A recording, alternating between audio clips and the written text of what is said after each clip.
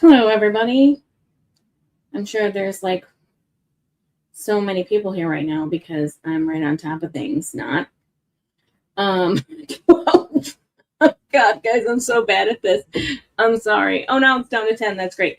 So I spent like a good portion here. I'm gonna move my microphone closer. A good portion of my day getting lost in Bacon Bear's eyes. What can I say? No, I get very distracted by watching streams.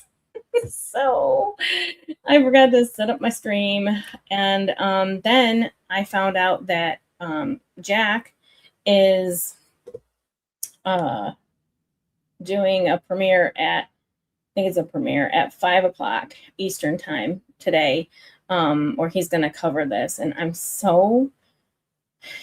don't know if I've had more in anticipation to watch a YouTube live than I have for this. Like, I'm really, really interested in how he goes over the words she uses. Oh my God, it's crazy. Hello, I'm so sorry that I gave you guys late notice. And oh yeah, so the problem is, okay, sorry, the question from Alana is it possible for you to monetize on YouTube but switch off super chats if you don't want individuals to send you money? Yeah, that's a thing, but the problem isn't just, it's not with that. It's monetization in general. I have to make sure that I have it set up properly, and there's a whole thing on the back end that I won't bore you guys with, but that has to happen first, and I have to get better at it. Jeez, like I literally posted like 3 posts on Threads yesterday for my whole 29 followers up there, because I like forget to do different platforms. And so anyway, I'm like not prepared, clearly.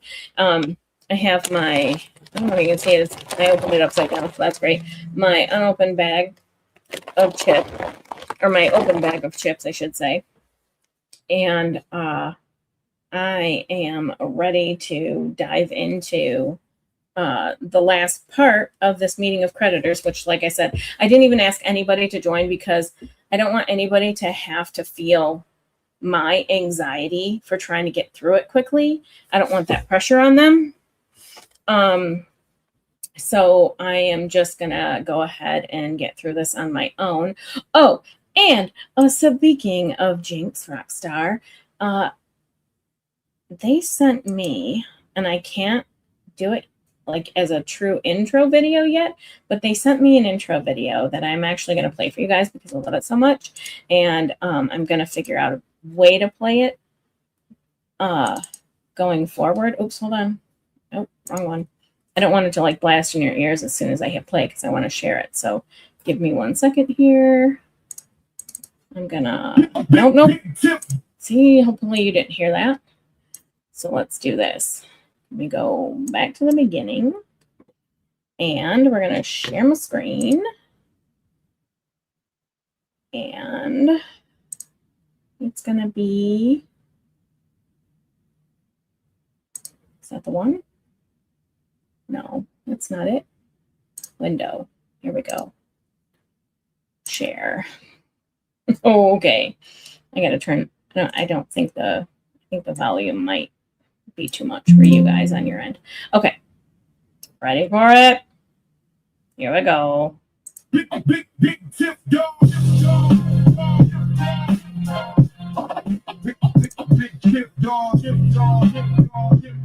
Financial, analyzing with snark.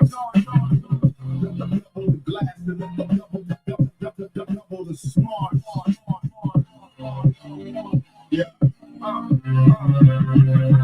Filings flawed, financial fraud, benefits and pension, not the intention. Chapter 13, chapter 11, conversion to chapter 7, assets and equity, abandon all dignity, failing mortgage, cash flow shortage, default on the HELOC, time passing, tick-tock, paper trail deficit, con artist exquisite, liquidated pro se. It's judgment day, the numbers matter, honey, just show me the money. People, get a library card.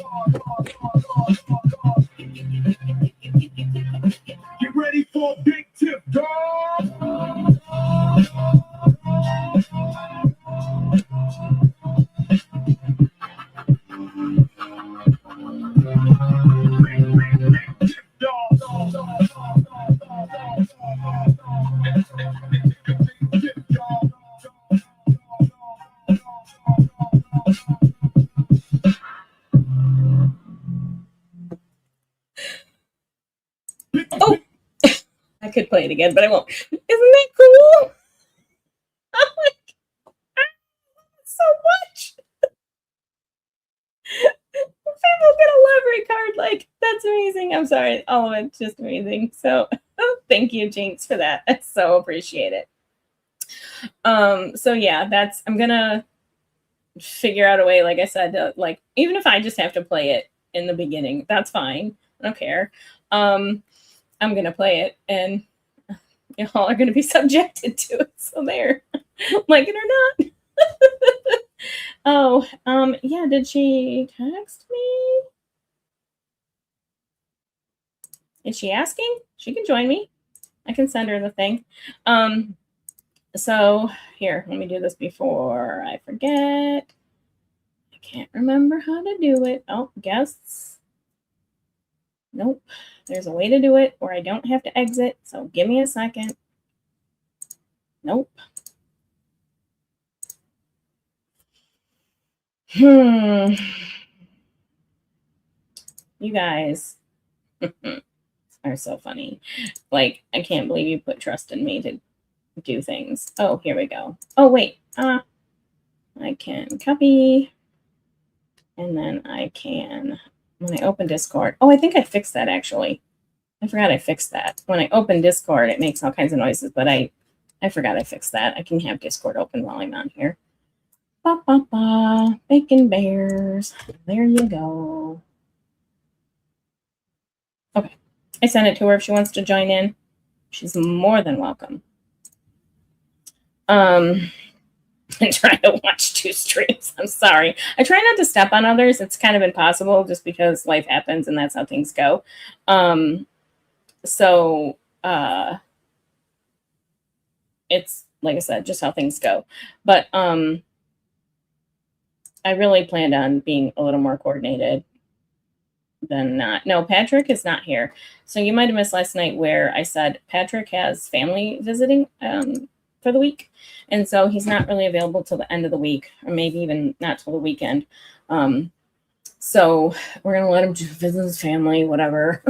He can't sit here and talk to us. Yeah, but I do miss him. I'm not going to lie. I love having somebody on with me. I've been very lucky to have excellent people on with me. And I like having that because I like not just, it feels weird. Like, even though I know everybody's here, right? Like, I get that. And I'm obviously interacting, so I get it.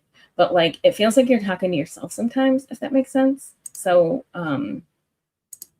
that's the weird part for me, at least. Let me see if I can make myself smaller in here. Okay, so let me go back over to this for 1 second. I want to rewind just 2 seconds. Yeah. So I went back up. I backed up a second. Oh, she is coming. Yay. So I went back I went back a few minutes. Last night in part 2, you know what? I'm just going to kill time for a second. Until she gets here, because I don't want to have to, like, catch everybody twice. That's not fair. So anyway, you guys are going to notice here. Let's just put myself back up here. As time evolves, because we have removed the shower curtain, that my bed making skills are seriously lacking. We also obviously let our dog, oh my God, why? I know I had this set up the right way. So I finally have the directions on how to raid, but so you guys know, my ATV team is they usually know about a live before it happens. I shouldn't say usually, because I'm very bad at telling people, but I would say more times than not, they know about it ahead of time. Not so much this day. So I'm sorry. I'm so sorry for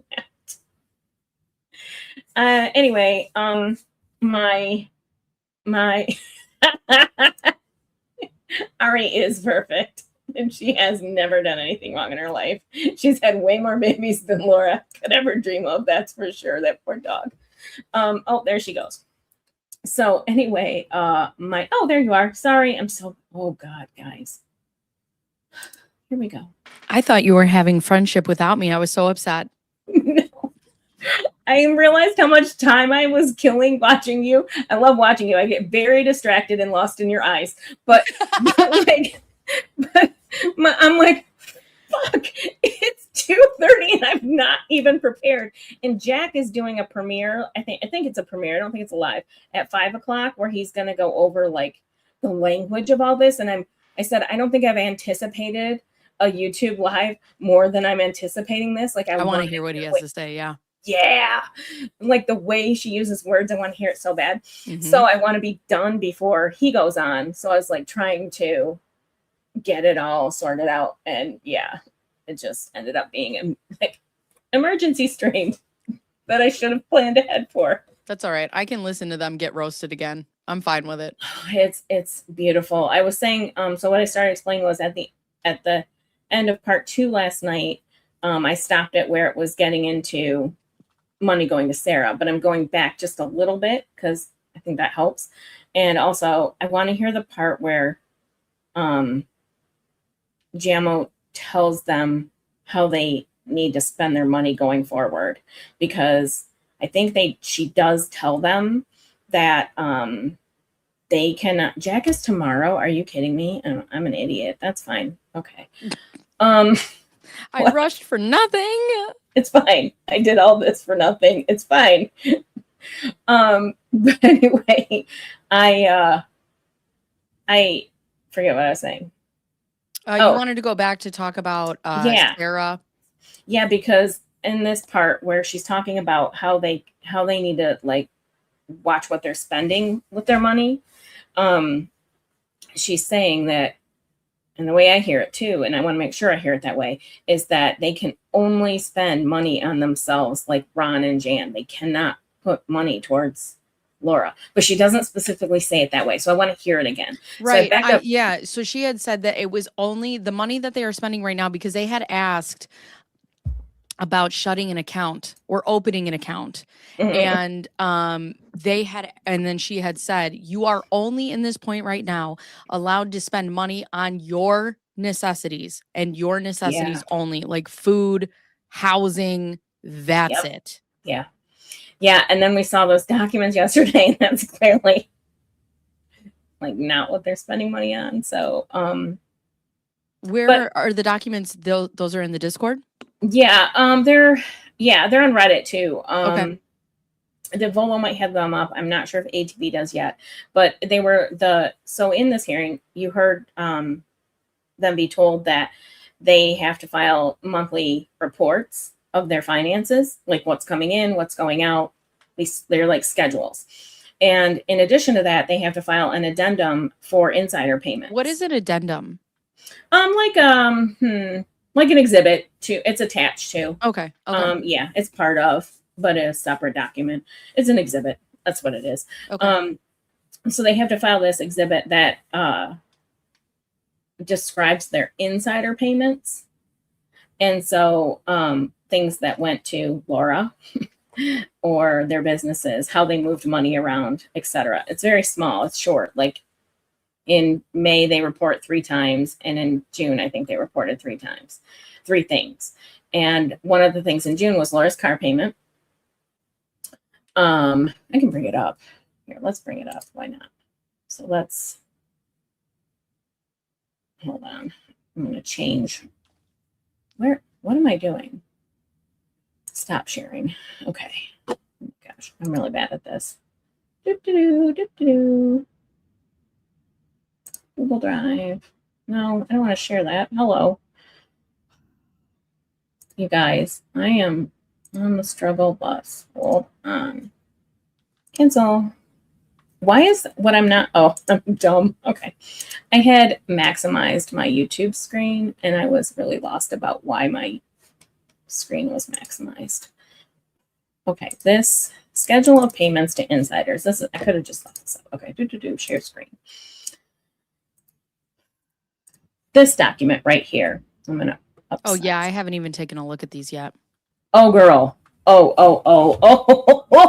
I can't wait to tell you this. Okay. I'm not sure I've ever heard a Tiff maniacal laugh. Cause this top part is the nice, simple part. Wait till we get to the notes. Okay. So, I'm going to start drawing. Okay. Yay! I'm going to be really bad at it. Be prepared for that. That's the whole My point. hands don't work. So right here, so in May, just to be clear, they only had to report from the time they filed to the end of the month. They didn't have to report the whole month. So in that short month, they report that they paid $500 for. Can I draw a horse poop? Horse poop. Can I draw horse poop? And little flies coming out of it. Yeah. So they had to have that hauled away. Okay. So they had to pay $500 for that. We don't know if that's per month, per quarter. Like, nobody knows because we don't see the actual bill. But they had to move from their personal account. They had to move $500 into Quartet Farms. Because if you'll remember, they already blew all the money in Quartet Farms, sending it to Sarah for the sale of a horse, or maybe because she paid their bills, or maybe because she paid the mortgage. Nobody really knows, right? It's multiple excuses. So on top of that, the next day, because they were probably short, they had to transfer $90 cash money to Quartet Farms to keep it afloat. And here's the other thing. Why not just let the businesses go? Right. See, this is why we're going to actually. Here's my biggest problem. Okay. Liz Max Investments. We have on the fucking record, we have Laura saying Liz Max Investments is not operational anymore. It needs to be. And we need to do basically, she's saying they need to do the administrative part of closing it down. Okay. Why the fuck does it need $44 in May? Oh, I bet I know why. Because somehow we have to pay for our janky ass websites that we, claim other people are running. Goodluckshop.com or Shop Good Luck. We have to pay for the sponsored ads that we're running on different platforms, right? For all our money scams. So there's ways we have to pay for things that we don't think people will look at as long as they're run out of LLCs that aren't doing anything right now. That's my opinion. Not to take words from you. So a total of No words are taken. A total of 630. Well, because that's my opinion. $634 in May. Then we've got. Now this is them paying these things. Yeah, this is coming out of their pocket. Why? For what? That's what I've had an LLC, and the LLC has paid me. Right. I don't pay the only thing that personally, or that the business pays for the LLC, is to renew it every year. She's going to clarify that for us at the end. Hell yeah. So then we get to June, and we see that for the entire month of June, starting right on June 2nd, we paid Laura Owens car payment to Consumer Portfolio Services. That's important. I'll tell you why. $700? Yeah. For the car. Where is she going? To Barry's, obviously. Right? It's probably a hatchback. I was gonna say it's a pickup truck. It's fine. It's got tint for sure, right? Okay. Oh, here's Laura driving it. Hanging out the window, driving it like Ace Ventura. Yep, totally. Because I'm good at this. It's all about imagination. Art is subjective. It's whatever we want it to be. 100%. Here, let's put little toots coming out of it because it's driving fast. Toots, toot, toot. On our way to Barry's. So Consumer Portfolio Services? That's a funny name. That's a subprime debt lender or debt servicer, which tells me that Laura's car is in fact not a lease. Okay, like they claim. They claim it's a lease, but it's not a lease because Consumer Portfolio Services doesn't have a lease option or a package. And that's super sus to me. Why are you pretending it's a lease? Like, because maybe you don't want it taken back? Well, how much of this do you think that they're lying to Queen Jennifer, and how much of this do you think they're lying because, like she admitted, she knows that she's not telling people things because they know everybody's online watching? Yeah, here's the thing. It hasn't worked so far for her, so I would suggest she stop, especially because at the end of the day, I can do nothing to her if she lies. But I'm just saying, like, obviously their optics is very important to them. Yes, So I are agree. they willing to go and get into trouble? But Yeah. because they know everybody's watching. Yeah. Oh, I think that could be their motivation for sure, right? And I think it's bad plan, but I mean that's Right. all they know how to execute our bad plans. So it's on par with everything else they've done. But yeah, I think that's they've said so many things that do not put them in a good light. So why are you picking this thing, right? I question it for that reason. Like, is it just to get more sympathy? Is everything a sympathy drain, right? Yeah. It feels like it might be. The reason I think this is important is that it is not their primary vehicle, so it doesn't have an exemption under bankruptcy code.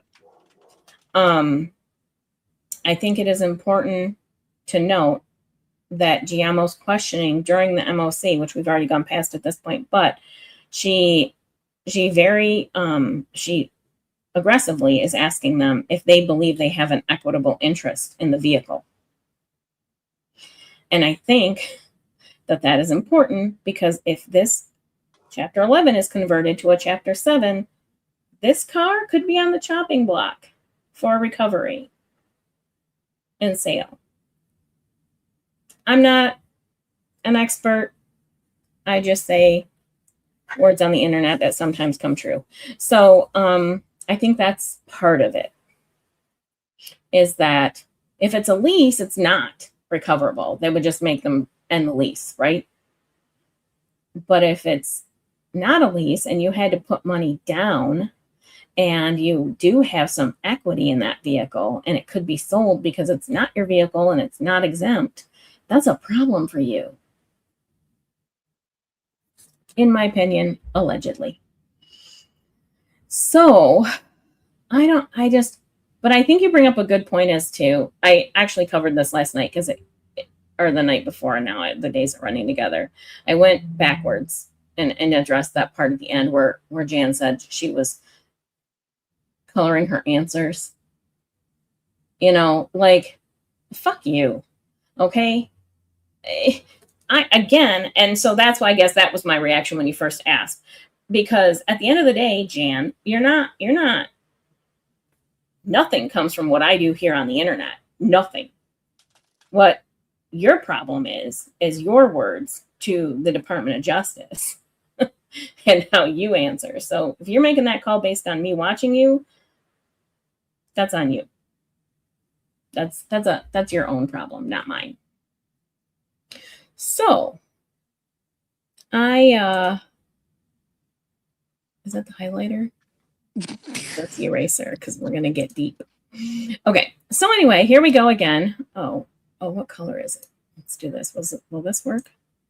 I don't like it. But anyway, we're putting another $10 into Quartet Farms, which is funny to me because why? If we didn't have any expenses that came out of Quartet Farms, why are we putting $10 more into Quartet Farms? I just don't understand the thought process about why are you funding your own business? Question mark? Question Question mark. I don't understand. Who's the consumer? Right. Me. I'm Bacon Bears LLC consumer 1. Thanks. Part of you 1. So, and then we've got again $67 this time going to Liz Max Investments. If forgetting Quartet, but Liz Max Investments does not need another $67 in the month of June for any fucking reason that makes sense. It just doesn't. So then we get down to the notes, which thanks to, I think it was Have a Dr. Pepper pointed it out last night. Bruce says, don't you have to fund an LLC with your own money just to get it started? Yeah. How's that work on an LLC that's been in operations for 12 years? But also no. An LLC does not require any money.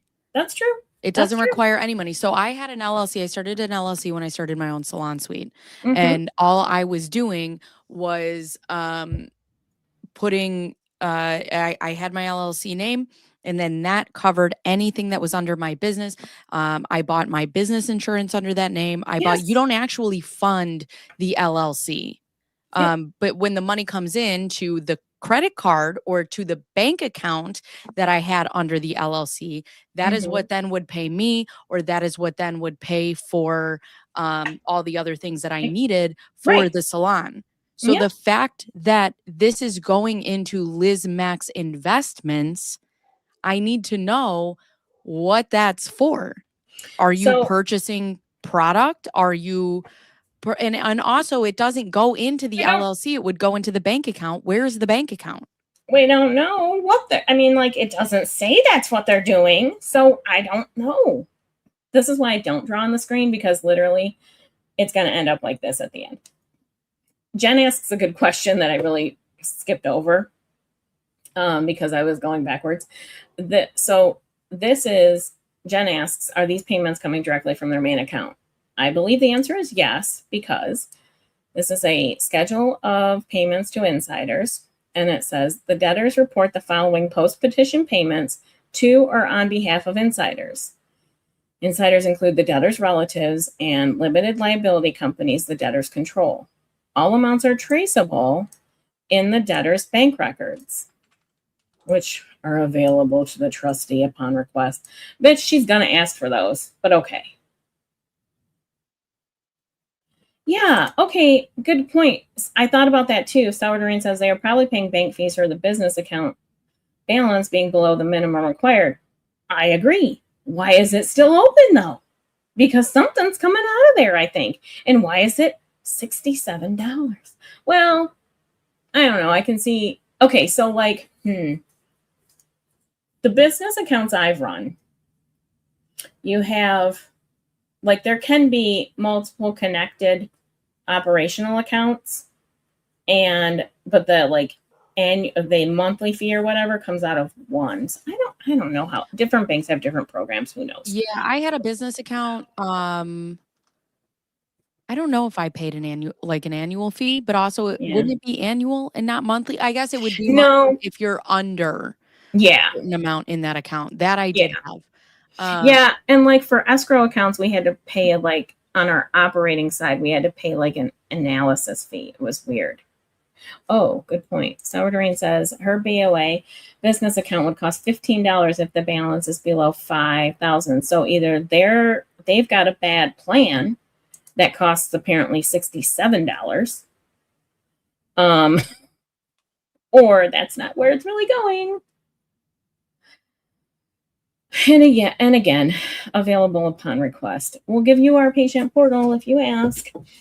Let's see how that works out for him. So anyway, have a Dr. Pepper pointed out to me last night because I was gonna miss it because I was so focused on the numbers. That there are these notes at the bottom. So the first one's boring. No payments were made to or on behalf of any professional during either reporting period. Okay. Debtors are pro se and no professional has been retained or approved by the court. Yeah, I we think can that's like tell. saying we don't have an attorney or whatever. We noticed. Or an account, like you, because you have to, certain jobs, yeah, have roles that do have to be approved. So then number 2 is interesting to me. The debtor's daughter, Laura Owens, here.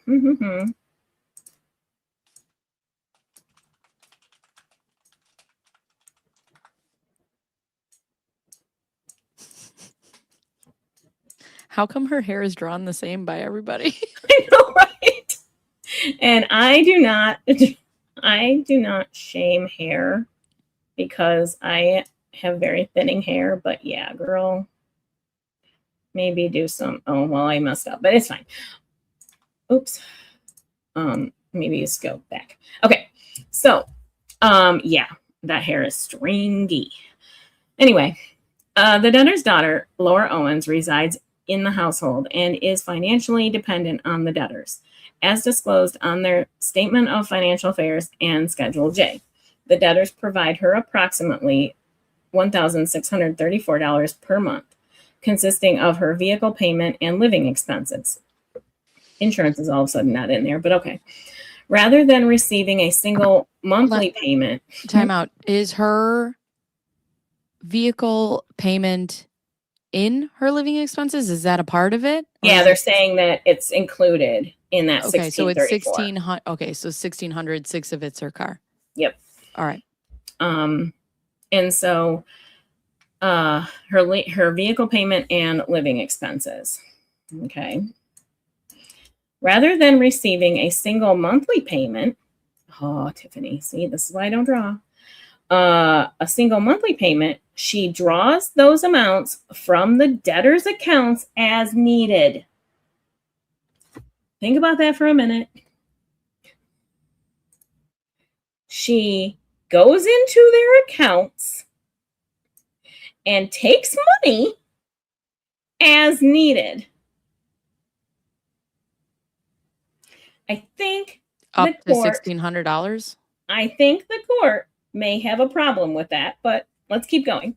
So the support appears across a number of smaller transactions rather than one transfer.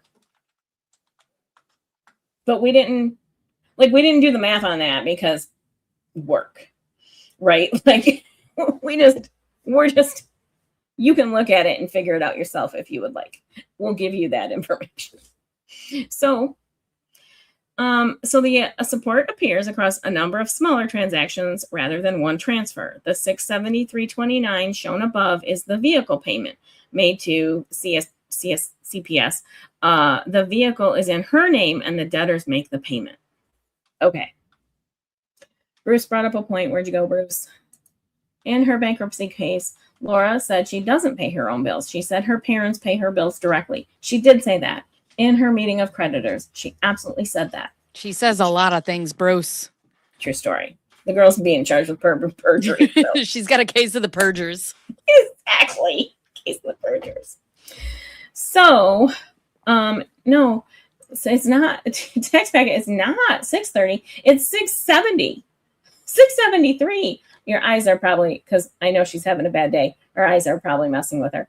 It's 673. That's just for the car payment on a used car. That is not including the insurance, which they claimed in one of their bankruptcy filings was $3 something, I think, a month. So anyway, moving on to number 3 here. Quartet Farms and Liz Max Investments are limited liabilities companies controlled by the debtors and are not debtors in this case. The amounts shown are transfers from the debtor's personal accounts, so that answers Jen's question, into those entities' own operating accounts, not distributions for any individual's personal benefit. So you know how a lot of times people say the lie to distract from the lie? Like they say don't look over here because I want you to look over here. So don't look over there because that's not happening over there, right? That's what I read this as. They are reported out of caution, Not transparency. Because the debtors control the entities. Do they, or does Laura? Does Laura dip in whenever? Which is it? Because 8 of their bank accounts, business and personal, are at Bank of America. And you cannot convince me that they are not all connected. As a matter of fact, I know 2 of them are directly connected because she is a co-owner of those accounts. She reported them on her bankruptcy, and they're also on Ron and Jan's. So, and then the business one, she would be a part of if she's doing stuff for the business. Well, So, I thought that, but I thought that they took her off of that. So she filed a late whatever annual filing, or not annual filing, but she filed a change of ownership or change of structure. That's not the right phrase, but anyway, she removed herself as a member from LizMax in, oh God, what year was it? Was it right after that? I think it was July of 24. She tried to backdate it to March of 24, but it was. And this was right after she was supposed to pay Clayton. Exactly. Right. Yep. So she did that to LizMax, but she is still, according to California, still a member of Quartet Farms. So, and I mean, she's all up in LizMax too. Don't be fooled, right? Like, she's the one that signed that contract. She's all about it. She started it. LizMax and Quartet Farms received their EINs, their business tax numbers, at like the same time. They are 4 digits different. Okay. That doesn't happen, right? Right. Like, they're 4 digits different. It's the online way, like they went through the portal to do it. I know that because of the way it's numbered. But yeah. She got those at the same time. She's all up in this business. It personally and professionally. She's in their business, literally. So my big question is, what the fuck? Question mark? Question mark? Like, yeah, she claimed there was a filing error. That's true. She did. Thank you, Susan Dippity. First of all, Susan Dippity doesn't get credit for being the receipt queen because Just Jen doesn't. Just Jen is. Don't get me wrong. But Susan Dippity is a huge part of it, too. Like, the girl has receipts. It's amazing. I remember one time I spent this whole rabbit hole down looking at Everbloom, the equestrian broker Laura uses. And then, like, months later, I was looking for something, and I found where Susan Dippity had already done all that work months before I did. I was like, I should have checked to see if she did it first. Okay, sorry. Anyway, yes, she said that in her MLC, she's wrong, but that'll make my brain itch if I don't acknowledge that she's wrong. She said that she filed it at the county late or something, like the county lost it. She filed it, but the county lost it. But you don't file business entity documents at the county. You file them with the state. So anyway, like, Just Jen says Susan Dippity is better than I am at preserving info. That tells you how good the girl is. Okay. Oh, Bruce, guys, Laura is perfectly safe to drive as long as she's not driving to court as a pro se litigant. Right? Oh my God. She can't make it there. She's got exploding bowels. So yeah, I saw this and I think I may have jumped out of my seat when I read it in real time. Like, and I feel like, and it's just me because other people don't agree. But I just feel like drawing those amounts from the debtor's accounts is a really big statement to make here. That it's one of those things where if you tell me too much, I'm not satisfied with that. If I'm Jennifer Giammo, I'm not satisfied with that. I need to know wait, what? And then I go back and look at everything to compare. Right? And be like, okay, so how often is that happening? And what's getting paid? And is it Laura's Macy's bill or is it Ron and Jan's Macy's bill? Which is it? I'd like to know. I mean, did they not add the receipts in there? No, I don't think they did. Oh, validation, vindication. After Hours Respawn says, yep, it raises more questions. Right. Like, so that's why I titled this stream Document Dumpster Fire. I didn't title it down. I titled something else, but the subline is Document Dumpster Fire, because the way they present information is not sensical. And I can show you more of that in this document, which is just, hold on, let me pull up the redacted. Do you think they do that to buy time? Yes, I think that's, yes. Okay. I think they were trying to comply, but I don't think that's a game that will, that I don't think that's a good game to play for them. This other one also got filed yesterday. I think it was. And so this is so that was the exhibit. This is the actual document, and it shows it's very, of course, lacking, right? It's very bland, but this is their supposed monthly operating report from June 1st through June 30th. And so this is them being transparent with the court. Oh, sorry, guys. About what goes in and what goes out. So at the beginning of the month, they had $4,000. How? And this is across everything, right? Don't get me started. Where? Well, When?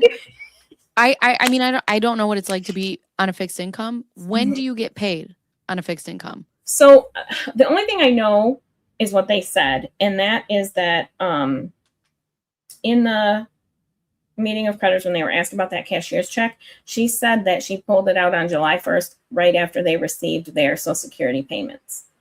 So I don't know if they've been on it so long that they're on this old system where they get the payments on the first of the month, because it's not really done that way anymore. Social Security is paid out, I think, based on your like birth date. So it's a whole schedule, because they were overwhelming the Federal Reserve when they were sending all these payments out on the first of the month. So they just decided to scatter them. I don't know when that decision was made. So I don't to answer your question more efficiently, I don't know. Okay. But I believe that it's probably the first of the month for Social Security. I can believe that. And maybe a few days later for the pension, but it's hard to say. It could be any day, really.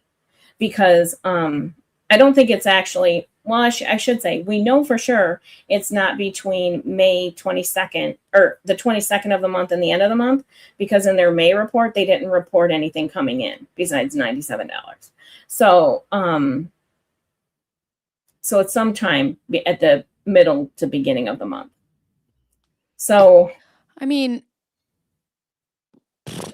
question, it really doesn't matter, right? Because where from May did $21,000 go?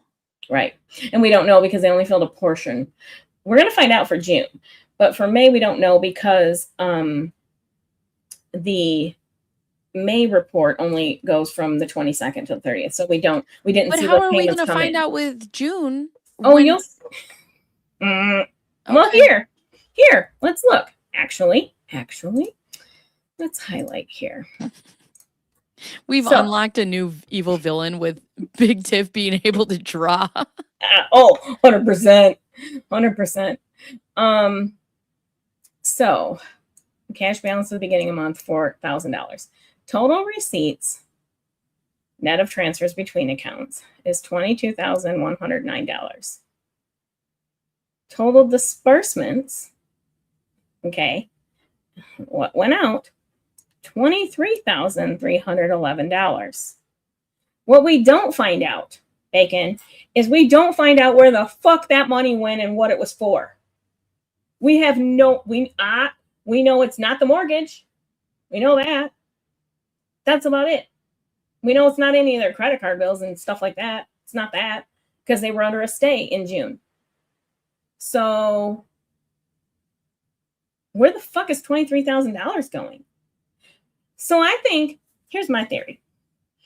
I think the Chapter 13, the whole process of it, right? I think that gave them a little bit of false confidence, right? I believe that they went through that process and saw, hey, nobody's really watching while we're in the middle of this. We can still keep doing whatever the fuck we want. And therefore, when they get to this Chapter 11, they did not expect to have to account for what they're doing. That's my theory. AJAD agrees with me. And then Respawn, where'd you go? Said, yeah, but they can be made to provide that information. And I absolutely believe they will be made. That's great. I don't understand. I don't know. I would never do this. I don't understand why. Yeah. When I get so, because it really does make my brain itch. I'm not joking. It makes me glitch. I mean, I am joking, but I'm not. When I get to that point where it's like, it's something I can't let go because I can't process it and figure it out, I have to acknowledge that I'm glad I don't understand it, because that means I don't have that mindset. Like, I don't have a tendency to slip into it. If I understood it, I'd have a tendency to slip into that behavior, I think. And I don't understand it. I don't think, Oh, Echoes, thank you. Echo says, I agree too, Tiff. So I think that's what happened. I think they thought they'd walk through this, get their way on this day, get it all worked out, force the mortgage company to give them their house back for cheaper somehow, and be like, okay, we're still victims in all this. So I'm frustrated by this number, and I know that I assume that the trustee's office will be as well. Especially since they have 18 months of bank statements to go back and look at the spending habits of, right? We already know she did an analysis on their what their expenses should be and what their spending should cover. So, because she said she analyzed their accounts.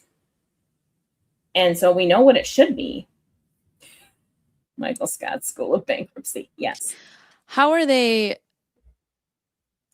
analyzing? So they're analyzing the bank accounts and they're not finding what they need to find, which would make me assume that at some point, right? Like, I think they have found some things, but I think that she only got bank accounts statements from what I understood in that hearing. Please correct me if I'm wrong.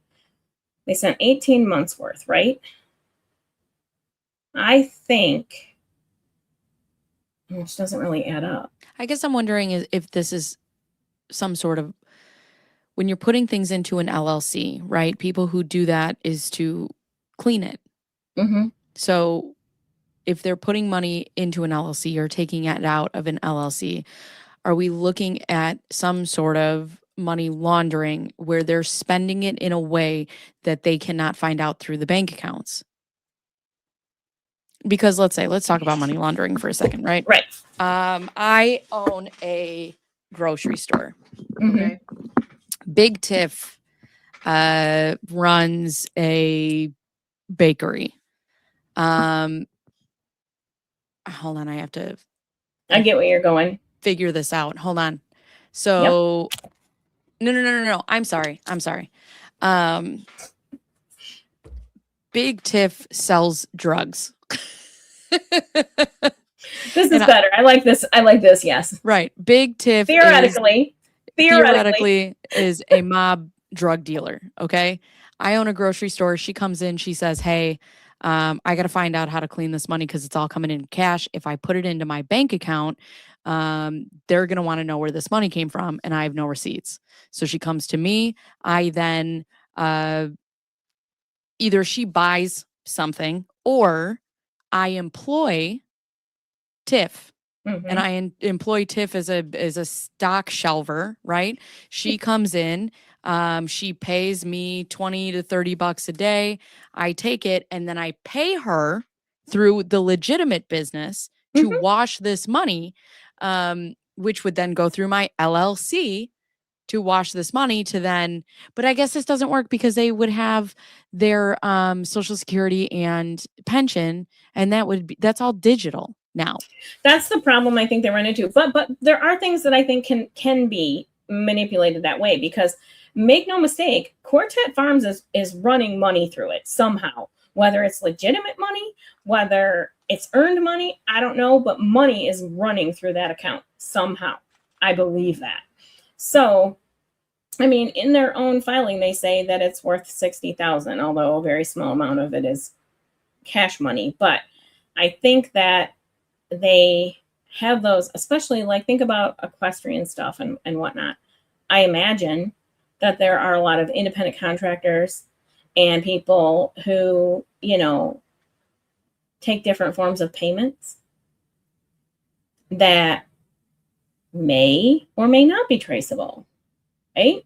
But the problem is, if you've got one horse that's leased out and one other horse that I don't know where Srocco is right now, but regardless, like your expenses can't be that high for one horse versus however many you claim to have.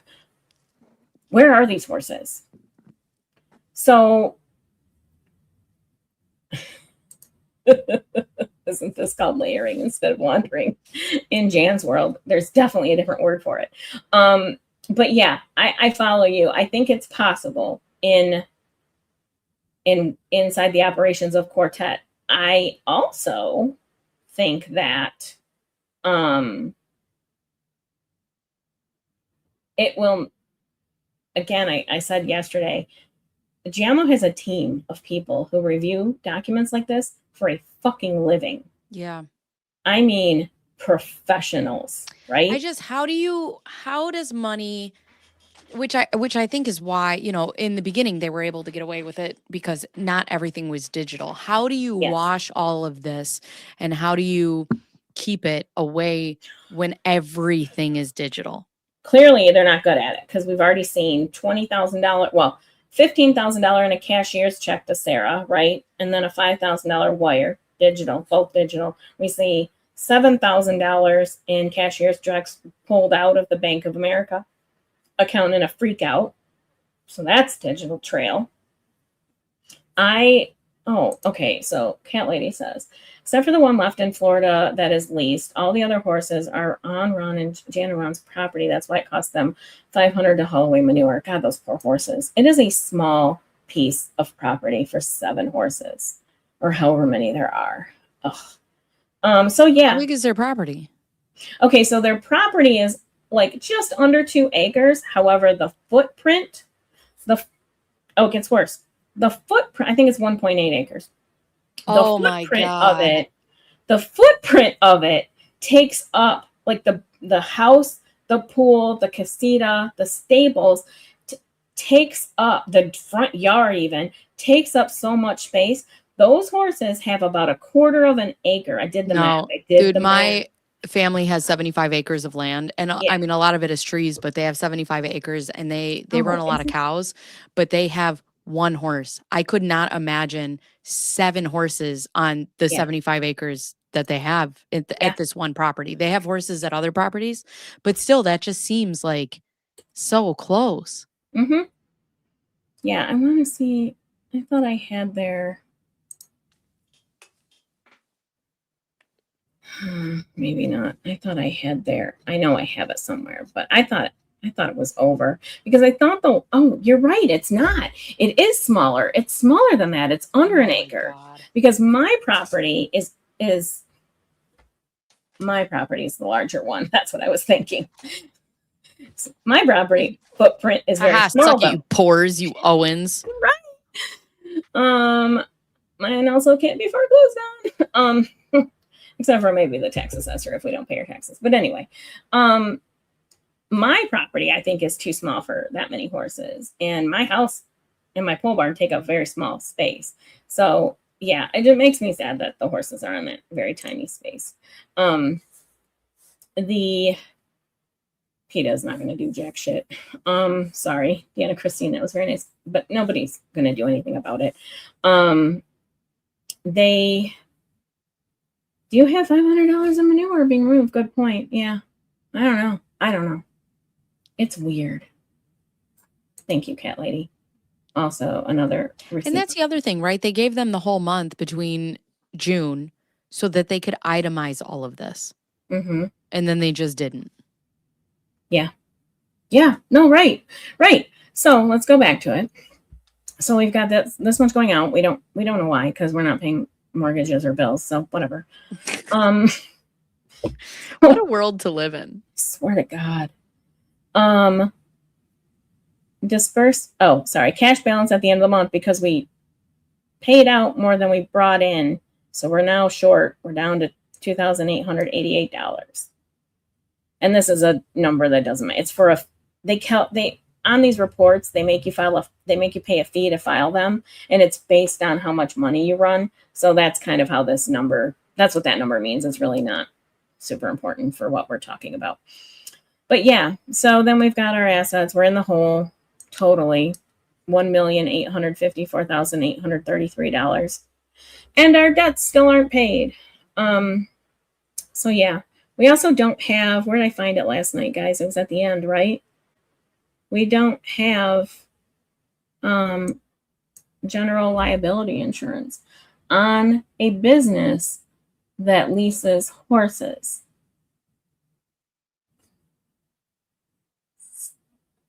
They have not prepared their reorganization plan yet, and they have not filed the disclosure statement yet with the court. So I don't know what this disclosure statement means.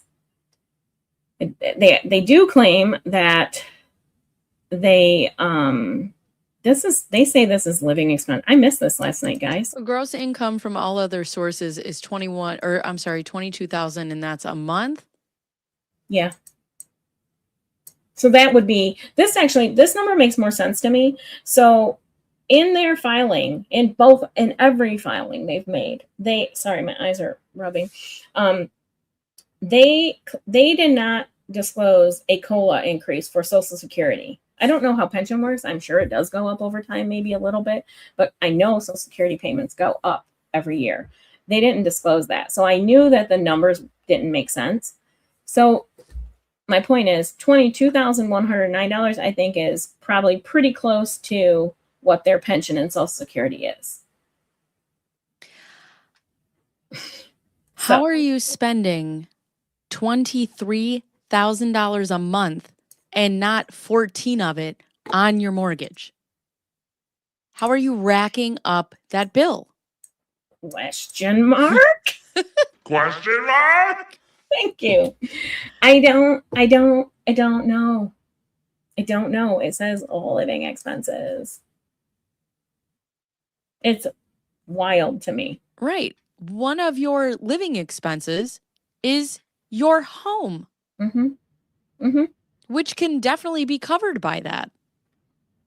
Yeah. I missed what Eric said, but Bruce says exactly, Eric. Their lack of financial planning and investments is astounding. Because they did so in cat lady, horsey shows, berries, and one-time wear work outfits. Oh my God. In their amendments that they filed the other day, last week, they did claim that they have I think it's $900 in 5 different investment accounts, like Schwab accounts. And that's so pathetic, right? And it would be less pathetic if you had been paying medical bills and things like emergency expenses. Because, Megan, you didn't hear this the other night. I went in a rant. I always go in rants. It's fine. I don't want anybody to watch what I do here and how I talk about these people here and feel bad about themselves, right? Everybody goes through hard times in their life, one way or another. Most people do, right? And we can understand that. And I think a lot more people than not experience financial hardships. The system is designed to make you fail. Okay. Right. So I don't judge most people for taking out these payday loans and hard money loans in an emergency. I said it the way I put it the other night. Our last dog, who, by the way, I did make a post about, and I cried the whole time. Thank you. But our last dog, Lucy, who passed away 6.5 years ago and still breaks my heart. If money would have saved her life, I would have paid it. Right. I had it and I would have paid it. But if I didn't have it, I still would have paid it. I would have found a way to get it to pay it if it would have saved her life. So even a dog emergency or a pet emergency, I have absolute sympathy for somebody who takes those emergency funds and uses them that way. These particular scamming, lying, cheating motherfuckers, I have no sympathy for whatsoever. I am drained of it. You know, and I've thought about this as well, though. Like, as a parent, right? Like you said, if money would fix it, I would spend whatever it takes. And my kids too, but I was going a little but less I'm going to dramatic, go but there yeah. because Mhm. if my daughter was being chewed up and spit out, right, as they assume by Maricopa County, Yep. I would spend every last red cent that I had to protect her. Not my child. Yep.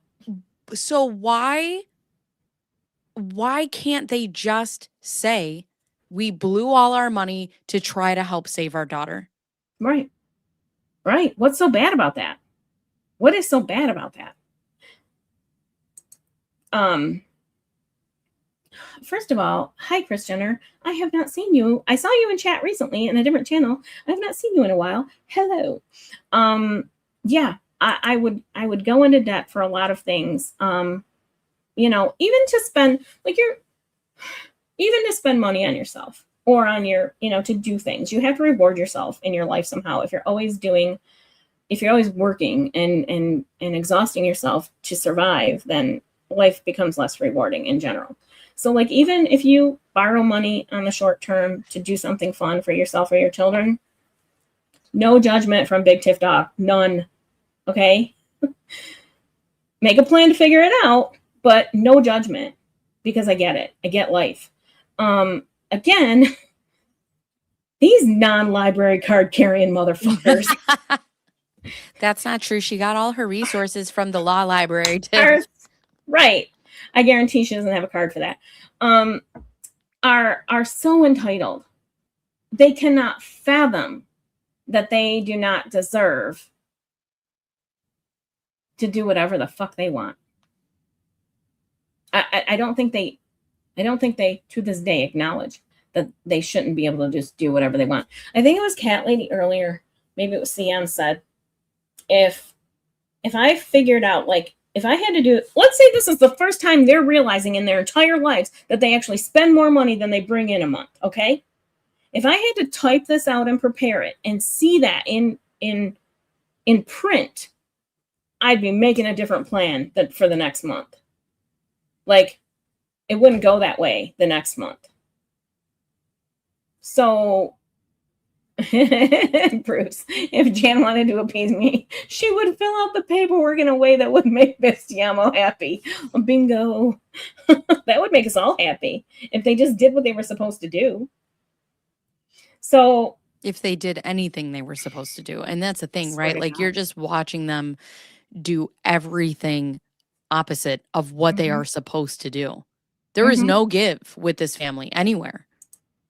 No, none. They feel totally entitled to it. And it's just wild to me. So anyway, so that's to bring you up to speed to where we're at, which is more insanity. Like, when I read this, I was like, this cannot be worse. This cannot be worse, but it is worse. It is absolutely worse. I know what I live off now. Yeah. I know what I have lived off. And the fact that you can make $22,000 a month is someone's yearly salary and not have your fucking shit together, give it to the people who can. Listen, I don't even need all 20. Yep. I'll split it with Tiff. Let's go. Right. 11,000 a month. We'll take it. Yeah. And all day. Right.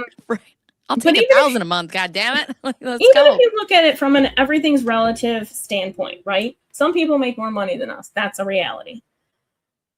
That's Well, fine. they might make more money than you, but not me. Everybody makes more money than me.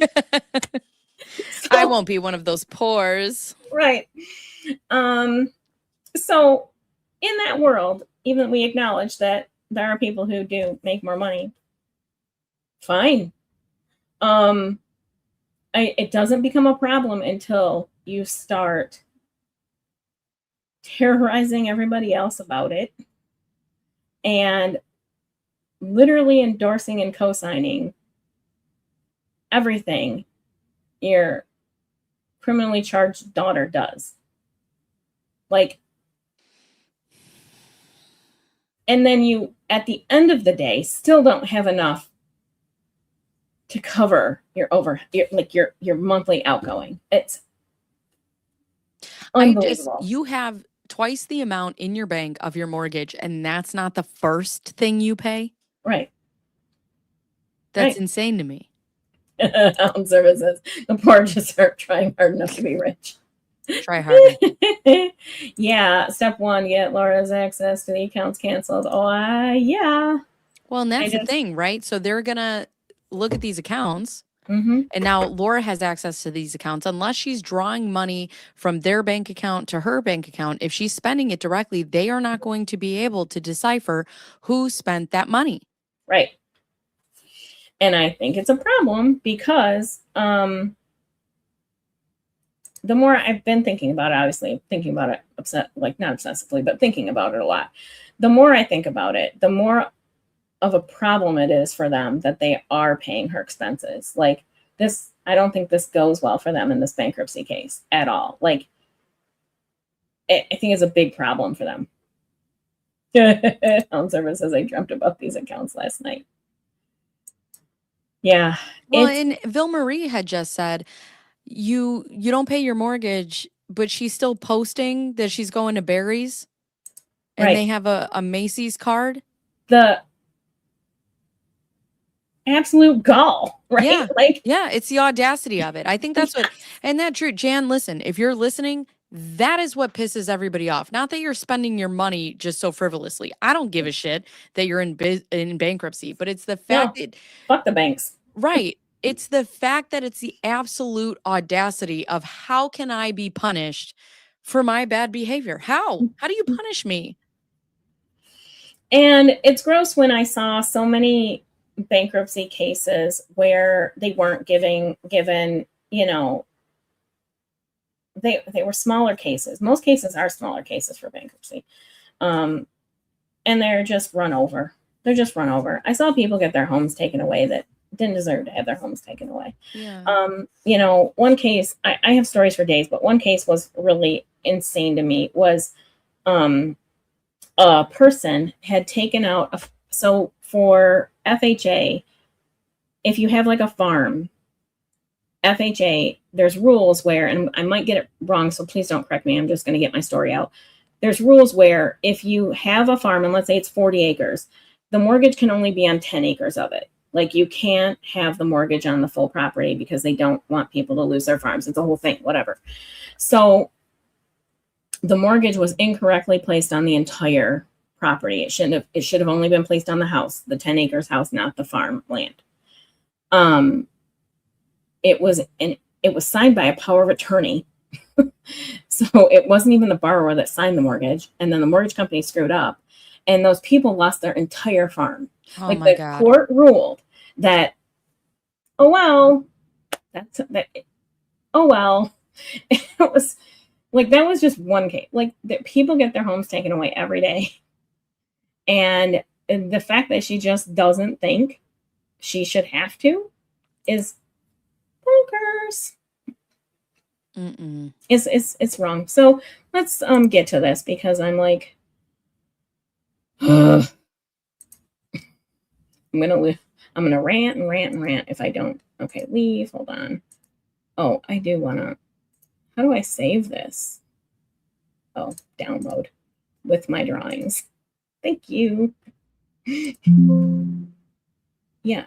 Oh no, I don't want to replace it. Hold on. Oh my God, guys, you'd think this would not be a thing. Okay. Sorry. I wanted to save my drawings. I thought I did a good one of Somebody Laura. just said, wasn't there something about Laura becoming a fitness trainer? Yeah, she got some sort of certificate in October of 22, I want to say, the fall of 22, before she met Clayton, I want to say. Oh, I'll make better ones for auctioning for sure. I'm a really bad artist. That'll be fun. She got some sort of certificate to be a personal trainer. I don't think that's what she's doing at Barry's, but she did have some sort of certificate of participation. I can't imagine. I don't know. Maybe it's hard to get. She does seem to take working out seriously. Well, at least she takes something seriously. Right. Oh, she paid for a personal trainer certificate. Well, and that was going to be my next question. Don't those things cost money? Yeah. Yeah. Because I'll tell you, I just took a course I passed in my criminology and criminal justice. And it was like, okay, cool. I took the course for free, but it's like, if you want a diploma to fucking say something, it's $40. I'm like, I don't need that. I'm good. I passed. Like, I have the knowledge. I have the notes. But like with all of those things, there's always something that you have to pay. Yeah. Yeah. And in the fall of 22, they did have a huge influx of cash. So earlier on your stream, I had commented that they spent over $800,000 in a 6-month period. So it was from the fall of 22 to the spring of 23. I think I said that under a year, but that's the time frame where they took out mortgages and received money that totaled over $800,000. And apparently it was gone by the spring of 23. Yeah. Well, the other thing is too, is when you have certifications like that, a lot of times, for example, I have my cosmetology license. So I have to pay to make sure that I have a certain amount of continuing education for it's every odd year for us. So it's every 2 years. And I mean, that is not cheap. It's hundreds of dollars. Yeah. Oh. RJ Wright is the memory bank too. She began 12 months training to become a CPT after Clayton announced he broke up with Susie and was doing personal training. Interesting. I forget. There's so much that's fucking happened here. I forgot that part. I never knew that. But let me tell you, I've said this once in this case and I'll say it again. I have 2 children and I have never been so passionate about anything as Laura Owens has been about scamming men. I know, right? Exactly. And I love my kids. I would take a 100%. Bullet for them. Yep. But yeah, no, she's addicted to that. So CD says, with whole life insurance policies, you can always borrow against it. You don't have to pay it back until the person dies. They might have had multiple ones. I don't disagree with that. I think that's entirely possible. I do think we would have seen some creditors on the list though, because maybe not. But I think they should have had to disclose those if that was the case. But I don't think that's where they're getting money, I guess. It could be one of the many places they're getting money. Hold on. Cat Lady says, when I was unemployed, the state paid $8,000 for me to take coursework needed to get project management certified. But the cost also included the cost of cert exams. Yeah. Like they could do so many things with the resources available to them. They could do anything else, Tiff. Any one other thing. That's what's so aggravating about it. Speaking of all the best, hello, Hey Bales. Hi, Hey Bales. Hey Bales is the sweetheart of the community, 100%. She is just a genuine person. Okay, so I'm for real going to get focused here and go back to sharing this. So I went back because I wanted to hear that part. I think it'll go quickly. This is where she's asking. Okay, we'll just start. Would it be possible for me to set up a different account because I had gotten notified by Bank of America that as of August 10th, they are closing our business account for Quartet Farms, and I'm concerned that they might close the other accounts that we've. Could I open a? Hold on a minute. God, no. After hours response says, what? And I'm chopped liver.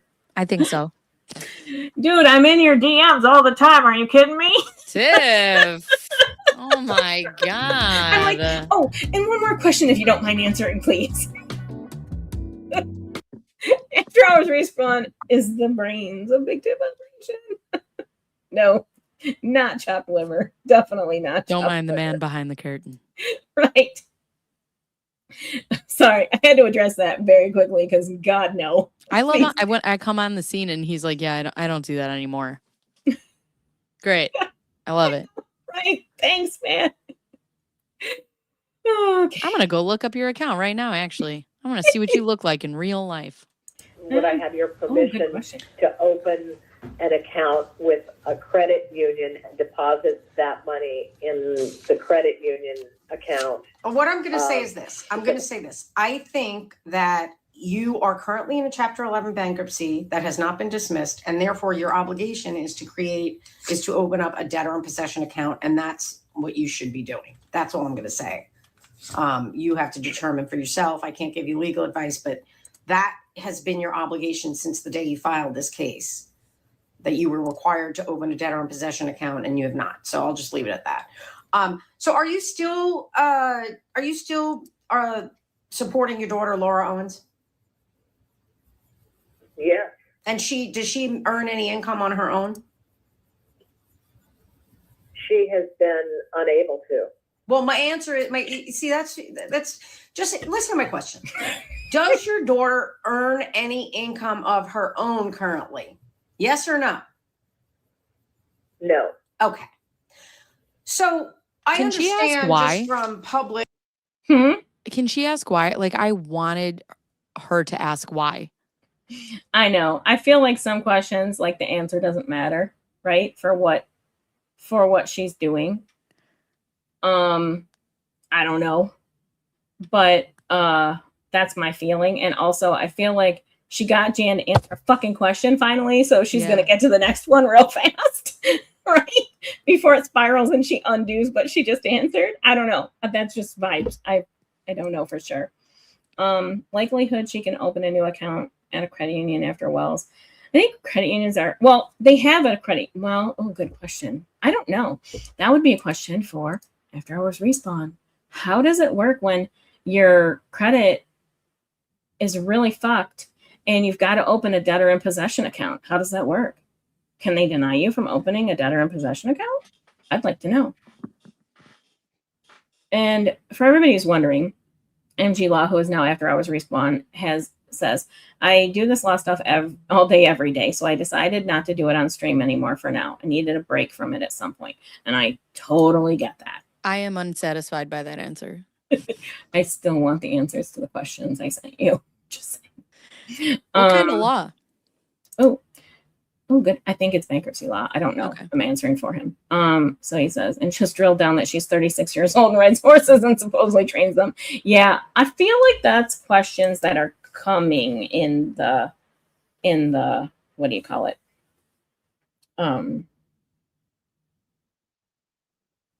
Deposition. He says, no, the banks know how to deal with it. That's a good enough answer for me. That makes sense. That makes sense. The banks take care of it. Yeah, I get that.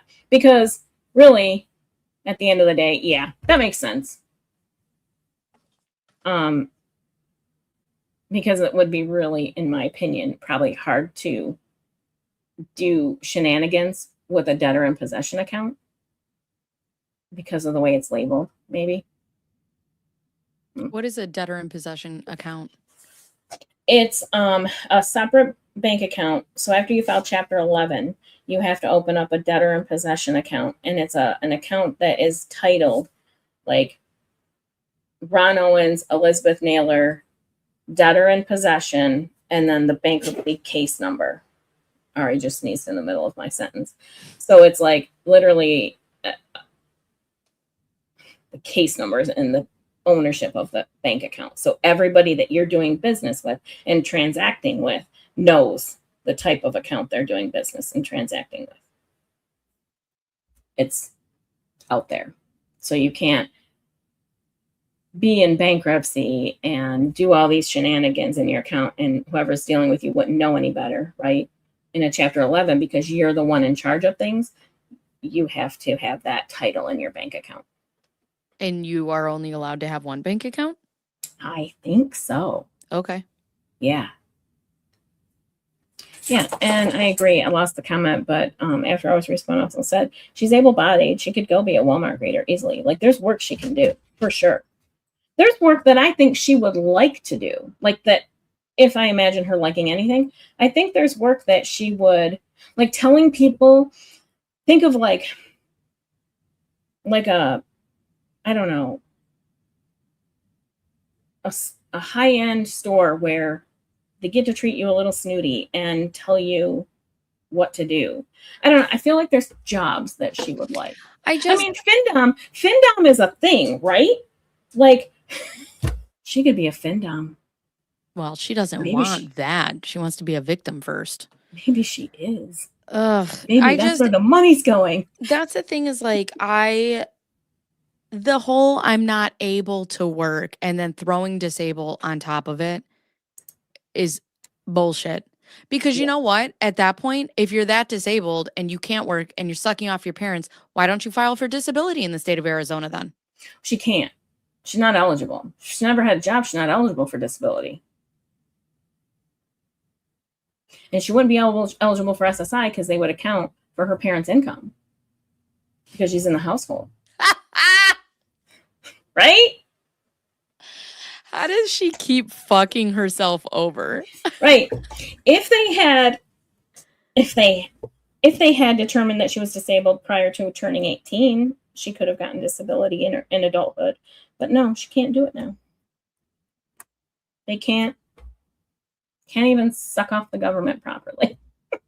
So my other question is, what happens? Okay, so the court finds her indigent, right? She can't work, she can't do all these things. She either goes through trial and let's just say they find her not guilty, or she takes a plea deal and she's allowed to go back out into life and they give her this indigency status. What happens when she's like, oh, now I have a job, full-time job? Do they punish her in any way for that? Probably not. Probably not. Oh. Okay, so after hours response says, it's used to separate, thank you, because that's a better way to put it, pre-bankruptcy finances from post-petition operations. They are supposed to close all pre-petition accounts and open new DIP accounts, plural. So, Quartet Farms would need an account, right? Liz Max would need an account. Is that the case? Oh, I'm sorry, we're getting way in the weeds, but this is why you should just answer my questions, man. No shade. No, I don't think I asked him this question ever before. I don't know. I don't know. Sorry. So going back to what you were saying, if she just gets a job, yeah, I don't know how they'd handle that, because if it's already been approved, I mean, I think she'd have to disclose it to the court, but I don't know how they would handle at that point. Maybe they would work out a payment plan for her to reimburse some of it, right? If she starts working. I would think that's probably how they'd handle it. So they'd let her still keep what's going, right? To not lose motion in the process, but then they would set up some sort of, I watched a hearing. Texas judges can be brutal, some of them especially.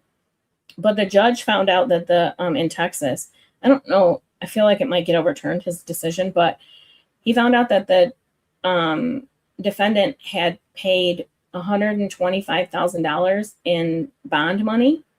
Like they crowdsourced it and got it paid so they could get out. But they were getting a public defender. And he said, no. He goes, you're not taking the taxpayers' money when you have bond money available to you. And her attorneys argued hard and good that, hey, it wasn't her money. She crowdsourced it. He goes, well, then she has resources and she can pay this attorney. She can keep the same attorney, but she's got to pay him. She can't get a free attorney and make $125,000 in bond. which I guess I my disagree with. question is like looking down the road, right? Whether she takes the plea deal or she goes to prison for 3 to 5 years or jail to 3 to 5 years, whatever. Mhm. I mean, there is going to come a point where, especially in this case, where she comes out and she has to be a regular human in society. So what happens Yeah. after that, right? Like, how does she, and there's also going to be a time where these two are gone.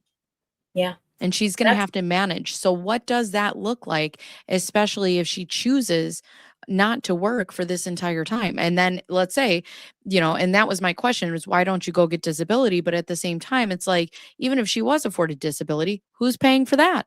Right. Yeah. Like I said, if something, ultimately happens where she's not living with Ron and Jan, she might be eligible for SSI, but I still think she'd have to prove that she can't work. And SSI is like $900 a month. It's not much. It's definitely not what she's accustomed to. Somebody asked a question up here. I don't How the remember fuck who is it she is. going to prove that she can't work? Right. Somebody asked a question up here. I don't remember who it was, but it was a good one. They said, didn't she say that a pony, maybe more, were being leased for free? She did. They call it a care lease, where basically like, so I only know a little bit about this because my cousin has horses. So they keep them at a barn facility, right? What do you call it? What's the fucking word? Stable? Yeah, stables, ranches, whatever.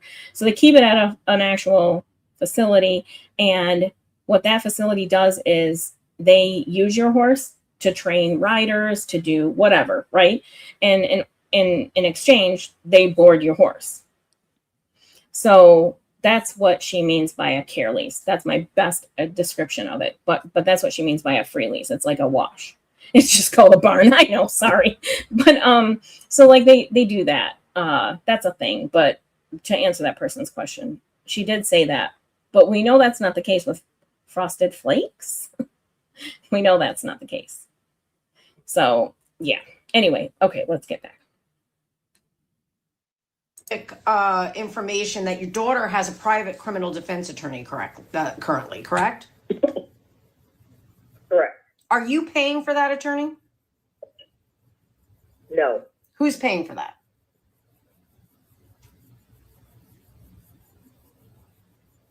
I don't know. I have Long pause. addressed this with her. She knows that we don't have the funds to pay her, and I know she's been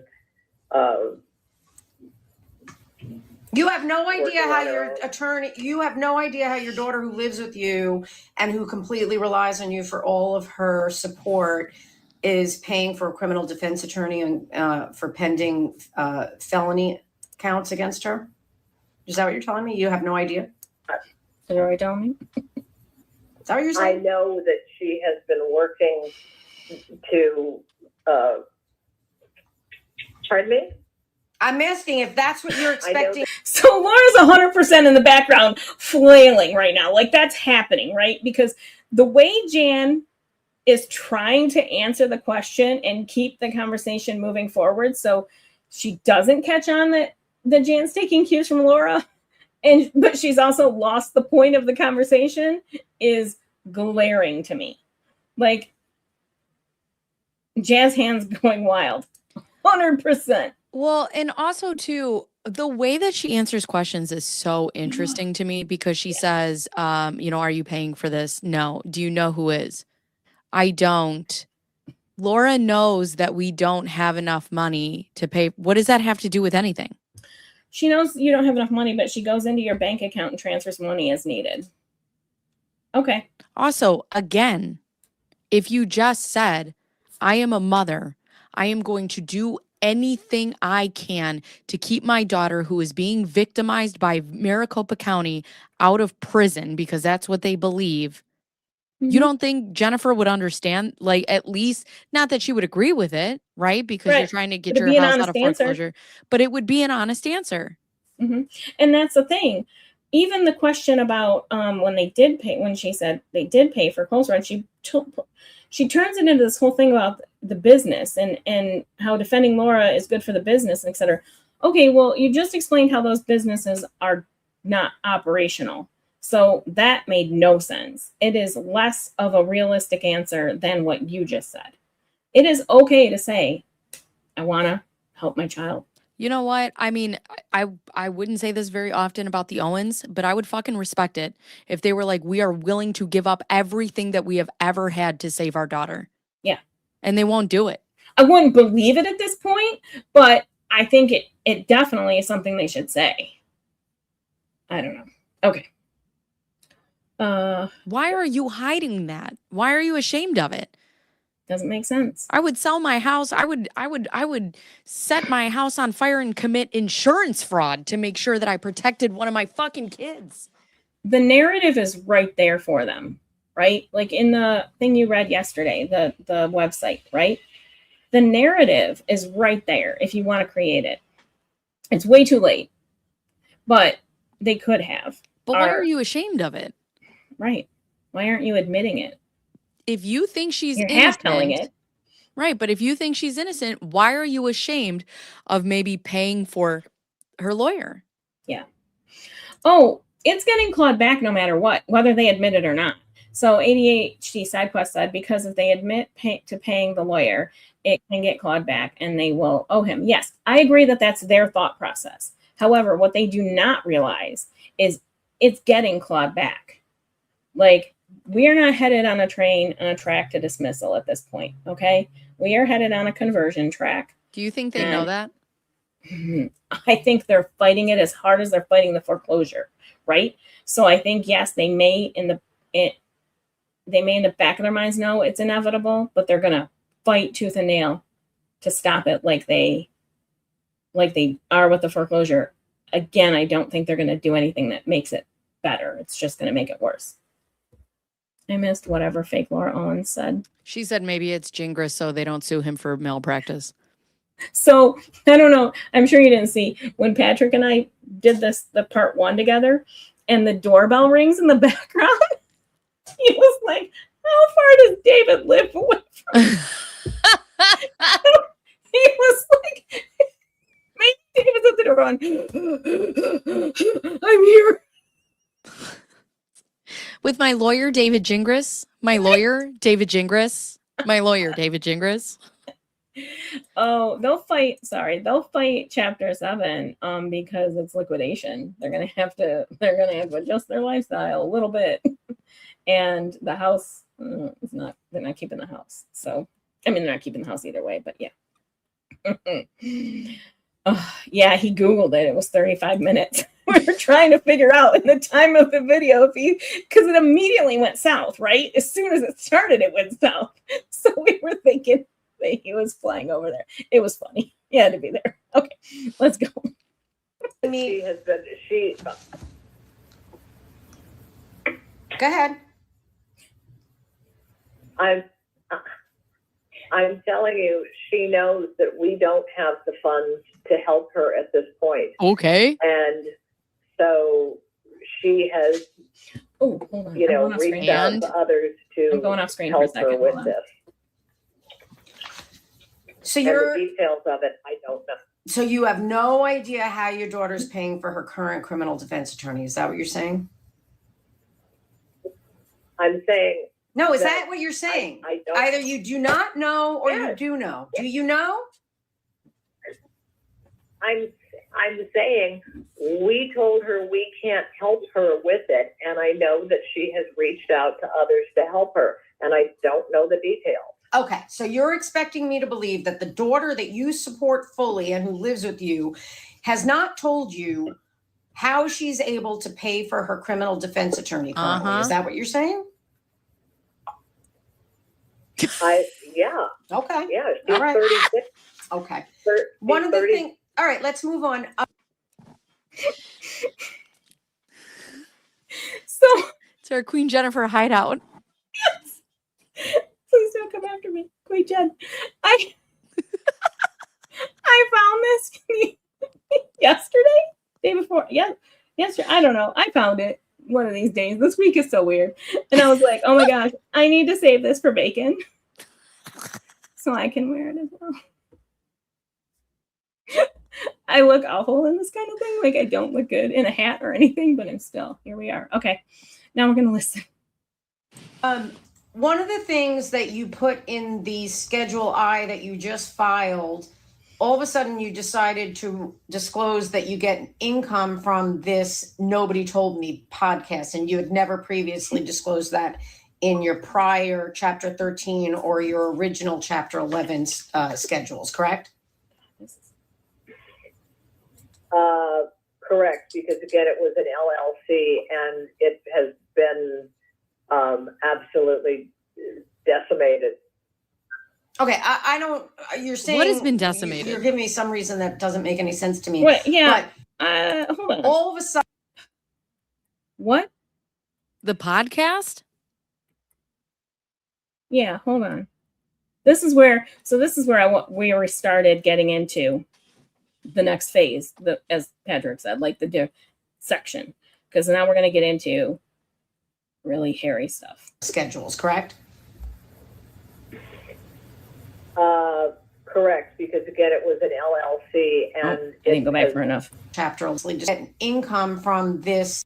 All of a sudden you decided to disclose that you get income from this Nobody Told Me podcast, and you had never previously disclosed that in your prior Chapter 13 or your original Chapter 11 schedules, correct? Correct, because again, it was an LLC and it has been absolutely decimated. Okay, I don't, you're saying, you're giving me some reason that doesn't make any sense to me, but you're just all saying of a sudden, words. for the first time, you. Right, because it doesn't. I'm too hot for this. Sorry. Perimenopause. Right.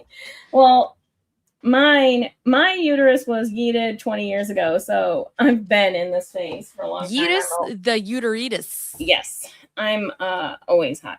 So she's not making sense, because then we circle back to the podcast is still bringing in something. So Which has, again, nothing to do with the LLC. Is the podcast itself making money? Because that's the thing. You can own 5 different businesses off of one LLC. She's not asking you about the LLC. She's asking you about the specific business. what I noticed about the raid was that there was not a podcast studio in that house. So my theory is, for the most part, once they moved to Scottsdale, there were not very many episodes, new generating episodes coming out of Nobody Told Me. I'm going on this Okay. website right now. Where is it? Huh? I'm going on there. Do they have a website for it? I don't think I think the domain's gone now. I could be wrong. But Let me find it. they regurgitate a lot. So it's hard to tell. I think maybe the original. I haven't looked at it because I refuse. But Nobody Told Me video podcast. It's a video podcast? maybe. But like, so, but yeah. So, but Ron's studio, my point is, that was in San Francisco. Am I wrong? Like, I feel like that. Okay. They got into. No, that was PS Creative. That was different. That was David and Laura. So I think that Jan's voice is decimating my brain. True story. I think that. What?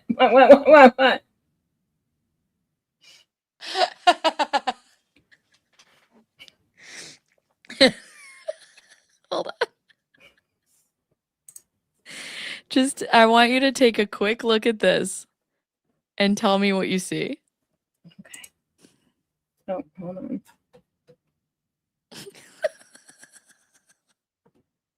Did you send it to me in this? I put it in the show. Oh, hold on. How do I get there? Oh, here. Can I add it? Yeah, Yeah, I think so. What? This is their Instagram. Oh yeah, I've seen this. Look who follows them. I can't see. It's Dave Neal. Followed by For- Dave Neal. for investigative purposes, I'm sure. That's hilarious. So I think Cat Lady, I had it up. I think Cat Lady had it right. Their last post is January of 2022. Yeah, I absolutely think that.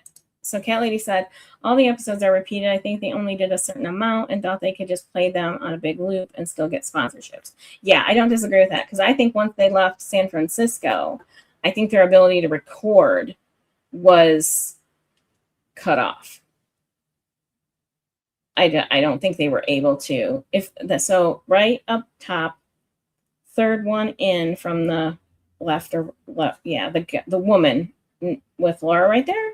Do you know who that is? No. Can you see who that is? That's Karen. That's Napkin Lady. Oh. Yeah. Yeah, they're of course Laura's face tuned to fuck, but yeah, they're BFFs, don't you know? Mm-hmm. I don't know when this picture was taken, I think. Well, it was posted Somebody on does. August 8th of 2023. Yeah, I think it was taken before that. But I could be wrong because I think that's the Scottsdale house the picture's taken in. You know what I love is the fact that they don't even have to turn off comments, just nobody comments on it. 100%. It's nobody's interested. So yeah, anyway, I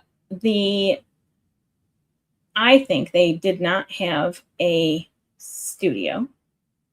Oh wait, hold on. Text packet says when Scottsdale PD came to the house after the FBI report, they said they saw podcast stuff. I didn't see it in the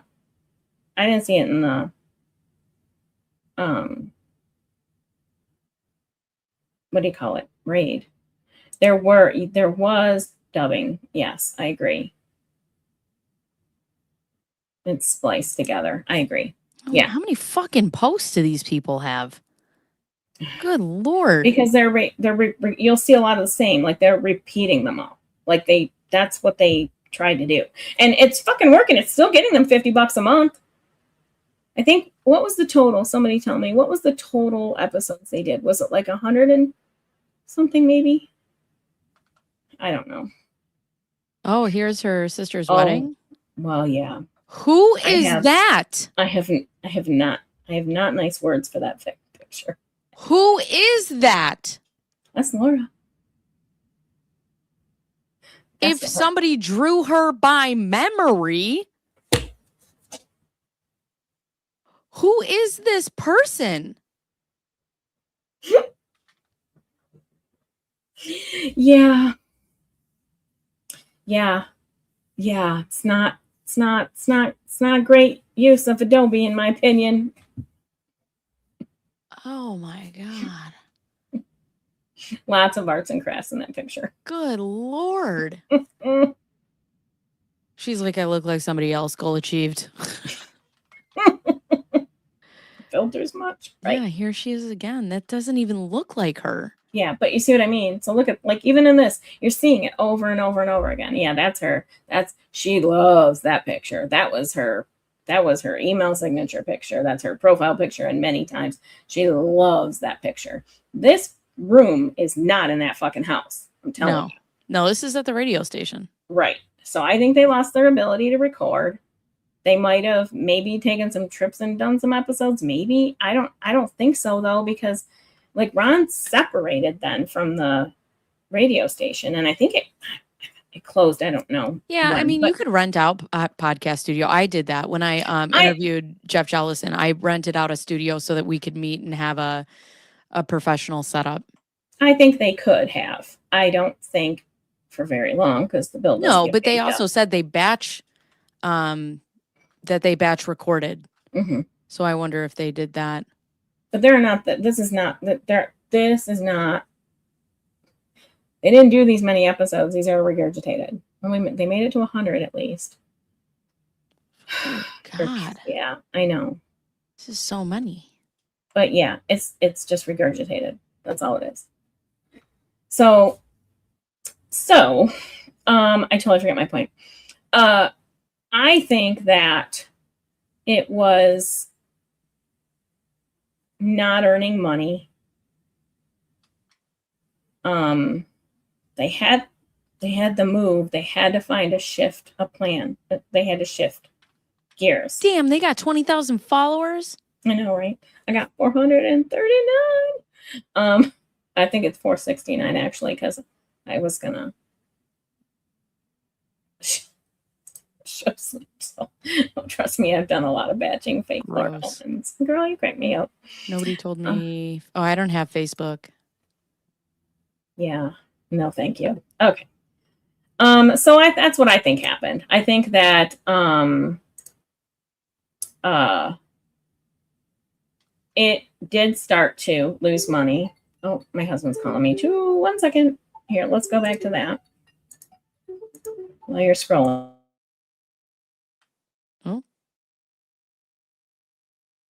Oh, whoops. Hi, everyone. Oh, my God. Let's see. All these things can be procured. Jingers woke up and chose violence when he could have done the full support of us and had his own YouTube channel. Like, oh, my Lord. Yeah, he took a turn. That is for sure. I'm just wondering, at its biggest moments, how much the podcast brought in at one time.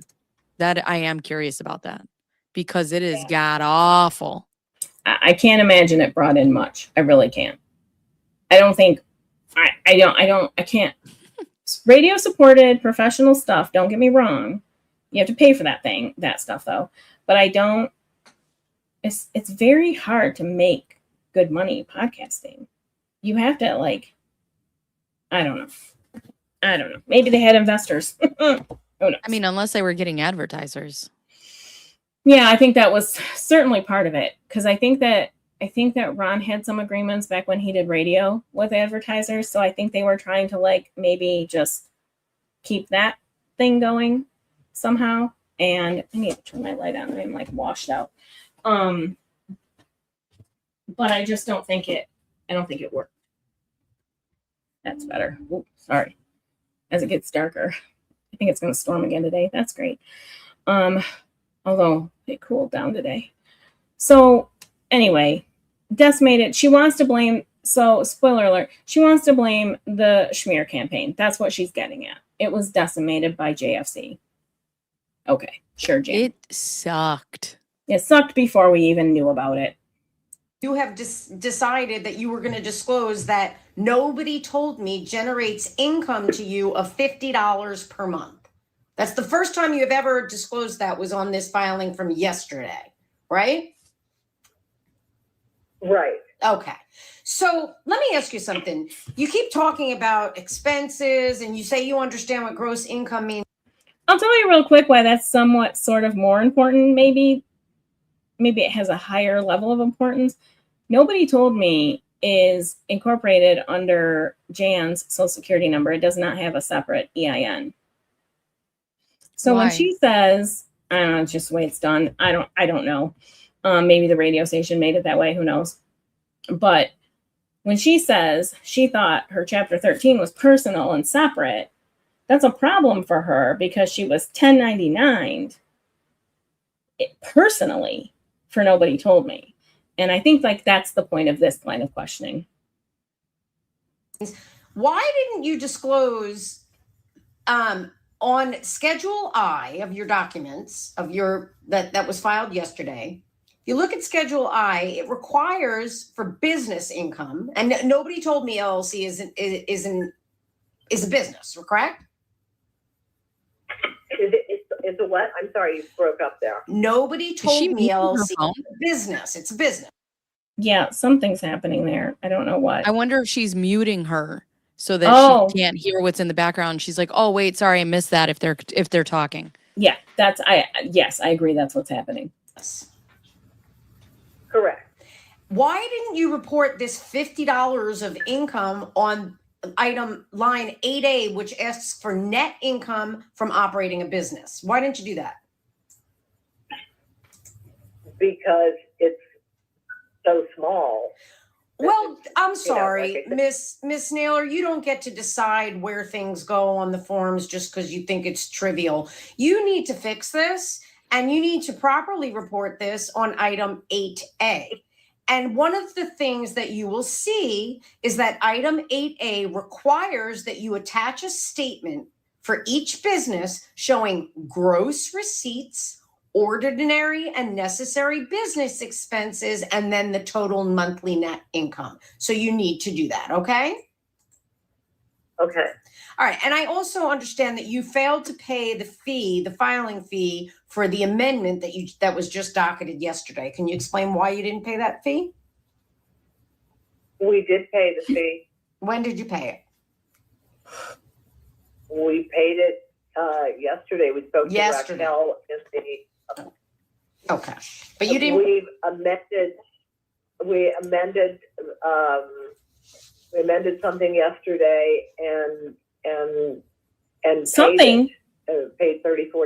Is that what you're talking about? I'm talking about the fact that Okay, I want to remind you, this hearing was the day after they filed multiple schedule amendments to their schedules. Multiple. Like, all of the schedules were amended and a new statement of financial affairs was filed. So she just said, we filed something yesterday. What? It's so funny. The more I listen to this, the weirder and worse it gets. at docket 74, the court or the clerk issued a notice that you failed to pay the fee with respect to this amendment filed at docket 78. Well, it has been paid. Okay, well, you're saying it was paid yesterday. Well, okay, I'm just telling you, I'm looking at docket 74 from yesterday that said that the $34 fee was not paid, but you know. Hound servant, because perimenopause and we're sweaty bitches, okay? old ladies be hot. In For two different ways. reasons. Not that kind of hot. Now you're saying it was paid? Yeah. Okay. Also, one of the things that you failed to include in your amendment was the summary of assets and liabilities. Can you explain to me why you didn't include that required document? Again, an oversight. Again, I'm not. Again. This is why I have filed to dismiss this, because I'm not. No, an it's attorney. not an oversight. You said you didn't think it counted. I don't think it counted. Also, somebody on Reddit did a whole word count post, and it's beautiful. Yeah. And the word again comes up a lot more than transparent, which is funny to me, but transparent definitely comes up. But yeah, again. And I don't have the ability, to do this. I know a lot of attorneys don't even handle Chapter 11, and they handle 7 and 13, but they don't handle 11 because it is so complicated. And she knows, Jan. It's clearly way above my pay grade. Okay, well, you need to file that.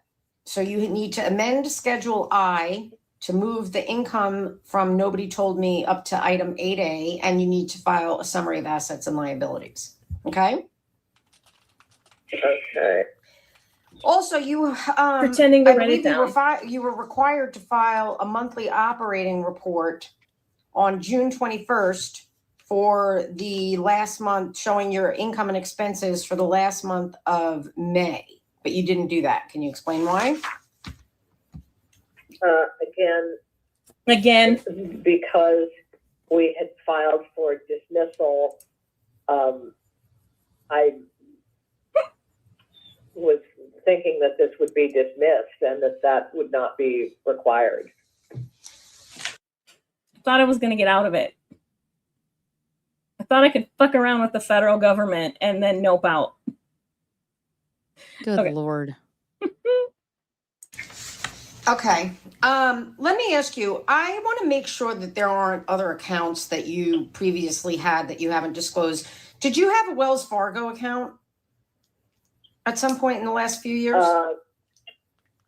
Yeah, I did. I had a checking account that I think it had under, I don't know, it was overdrawn last I heard. Well, did you close the account? Heard from who? Last you heard. The grapevine. Is somebody looking at your account for you and telling you about it? That's an interesting use of words.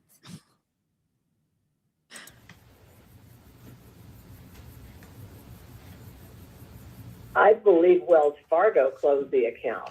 Okay, and when do you believe they did that? How do you not know? Before, around the time of the chapter. Wait. First of all, that's 100% true because I turn the light on and she don't like it. Like she literally just it's the noise she made. Like, oh, okay, sorry. 13 filing. I don't have the exact date, But you but never. I believe that they were listed. I think they were listed as a creditor that I put them like $218 or something. Okay, well, they might have been listed as a creditor, but you never listed the account as having been closed within 1 year prior to the bankruptcy. Oh, Why not? sorry. I don't know if you guys heard that, but I did. I didn't close it. I believe they did. It doesn't matter. And I don't know when. It doesn't matter. But I don't know. You I were don't know when they required. did or- Let me just tell you, you were required to disclose. Let's see. I can give you the How exact do you wording. Within know 1 if year before the Or a bankruptcy. bank did it. Right. You know. Come on. I've had bank accounts closed against my will. In my 20s, for sure. You know when you can't go to that account no more, okay? Come on. It's fine, Carol. We're all in the same group. It's a brain fog day. It's fine. Yeah. And I'm looking real quick. I don't think that account said Were any financial accounts held in your name or for your benefit closed, sold, moved, or transferred? It doesn't say did you, it say were any accounts closed? And you did not disclose the Wells Fargo account, correct? Correct. And that's a false statement because there was an account that was closed in your name. Okay. Is that right? Okay. Okay. Okay. Yes. Yeah. Yeah. Sure. You know, Yeah. again, I never got any notification that they had closed it or anything like that. But Well, wait, but you did say you heard it. So if you didn't get a notification, where'd you hear it from? You either did hear it or you didn't hear it. Okay. whatever you say. Gaslighting. Mm. All right, so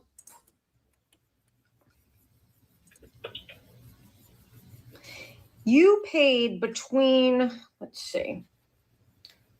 May of 2025 and May of 2026, you made $21,000 of payments to your.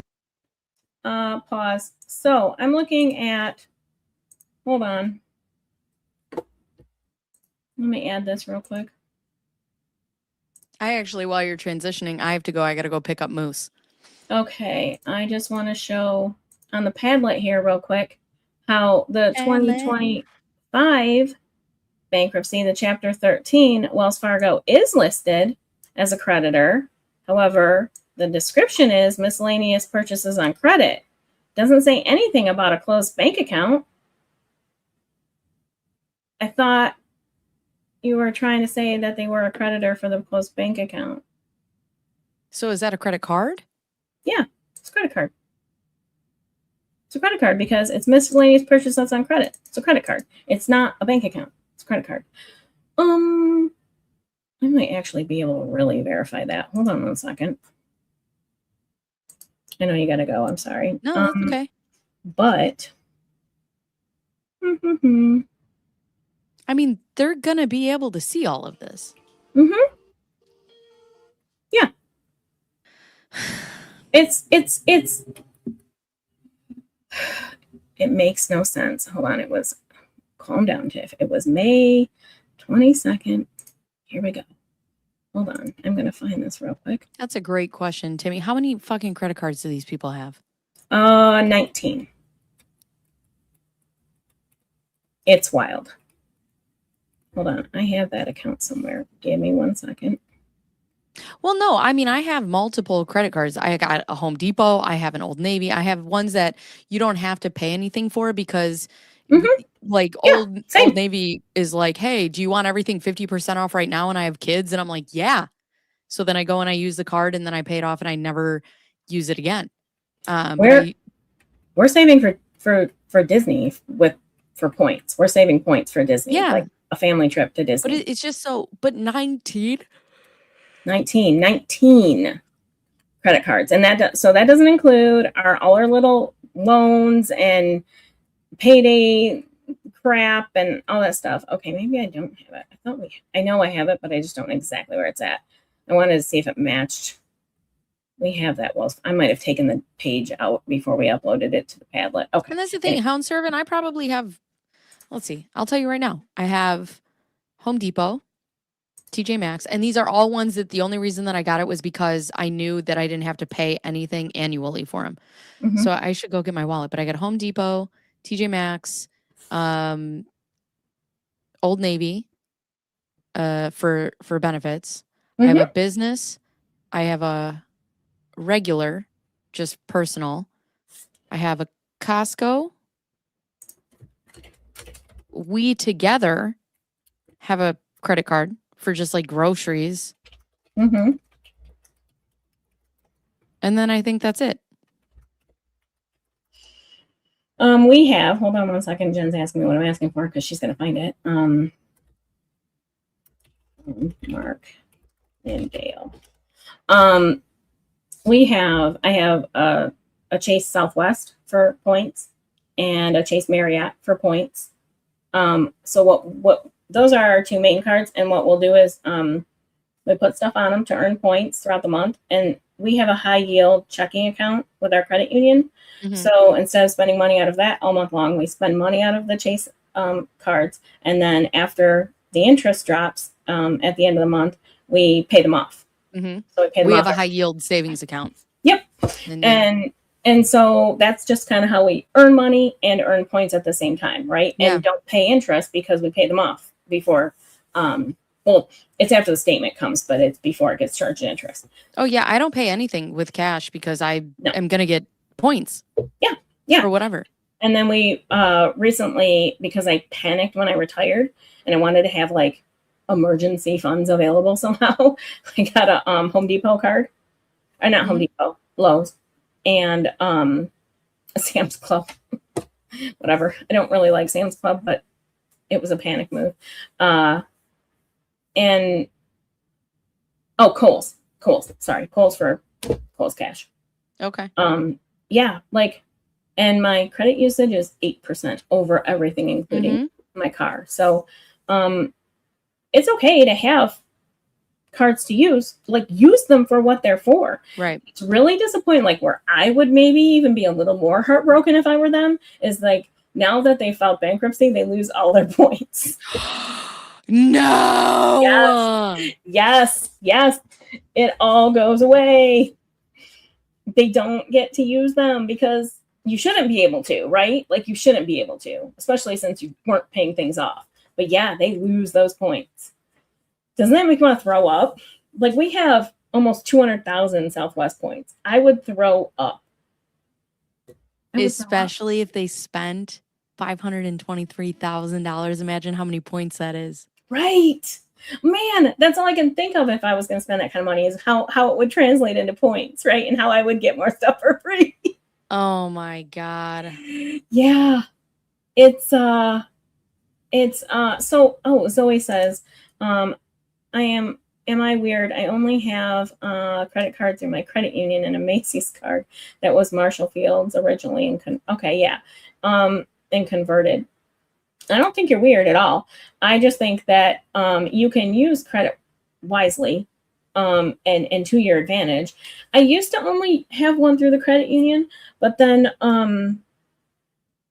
they didn't have good benefits. Like we don't get the same amount of points. You gotta go. I'm so sorry. Go. All right. I love you all. Thank you for joining me. No, thank you for letting me. Thank you for letting me have friendship. Okay, bye. Oh, yeah. Okay, bye. Sorry, I'm just trying to ADD all over the place. Okay, hold on. I just gotta 1 second. Where'd you go? Did she find it? No. Oh, Jen, not that one. The one that shows like the account number. He included somewhere the actual wire receipts. I think we didn't put it on the Padlet for privacy reasons. I think we pulled those pages out before it got put on the Padlet.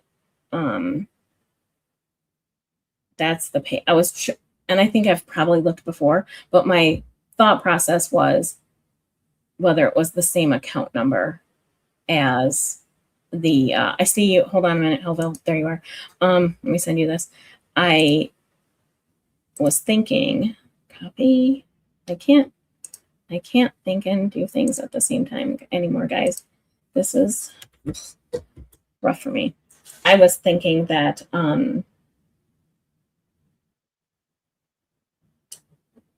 it would further prove that it's a credit card. Yeah, and Drunkest Turtle says I have 0 credit cards, and that's fine too. Whatever works for you. I don't judge people for the number of credit cards they carry. Again, I very rarely judge people in general, other than, I mean, I try to give advice, but I definitely don't. Whatever works for you. Again, I've earned points in a short amount of time. I've earned a sick amount of points that we're going to use to combat the expense of going on vacation with the whole family in a couple of years. So 19 is excessive. I don't disagree. 19 is a lot. 19 is a lot, in the amount is a lot to carry, especially when you are not able to afford your living expenses. I couldn't do it. I couldn't, like, one of the cards I panic obtained, I put like $10 on it, and I was having panic attacks for the whole month because I only use the one card. And at that time, now I use 2 different ones, but I only used that one card, and I was panicking that I was going to forget about it. Like 100%. Okay. So let's go back to this. Sorry. Helville might be joining us in a second, but I'm going to go ahead and get started because I really did want to try to finish early, and that did not happen. It's fine. Your daughter, Sarah, correct? Uh-huh. And yes, I need an actual answer. No noises. No noises. Yes. Okay. So can you tell me what was the purpose of those payments? Those payments were made, they were reimbursements to her. She is a co-signer on our mortgage, and she had advanced her own funds to keep our HELOC, our basic utilities, and our life insurance, and in some cases food costs paid, because we were strapped for cash. Okay. And so once we had leased out the pony, well, let me ask you, can I ask you something? You paid $21,000 to your daughter. Why didn't you take that money and pay it over to the mortgage to prevent the foreclosure? Sorry. Hello. Welcome. I was looking at, I'm distracted. Oh, I can't hear you.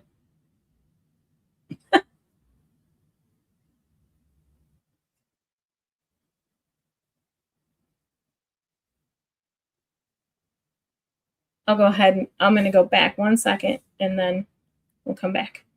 Okay. $1,000 to your daughter. Oh. I feel like somebody's talking in the background of this moment because I keep hearing things. Okay. Thank you. All right. So I keep thinking it was you joining in, but I still can't hear you. But yeah. Okay. I'm going to just go back 1 second. And so once we had leased out the pony, well, let me ask you. Again, every time I listen to this thing, I find more nuggets. So she says she was strapped for cash until she leased out the pony. But the pony, if we're talking about just this one pony that she's disclosed, because we know other ponies were leased, including Frosted Flakes, over this period of time. But regardless, Frosted Flakes is leased in February of 26, and all of a sudden we're rebalancing and paying Sarah back. However, we weren't paying our credit cards, we weren't paying our mortgage, we weren't paying our utilities. What do you mean you're strapped for cash? Why? How? Okay. Now? Hmm? Is it working now? Yes, I can hear you now. Okay, I did it. Guys, Halville here. Yeah. It's very interesting to me. Okay, so People are dumb. hmm? These people are dumb. Oh yeah. Also, Laura listed Frosted Flakes as worth $100 on her bankruptcy. How's that going to work, Jan? True story. It's definitely worth more than that. I think Frosted Flakes does Was okay that for them. 25,000? Yeah, I think he does okay for them, consistently okay for them. He seems to get leased out. 25,000 is different than 100 last I checked. He seems to get leased out like repeatedly. I don't think there's much of a gap, Maybe it's the name. They should name all their horses after cereals. right? It's a good thing for them. Okay, let's go. In some cases, food costs paid because we were strapped for cash. Okay. And so once we had leased out the pony, Well, let me ask you, can I ask you something? You paid $21,000 to your daughter. Why didn't you take that money and pay it over to the mortgage to prevent the foreclosure? Because it wouldn't have done anything to prevent the foreclosure. Well, it sounds like you're just accepting that there's going to be a foreclosure. Is that fair to say? Because you're not doing anything to try to fix it, but by paying it. Absolutely not. Absolutely not. We're not accepting that there's going to be a foreclosure. But as I say, it was clear from the statements that from the communication that we had received from the servicer that $20,000 was not going to be enough to prevent the foreclosure. So it wouldn't have done anything. And you keep saying that, but if you add up all these amounts, then maybe it would have done something. I mean, you decided to pay your daughter instead of the mortgage on your home that's now in foreclosure. I mean, that's what you did, right?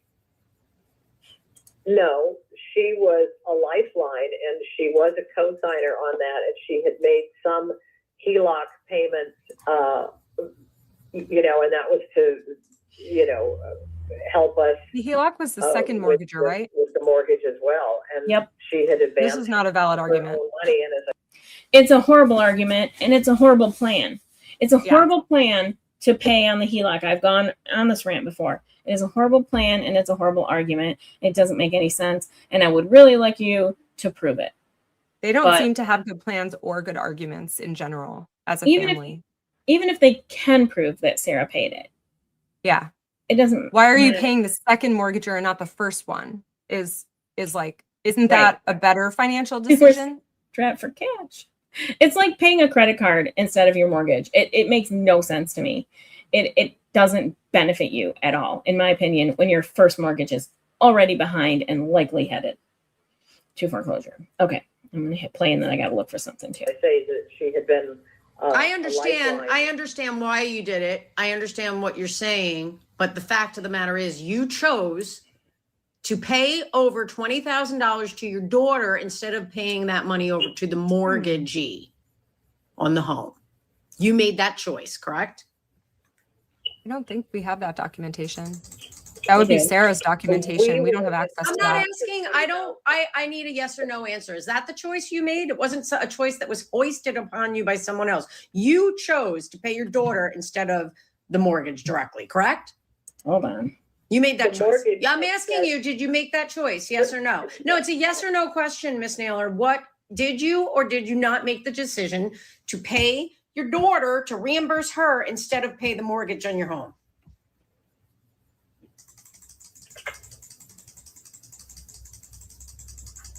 I have that answer somewhere. That wouldn't have paid the mortgage on. I'm not asking that. I'm not asking that. I'm asking you chose, did you not, to pay your daughter to reimburse her over $20,000 of money instead of paying that money to the mortgagee? Is that right? That's what you did. Just admit that that's what you did, because I don't know how you deny that you made that choice, because that's what you did, correct? Yes. Okay. But again, there you go. I don't want to hear the explanation. I don't need an explanation. I just wanted you to acknowledge that that's what you did. If I were her, I probably would have said, All right, if the next words out of your I- mouth are not yes or no, you're going to be in big trouble. I Big swear to God. trouble, young lady, I old swear lady. to God. It's awful. So I answered, I had that question out for Bruce, so I didn't lose sight of it. The last payment applied to the account for the HELOC was the June 2025 payment. That's the last time a payment was applied to the account. So And this is occurring after that, right? we don't know when Sarah paid this money. I don't think they explained that really. And we wouldn't have that kind of receipt anyway, because that would be Sarah's receipt, not. Well, no, we would have it because in the chapter 13, when the lender files a claim in the case, they also provide a history of the account from when it first went into default. Oh, So okay. like we can see that spreadsheet that says. So that's And you how could I'm see it would verifying. have come from a different account or whatever. So it would It- obviously yeah, be Sarah. It doesn't say that, but it does tell Yeah. us the payment. So that June payment could have been made by Sarah for all we know. I don't think it changes anything that's happening here. Like I just don't think it changes anything. So No. yeah. Okay. Don't think, there's a couple of questions, little questions, but I do think we're going to have you come in for a deposition, because I can't have you sent me a document that says accounting of GoFundMe funds, and you acknowledge that you sent that to me, right? right. And now you're claiming that you think it was supposed to be an accounting of how all of your money was expended over the 18-month period from January 1st of 2025 through June. That's what you're saying that you intended the accounting to be? My understanding was that the judge had talked about GoFundMe and that you had talked about GoFundMe as well, but you had brought up these other issues and the judge did not clarify whether she only had wanted the GoFundMe information. So I wanted to be very Real quick. She signed for both.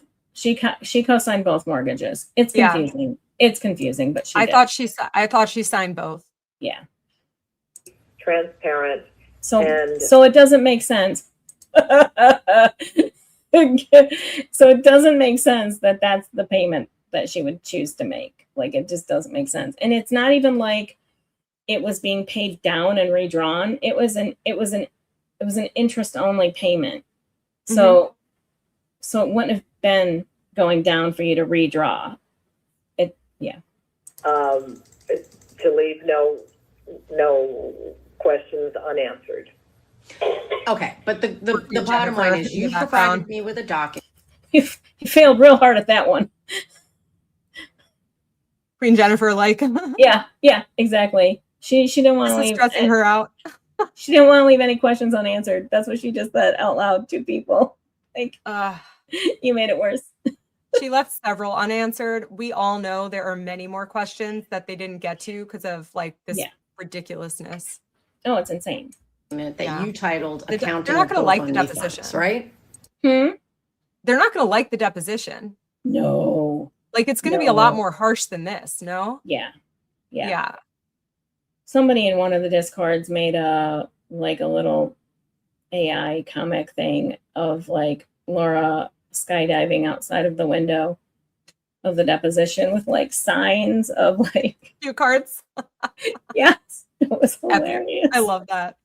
Did you watch Megan's stream from yesterday? No, I didn't get a chance to. She I made haven't. very interesting comments about this whole situation. So Ooh. highly recommend the watch Oh. after you watch Jack Fox, which Yes. we're all on bated watch, like waiting on pins and needles for. Yeah, I thought somebody said Jack's video is actually tomorrow. I thought it was today. So, oops. I'm bummed You about that. teased us prematurely. Yeah, that might have been my brain teasing us by Hey, look. accident. Okay, here we go. Correct. Okay. And I read that to mean that you were going to be, that what you provided me was an itemization of how you specifically used the $132,000 GoFundMe monies that you received. That's how I interpreted it. Is that wrong that I interpreted it like that? No. Silent. Okay, so Jazz hands. it does, what you provided me shows how you Laura. used the money, the $132,000 of GoFundMe funds, correct? Correct. And then if you look at it, you say that the total of GoFundMe funds was about 132,000, and you actually give me an itemization of expenditures totaling about 144,000, RJ, I right? think you're right. Uh-huh. Is that correct? Yes or no? Yes. Okay. So are you now telling me that you're admitting that what you gave me, the $144,000 of itemized expenditures, was what you claim the GoFundMe funds were used for? Is that what you're saying? Baseball signs. There wasn't $144,000 coming into the GoFundMe, so that the $144,000 in expenditures had obviously included other money. We gave you more than what you asked for. I don't know what your problem is. I don't know if you noticed, but I titled this video. Well, I titled it whatever, and then the subtitle is document dumpster fire. Yeah. It literally went. It's like not Queen in their Jennifer favor. has, like, she's basically saying, since you didn't specifically have all of the receipts total out to the amount of money that was in the GoFundMe that you took out of the GoFundMe, you gave me more than that. And now you're telling me some of those payments don't even apply to the GoFundMe. What is this document? What is this? Right. What am I supposed to do with this information? You could call it a document dumpster hellfire if you want. Right. Oh my God. So wild. Okay. Sorry. Money that had come into our account from pension and Social Security, and was not just GoFundMe. Okay. So why did you give me Okay. why did you give me an itemization of expenditures that totaled 144,000? Why didn't you give me an itemization of expenditures that totaled the amount of the GoFundMe funds? I'm so sorry. Could you start it again? I accidentally hit a button that muted you on Sure. my phone. I'm asking, why did you give me an itemization of expenditures that? So people have been saying, and I didn't catch on, that she was likely constantly muting and unmuting so that Laura could talk to her. And Laura that right can't ever there- shut up either. Yeah. Yeah. I think that solidifies it. But And that's- Ron is probably snoring in the background, which were those gurgling interruptions exactly. that they swore were not them, of course. Which it was, but whatever. Totaled $144,000 and not just give me an itemization of expenditures that corresponded to the total GoFundMe funds? Because I wanted to be very transparent and show you everything that had come in and gone out. Okay. In that time period. Okay. You know, like I say, we're talking about more money than the GoFundMe received. And I understand what you're saying, but I'm going to tell you something after having gone through your bank statements, okay?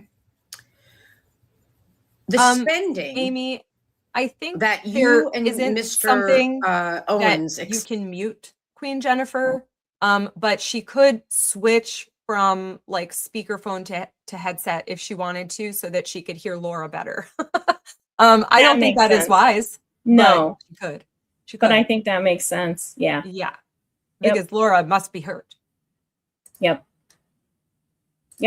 I agree. Expended the total disbursements out of all of your accounts for the time period from December 27th, 2024 through June 25th, 2026. The total disbursements is over $523,000. Did you know that? That doesn't sound right for a year and a half. That That is, doesn't. well, you might not think it sounds right, but that's what What was that number? out from all disbursements out Big of one, just hold on. account 014. 523,000 or something? Yeah, let's go back. Yeah, over That's not even a 520. little over. No, it's not. It's insane. 523,000 in a year and a half? Mm-hmm. Jen was looking for something for me and I found it and I was telling her to look in the wrong place. I'm sorry, Jen.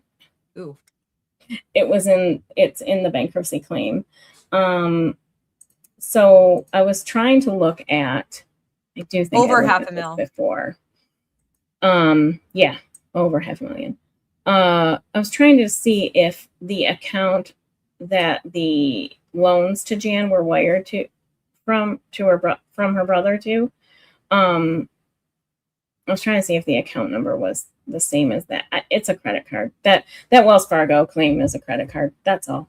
It's She wired to her brother from that account? no, he wired to her when she was borrowing from him. And I was trying to verify because when Jan's asking about Wells Fargo being closed, or when Jan was asking about Wells Fargo being closed, Jan says, but it's on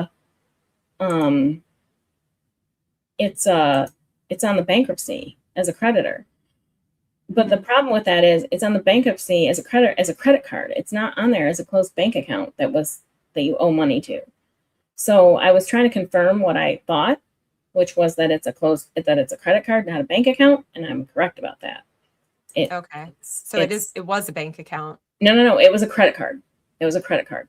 Wells They Fargo also creditor. have a bank account, or they're just Apparently, saying yeah, that she they didn't closed the disclose it. account and they meant Yeah. it was a card. She didn't Or they disclose have both. They had They have both. both. Oh. Yeah, they had a bank account and a credit card.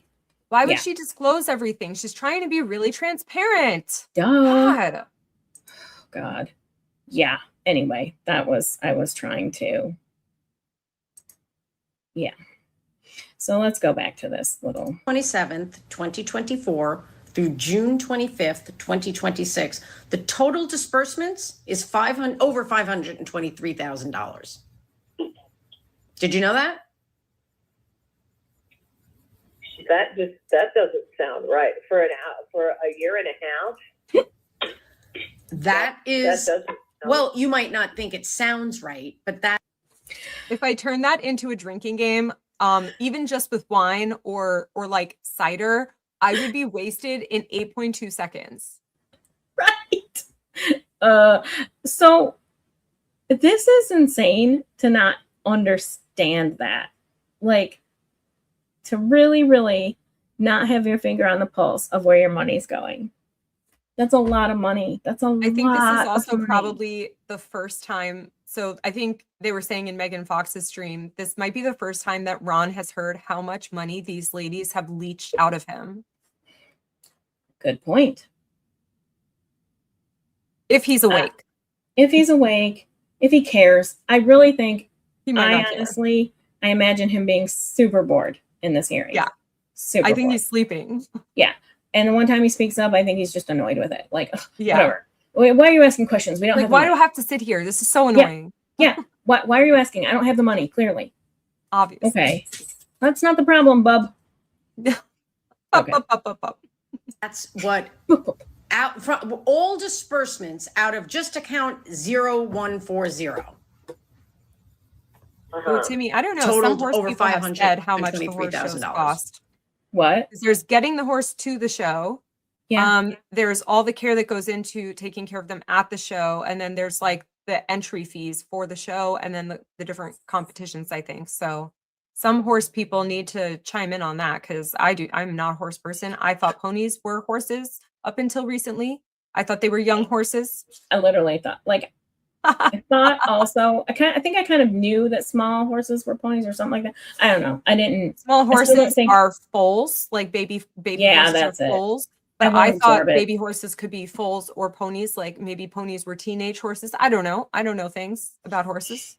I have heard that the estimates are in the thousands as far as Yeah. what it costs to do one horse competition. Yeah. Like I thought it was so- not even just in the thousands, but like several, maybe even 10,000 Yeah, that's my understanding. I think it depends probably on the circuit, like where it's at, all that kind of stuff, what kind of show it is, because I think Equipment it's needed. probably cost more to get into the bigger shows where you get more views, so your horses can get Yeah.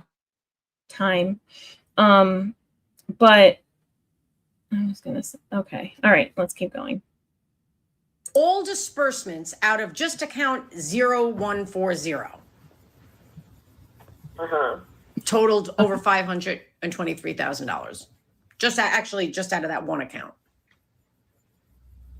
So you were not trying to give me transparency of all disbursements because you only told me about $144,000. But we gave you every statement. Right, but I'm talking about the accounting you gave me. So I'm trying to figure out what it was you were trying to give me with this accounting. You're claiming you are. We were trying to give. You're saying that we were trying to give you the specific GoFundMe in and the GoFundMe out. But you gave me that. but now when I ask you about that, you're pointing out that the itemization of expenditures was $144,000 worth of expenditures, which is more than the $132,000 of GoFundMe funds. So I'm trying to figure out why you would provide me with a list of payments in excess of the GoFundMe funds if you were trying to just account for the GoFundMe funds. I'm trying to figure that out. I don't understand it. I mean, just to show you if there was the commingling or whatever, that you could clearly see, this was GoFundMe, this came into 0349, this then went to 0140, and then it went to pay X, that you could see what. Why did it have to go to multiple places to pay your personal expenses? Like, Because they're doing fraud. Your whole right. That's exactly. But their whole point of having the GoFundMe was let's say that, and this is really it, honestly. Yes. Because I just saw that comment. It's like Yeah. every time I see a comment out of the corner of my eye, you're like in the process of pulling it up. You're in my brain. Yep. Yeah, and so it just doesn't make sense because, like I said, if your whole point of filing was right, our story is, so it's like we're in the I lost the babies in September timeline. So now the timeline is the story is we were avoiding bankruptcy. We're doing everything we could to avoid bankruptcy, paying down debt. If that's the case, then why were you moving money to 4 different accounts to pay a bill? That's a problem. They're ridiculous humans, but I also did appreciate that comment as well about they never adjusted their spending habits, because if it's true that he was making $1.something million a year, that's a little bit different than 260,000 or 250, whatever it is. Yes. Just a little. Yeah. If I'm doing the math right. The only thing they did, layering, exactly, Bruce. The only thing they did was they did switch up their housing situation and move to Scottsdale, but then they just immediately unwound that smart move by pulling more equity out and starting on the same track. What had gone out to pay that month? They shouldn't have taken such a big mortgage okay, in the first place, though. You're saying $14,000 a month, and what is the percentage supposed to be? Because that's 2/3. Oh, well, yeah, exactly. It's supposed to be of your debt to income ratio for your housing is supposed to be around 35%. Yeah. We are double that. That's double. Yeah. Yeah, we're double that. They're at 70% just for housing. Yeah. It's supposed to be, I think 35 is supposed to be a combination of all of it. I can't remember for sure. It's not smart. They're not smart. And No. yes, I'm also going to confirm that Jack Fox's stream is for tomorrow, and it does look like it's alive. Oh, yay. Good. Yes. Okay, I'm so very excited. I'm less concerned now. Okay. I'm telling you that clearly you decided to just pick a selecting number because in that time period that covers this accounting that you gave me, there were actually $523,000 of total disbursements from your account. I need to correct myself on this. The interest only mortgage was the HELOC. So the 12,600 of that amount is for a regular mortgage amortized out at 8% over 30 years. $1,500 of that amount is for the HELOC, which is interest only. Sorry, I wanted to correct myself. But it was 14,000 total. Yeah, I think it's 14,600. I'm getting the numbers mixed up in my head right now. It's 14 something. I can't remember exactly. Maybe Okay, 14. well, you keep them the numbers way straighter than my head does. So well, and they change too. The HELOC fluctuates, so that Yeah. I got that running in the back of my head too. Okay. Oh, why does it fluctuate? Because it's a variable rate. Oh, Yeah. Still not great terms, but yeah, it's a variable rate. 0140. So you For have a year and a half. yeah, but that was the account that covered Rennie, that great covered comment. Yeah. this account. I went on an entire rant about this yesterday. You Yeah. missed it, I think. We An went entire also on rant. a mini rant earlier when I hopped on. Yes. Thank you. Okay. I want the Michael Scott meme. Thank you. Because it makes 0 sense for anybody who missed yesterday. I'll go on my rant again. It makes 0 sense for them to have made any HELOC payments after the first mortgage was defaulted. So as soon as they started missing the first mortgage payments, they definitely should have not made the HELOC payments, in my opinion. Because And MG Law's second comment here. Yep. Yep. See, I'm telling you, every time I think of it, you already pulled it up. exactly, because this is what I was saying yesterday. The HELOC isn't going to foreclose. It doesn't Yeah. make sense for them to. There's no equity in the house. If The you HELOC default would on that only- one, The what are only they going to do about it? right, they would only maybe foreclose if there was equity in it, and that does happen more so in some states than others. But whatever. But it makes 0 sense for the HELOC to initiate foreclosure. Like they just wouldn't do it. It wouldn't even be responsible for them to do it. They wouldn't do it. So it just becomes unsecured debt, just like any credit card or whatever kind of bill you have. And the fact that they kept paying on it for several months past it makes no sense to me. Okay. Like I'm just wondering, like from their perspective, what would be the benefit of that? Like Well, and I don't. especially when you realize that it's an interest-only loan. You're literally just throwing money in the fire. You're not earning equity out of that payment. You're not earning anything out of it. You're Like throwing money I'm in the just fire. wondering because obviously they thought it was more important to pay the HELOC than I mean, did the people who gave her the HELOC, are they the kind of people that come around with a hammer and like bust your kneecaps if you don't pay on time? That's the only thing I could think of that would be a benefit to them to pay that. Fun fact, it's a credit union. A second fun fact, Oh, no. it's the same loan officer as the loan officer on the first mortgage. It's the same guy. He did the first set of mortgages in 23. He did the second set of mortgages in 24. Same guy. And he also paid Laura. Well, we won't get into that. It makes, yes, they would need Paid to have- Laura for what? Yeah, he sent her a payment. Referral fee. I don't know. It doesn't say. There would need to be significant property equity for the second to foreclose. Absolutely agree. Yeah, it doesn't work like that. Doesn't make sense. None of it this makes makes sense. 0 sense. Yes. But what did they pay Laura for? Yeah. Wait, yeah. He paid Laura. He sent Laura. Because we've been able to like look at Venmos and Did he stuff. get a and couple see. of blowies or something? Like, what did he pay Laura for? Yeah, so you know how you can see like who's paid somebody when like on Venmo or whatever, you can see prior payments. Do you need to come in here? Okay. Oh, did Sorry, someone I'm pay gonna- it's a referral fee? Yeah. Oh. For getting her parents' mortgage. But anyway, I'm gonna hit play and go off camera for a second because my husband needs to come in the room. So everybody has to listen now. Accounting that you provided me. Right. And so if you figure our pension and Social Security. No. Wait. Back up. I don't want to talk about the income. I'm just talking about the fact that you clearly weren't trying to give me a itemization of all of your expenditures in that, you know, in that time period, because it was well in excess of $144,000.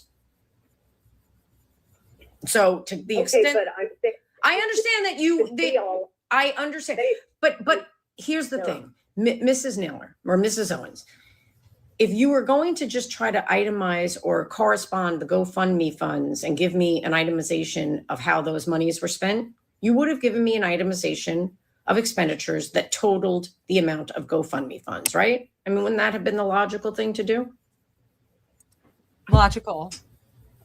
well, Jennifer yeah. doesn't know Okay. that logic. Okay, but does you not didn't do exist that. here. You didn't do that. Instead, you gave me this random number of expenditures, I just want you to 144,000, confirm it's bullshit. right? So it was like $12,000 Verbally. more than what you needed to account for. And now when I asked you about it, you said, well, I wanted to show you all the expenditures during that entire period. But that can't be true, because you had, in just one account, there were over $500,000 of disbursements. So I just want you to be clear about what we're talking about here. Sorry, we had a whole situation in the background. All good. All good. I held down the fort. Don't worry. Well, I I wasn't didn't burn sure. it to the ground. I wasn't sure if I was missing anything important. It's funny, like when that's happening, you feel like time is going longer than it is. It's just another Queen Jennifer trying to get them to admit that they fucked up. And they won't. I like how eventually, like, Jan will just admit it Yeah. because she can't handle the pressure. It's funny. Because there's no answer. There's no like different answer other than yes, Right. I lied, or yes, this is what I did. Like there's no other answer, literally. Well, and so okay. So this whole thing, this stream started, I was gonna go on later and, you know, send you the link and stuff. And then I realized that I thought Jack was coming on at 5. So I'm like, oh crap, I gotta put it together real fast. And I was just gonna do it by myself so I could get through this and we could, you know, whatever. And then Bacon, I had just like been chatting, and then she's like, I'll come in. So anyway, we're off the rails at this point, is my whole point. So you didn't want to make extra crispy bacon? I didn't want to, what I didn't want to do is make somebody else anxious for my feeling of I have a timeline pressure, but now I don't have that. Yeah. So now I'm Well, just kind of even if you did, I'm happy to go at your speed, whatever speed you want. you. I'm good. Thank you. I don't have that anymore. Field your anxiety, I promise. I didn't want to put my anxiety onto somebody else. So I was like, and then so my whole plan for this just went sideways is all. I'm sorry, guys. I was not planning on being in here when he's coming home and getting ready to leave again and like all that stuff. Life happens. It's okay. It does. It's okay. All right, let's go. And I think what we're going to have to do is get you in for a deposition where I can put these documents in front of you, documents that you signed under oath. You know, we talked about, I mean, there were clear contradictions between what you said under oath in the chapter 13 and what you filed Everyone hit the on like May button. 22nd in this case, and then what you filed yesterday. Clear contradictions where they just don't jive. And I know you're trying to say, well, I didn't understand that, but it was the same exact forms and you have totally different answers. So clearly, without you sitting in front of me with those documents in front of you, I'm not going to be able to fully and properly examine you on these things. So unfortunately, I'm going to have to do a Rule 2004 exam. I will send that out, and I'm going to ask for additional documentation from you about some of the things we talked about today. So I guess since you're on the line and we're going to conclude the 341, why don't you give me an idea? I mean, we have this hearing on, when is the hearing on this case?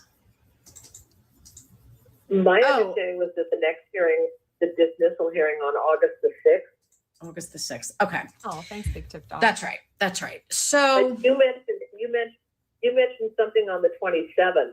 And I'm sorry, not I was incorrect sure about what- that. Yeah, I was incorrect. Sorry. All right.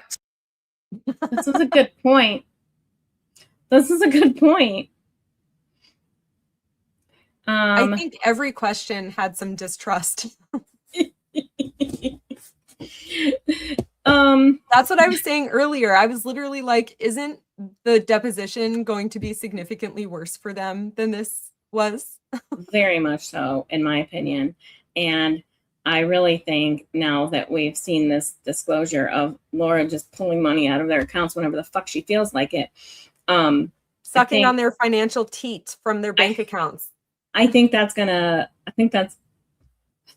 be a real fun read if we ever get that transcript. I really do. Well, she might have to submit. I wonder if Queen Jennifer has to submit like pieces of the transcript as part of some of her like exhibits and evidence and stuff. Like just like in the Clayton trial. Yeah, I feel like, well, because eventually at some point she has to report to the judge what her recommendation is, I think. And I definitely feel like that's going to be a barn burner. According to Megan in her stream earlier, yesterday, whenever it was, I didn't even realize she streamed about it. I was so upset that I missed it. Me either. Anyway. Yeah. She was saying that some of these questions were very clearly comparing to their tax filings. And so Megan is convinced that not only is Queen Jennifer going to be talking to the judge about how ridiculous these humans are and that they need to be like, you know, put in the worst possible situation, but also she's going to be making a recommendation to the IRS. So now the IRS is going to be up their asses too.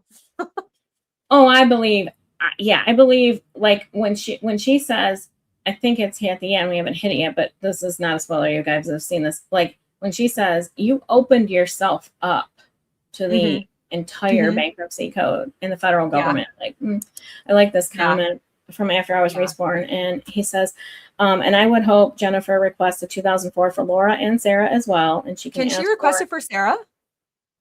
I would think so because she's an insider. Yeah. And she can ask for a 2004. Oh, she can ask for a 2004 of an entity or person relevant to the case. And it's definitely relevant. For Laura too. Yeah. It's definitely relevant. She should question them all separately though, so she could see, like, you know, compare the answers against each other. So this is something we found out. She was an assistant U.S. attorney in the tax division as well. So these questions are on purpose. The tax questions are absolutely on purpose, and it's insane. She was assigned to this case on purpose. I truly believe that. Oops, and we love it. Couldn't love it more. couldn't love it more. Megan was kind of alluding to them possibly being actually like put in jail or prison for this, because Queen Jennifer is literally like, you're lying. You're lying here. You're lying there. You're lying everywhere. You're lying on your taxes. You're lying in these things. You're lying in the previous things, this, that, and the other. And Megan is like, every time she doesn't just keep it to a yes or no, that's more words they're using against you when they do slap on those silver bracelets. Like that note number 3. It's definitely not, we're definitely not putting money in those accounts to benefit another person. Like, I feel like that's like the worst way to phrase it, right? Like, don't even say anything. Wait for the question to be asked. Those that too, but even those cashier's checks, like, that is clear fraud. Yeah, because that was a way to pull money out of Bank of America before they closed the account, and the stay came off, and they seized. And that's fraud. They should be able to close the account with the money in it so they could recoup something. I think that's the point, right? I did the math yesterday according to the spreadsheet. Yeah, I like Hula, by the way. I was saying that on yesterday's stream. She 100% should have just pled the fifth a bunch of times. And yes, that doesn't look good, but it looks way worse to just keep yapping. No, and because you're just like, you're creating more questions, you're not answering them. But I did the math yesterday based on their their Chapter 13 claims with Bank of America, because we have a spreadsheet, and they owe Bank of America alone $265,200 plus. That is almost $300,000. Right. So $265,271 plus change. So like, that is $250,000. I'm surprised they haven't closed your account sooner. honestly. I'm so surprised. And I don't know how they have so many accounts and none of them have been closed. Right. So yeah. And can they be rejected by other financial institutions in the future if they try to open an account, like a checking account or a savings account? Yeah, I think so. We were asking after hours about that earlier in relation to the DIP account, to the debtor in possession. And he said basically what I got out of what he said was they'll be allowed to open it because the bank knows how to handle it, right? Like that kind of a debtor in possession account. They'll generally Do they like be allowed. flag it? Well, I mean, not for the debtor in possession account, but like No, I know. after the fact, if they wanted to open an account with like HSBC to try to get away from their ones that they already owe, like would they be flagged? I think they'd probably have maybe an easier time trying to go to a credit union, but it'll be difficult. Maybe not even a credit union. I think it absolutely can be very difficult for you to open an account after all of this, especially, I mean, God. Oh, okay. I want to read this. Yeah. After Hours says, Laura having access to the account is also another reason why Chapter 11 debtors have to open DIP accounts. Oh, yeah. So they exactly. can see where So, everything is going themselves, I guess. So, the U.S. trustee has banks they approve for DIP accounts. Okay. That's good to know too. So my follow-up question to After Hours is that statement about Laura pulling from their accounts whenever she needs it or wants to. Is that as big of a deal and as big of a thing to freak out about as I feel like it is? Because it blew my mind, and it's still blowing my mind because I feel like it's a big problem for them. Huge. Yeah. Yeah, she wouldn't have access to it. Well, okay, but wait. I think, yes, thank you. Thank you. I mean, I wish it was. I wish he could just come on with us I know, so right? we can just ask like in real time. But no pressure, I get it. So, but like, she wouldn't technically have, okay, I know how this sounds because I hate it when people ask theoretical questions, but I'm just saying, I think she has access to their account because she has the login and everything. Like, I think that, so maybe DIP accounts are harder to access. Maybe that's the thing, right? That I could see that being the case. It's not just like signing in on your app. Maybe. They might be harder to, get into, but I think further than that is also the government can track it really easily. So if you're lying on papers, they can compare it to what they see. Yeah. Oh, DIP account. The DIP account has strict oversight. I knew it. Even though I don't know anything about bankruptcy, I knew it for some reason. making my regenerating my soul right now. I love it. Yeah, I feel like that. Like I said, I feel like those two notes were bad for them, and it just blew my mind. I was still like without words last night, long after bedtime. I couldn't sleep over it. And then I hopped on Echoes. I was listening to Lauren, hopped on Echoes. Oh my God. I feel like I've just been like watching YouTube for the last like 78 hours straight. Right. Exactly. Oh, okay. Oh yeah. Good point. That's why she doesn't want to do it. 100%. Yeah. That's why she doesn't want to do it. Poor baby can't go and get cool sculpting on her anorexic body. We're going to pay for berries. She can't get Botox. Yeah. And the berries membership will clearly flag the IRS or whatever. Because no matter what you think, the $44 we're putting in the defunct Liz Max account is definitely not for any of Laura's bills. Okay, so don't even think that. Why wasn't that LLC closed when they forfeited the house? Should have been. That's what I mean. Like, why Laura they have that account open still? Laura testified in her meeting of creditors on February 9th, 2026, that the business was not operational and she needed to officially go through like closing it, the process of closing the business. And then proceeded not to. That means closing the accounts and da-da-da. Yeah. They're clearly not paying the credit card bill they opened for that business. Would it be like dissolving the LLC and all of its entities or all of its stuff? Yeah, you just filed a thing with the state. Yeah. She should have filed a thing with the state, closed the accounts. Yeah. But I mean, they're still putting money in there in June. I think it was $67. It's crazy. Okay. Here we go. Sorry. So Okay. it is now the 16th. Oh, I know. Can you tell me what your availability is to come into my office face to face and do a deposition, like over the next few weeks? Let me go and get my calendar. Can you hang on just 1 Actually, second? you know what? That's fine. I thought you might know it. Why don't we do this?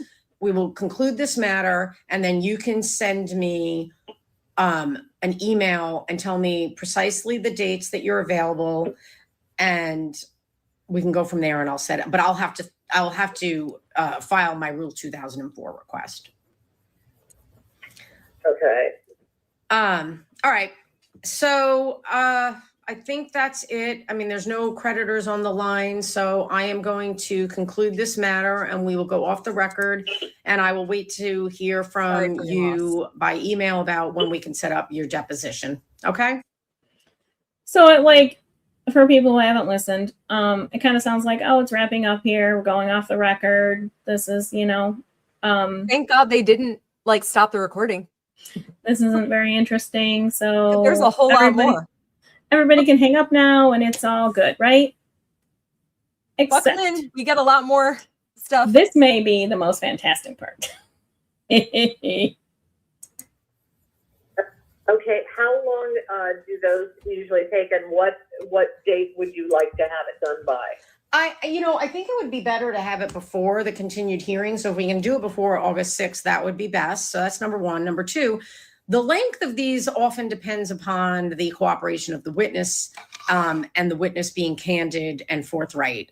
When witnesses try to be evasive and explain away things without answering straightforward questions, typically, Cough, cough. But wait, Like you there's did. more. Like you did. Cough, cough. When people aren't straightforward, cough. Yeah, People, I'm talking Jan. about you. I will say though, the thing about the 2004, she can't blame the audience for her Nope. lies.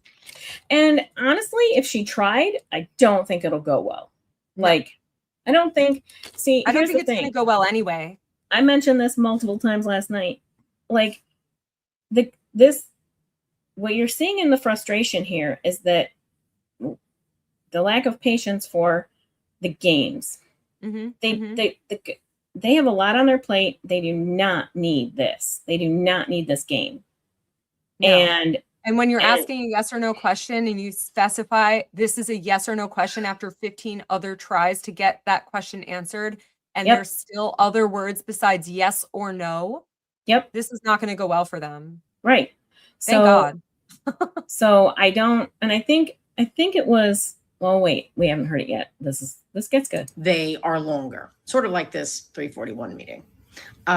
So I'd like to, have you come in, and then we can just kind of go through the documents. I'll have them right in front of you, and then we can try to get to the bottom of this. And, at some point, Ms. Naylor and Mr. Owens, you're going to have to acknowledge that there were false statements made. I know you want to try to explain away the false statements, but we know by looking at your various pleadings filed under oath, can't- Caro has a very good question. I think I Tiff said have at it some starred. point it's none. Yep.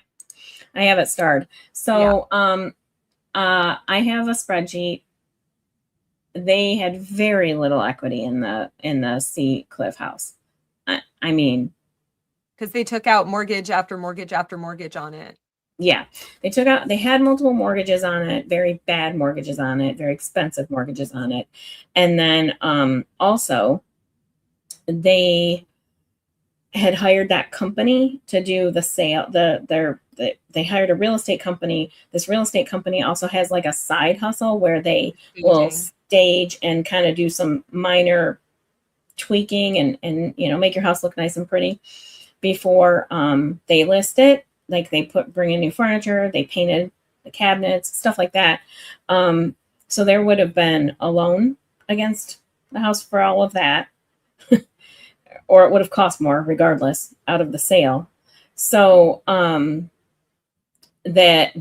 my best estimation is that they walked away with under $200,000 in proceeds from that house after everything was paid and all the fees came out. That is my closest guess. I took a lot of information to come up with that number, and I think Yeah. it's very close to accurate. It could be less, but I think it's at a maximum. It was $200,000 on a $3.455 million sale. I think it was. Yeah, and a house they owned for Many years. 18 years, 19 years, Yeah. 90. Sorry, I got to do the math or it'll bug me. Oh, 22 years. 22 years. So yeah, no equity. No, not enough. No, and No, Jen, no. the couch fairy, says, and Jan dropped 3,000 pages less than 24 hours before. So I don't think that's the case. I think some of it was submitted before their last hearing.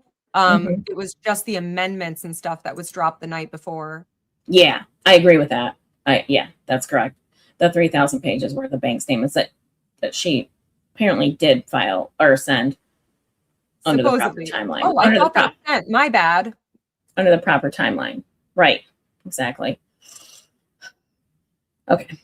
Oh yeah, I don't think Ron cares anymore. I mean, No. I don't even think that's why. I think Ron hasn't cared. I don't Yeah. I just don't. I think he's happy when things are quiet. He doesn't want to hear it. Yep. Can't deny that you previously made false statements under oath. I mean, is that fair to say that you have to admit that there were false statements under oath in your prior pleadings? Will you at least admit that? Yes. I mean, as I say, a lot of this was lack of understanding or what As I was said. actually being asked and what was necessary to file. And what was Okay. necessary. So, but the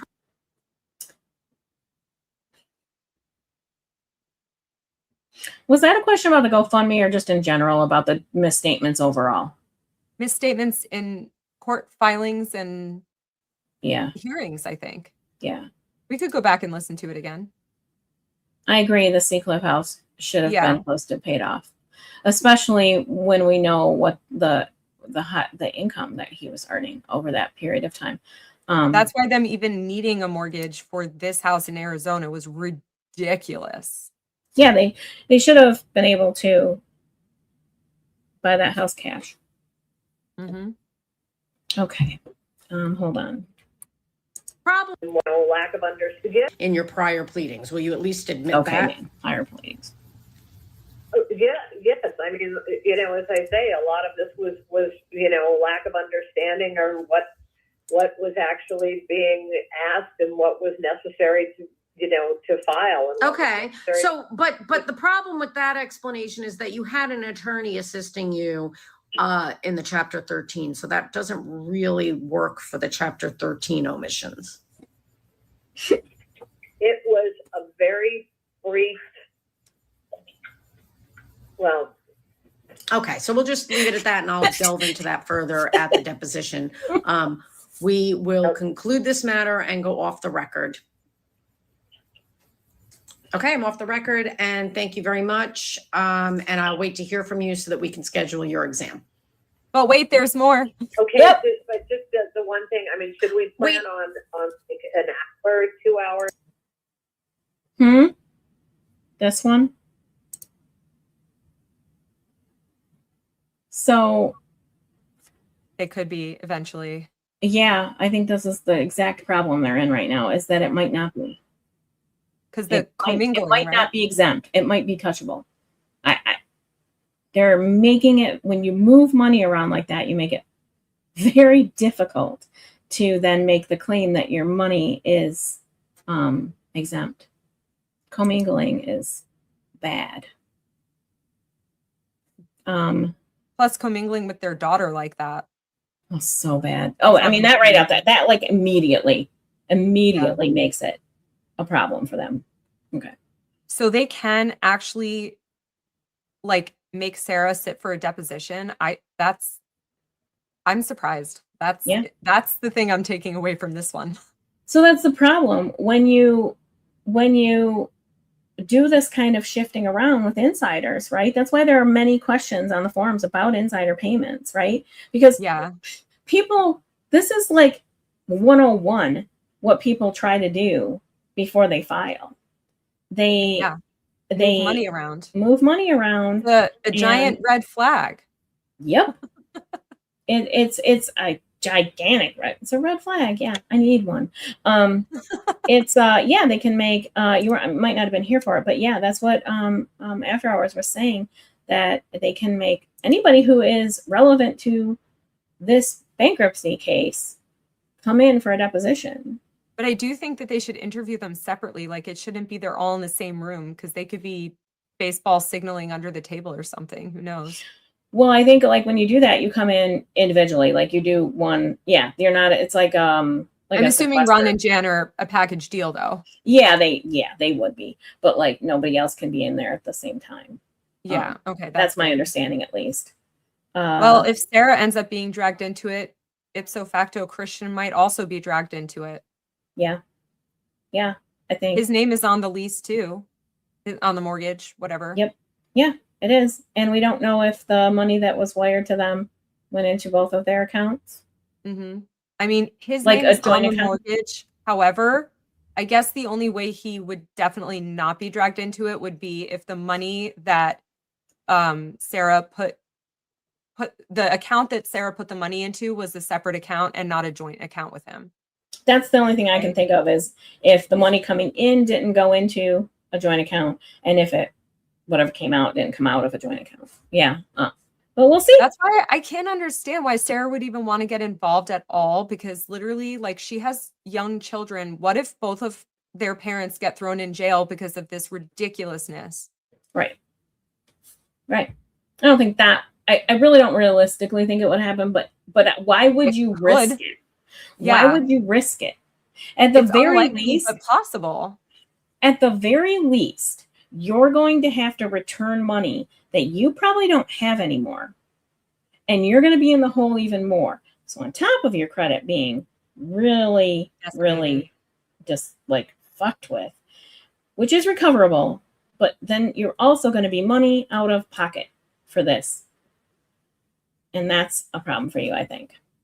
Yeah. Yeah. Up to how much could they garnish from the touchable wages?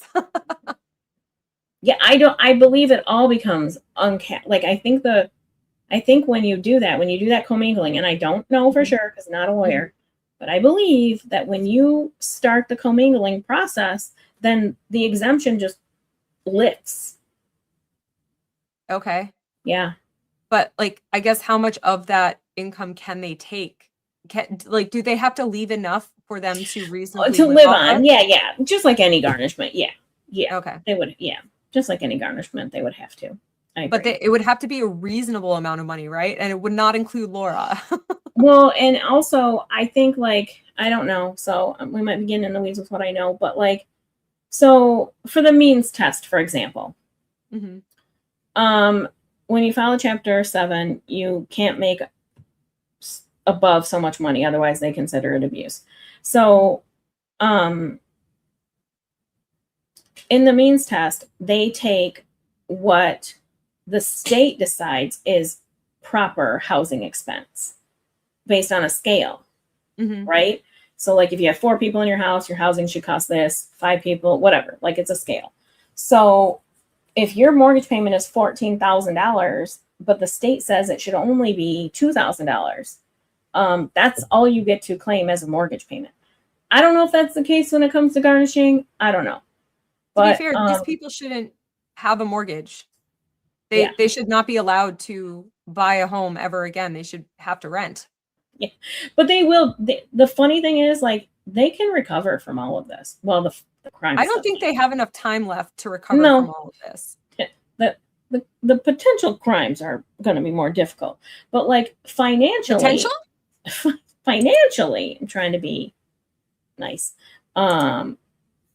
Financially, they could recover faster. I was wondering that too. Can Ron assert an elder financial abuse claim to protect himself? I think he could. Maybe, but he also didn't interrupt enough to refute Jan's testimony. Again, I think he was sleeping, but that's a way he might be able to wiggle out of it. I think that there is possibly, enough information out there where Ron has stood up for Laura.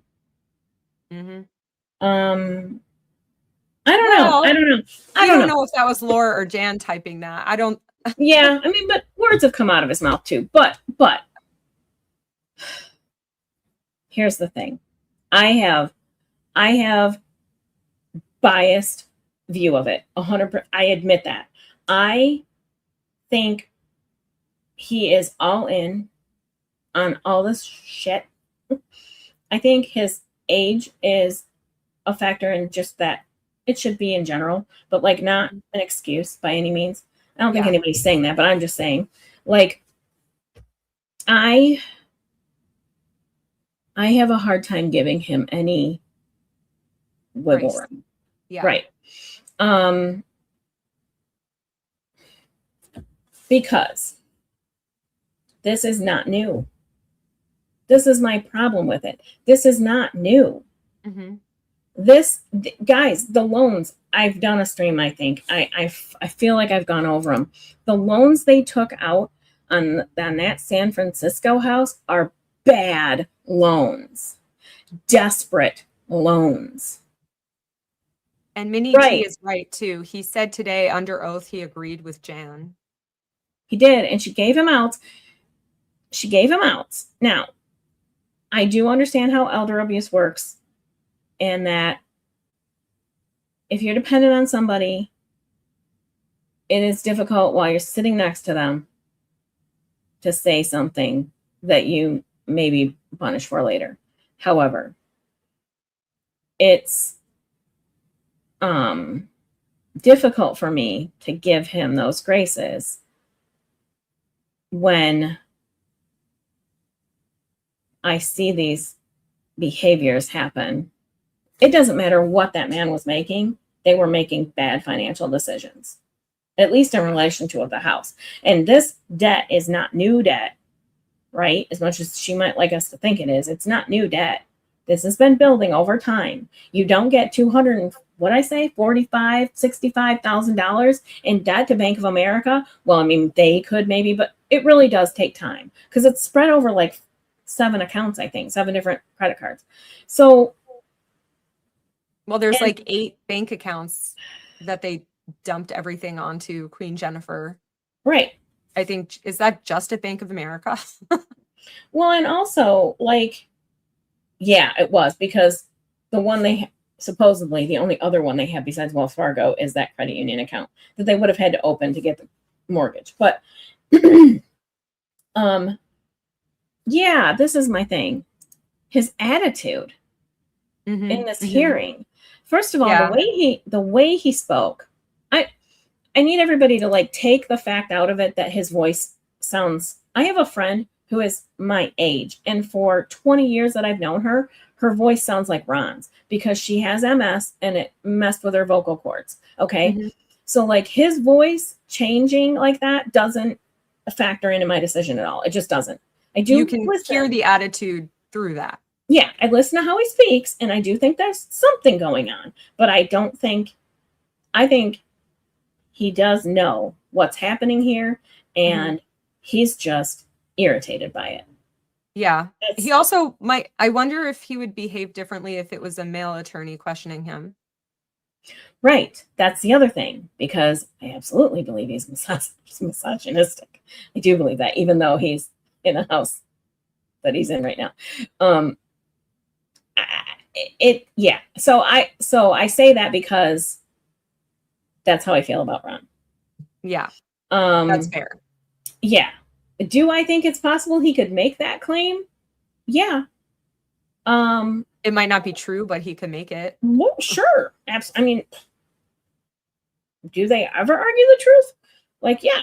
But I don't feel like that's why they're in this situation. I don't feel like that's why Ron's in this situation. They were in badge. They barely made it out of San Francisco. I'm telling you, those loans, those hard money loans were coming due. They were short-term balloon loans that had been extended more than once. And it was getting hot up in there for them. So I don't think that it's that situation. That's all. And I mean, I've reported elder abuse on situations where I've seen it. I have no problem calling it out. I just don't think that's what's happening here. I could be wrong. Yeah, I could be wrong. you could be right. He just says, like, no, those are not creditors now because those are old San Francisco loans paid off in 2020. Right? Well, they were paid off with the sale of the home, right? Yeah, So, yeah. and then they came out of it with 200,000 for the Arizona house, and then Yeah. promptly double mortgaged it. But yeah, didn't put anything down on the Arizona house. Wow. Now to their How is that possible? Yeah, they didn't. They bought it for $950,000, and they mortgaged the first mortgage of $850 and a second mortgage of $100,000 when they bought it. That's the same way they bought the Seacliff house. They did not put any money down on the Seacliff house. They mortgaged it. But the rest of us have to put down payments, and they don't. Yeah, I don't understand. They borrowed when they bought the Seacliff house. They borrowed against the condo they were living in to buy the Seacliff house, to put the down payment on the Seacliff house. So they had 3 mortgages out on their condo when they bought the Seacliff house. Like, I'm telling you guys, this is not new. When I say this, I'm not being They've never mean. had like only one mortgage at a time. It's always been 2 or Nope. more. Not once that I can tell you. That So, is crazy. When I'm extra critical, that's why, because I've seen the paper trail. Yeah. And it's gross.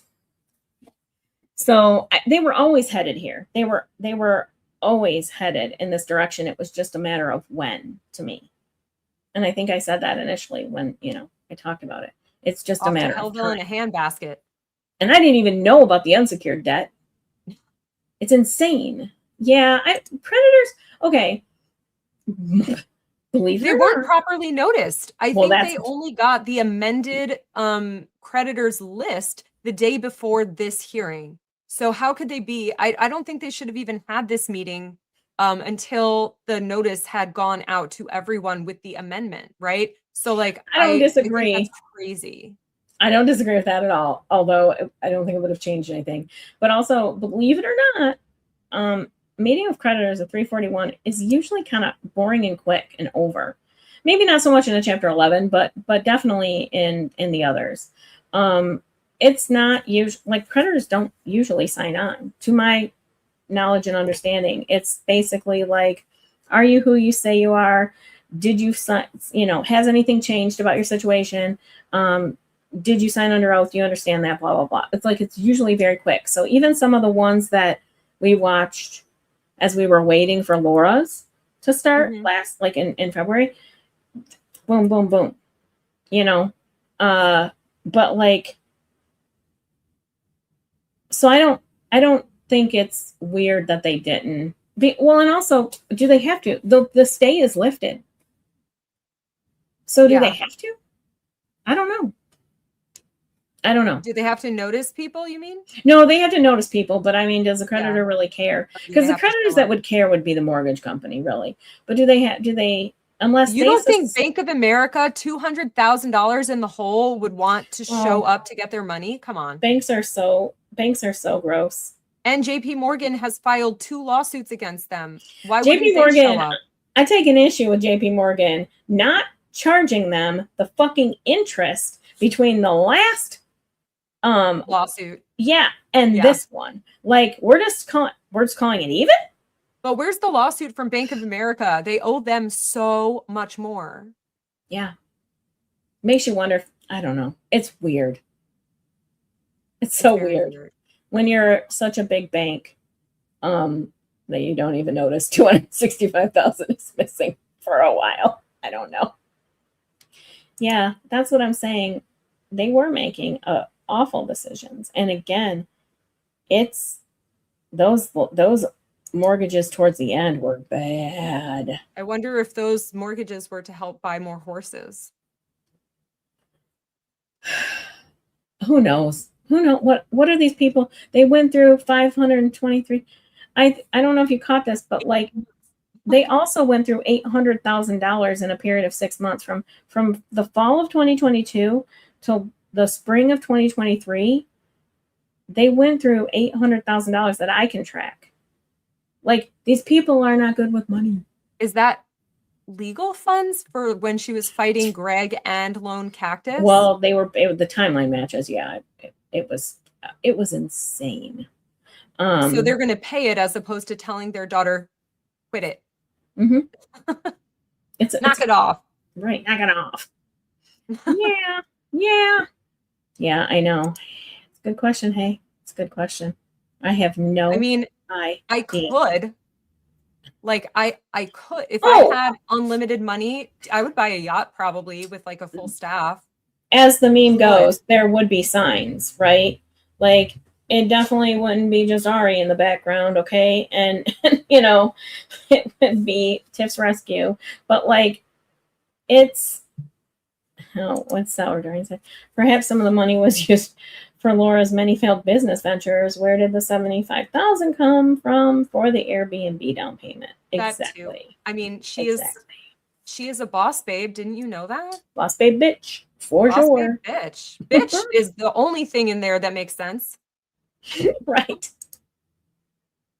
That's so crazy. It's so crazy. It's so crazy. So yeah. Like, I could if I had the money though. Yeah. Oh, I could. I Easy. could. If it was given to me as a challenge, I could absolutely do it.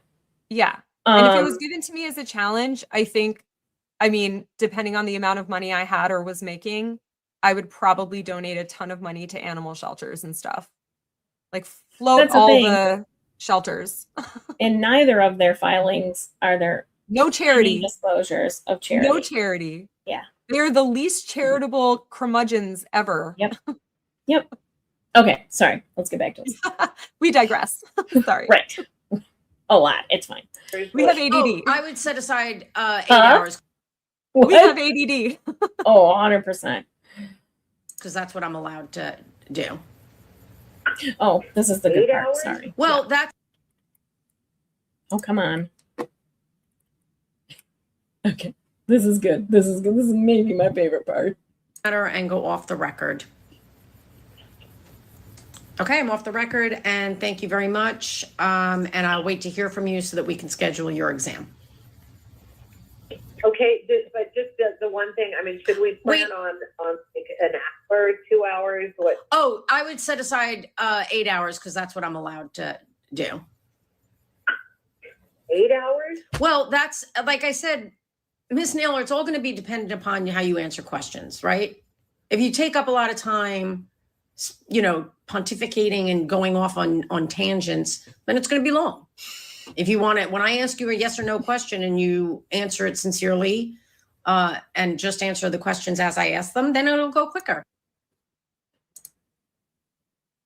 I agree.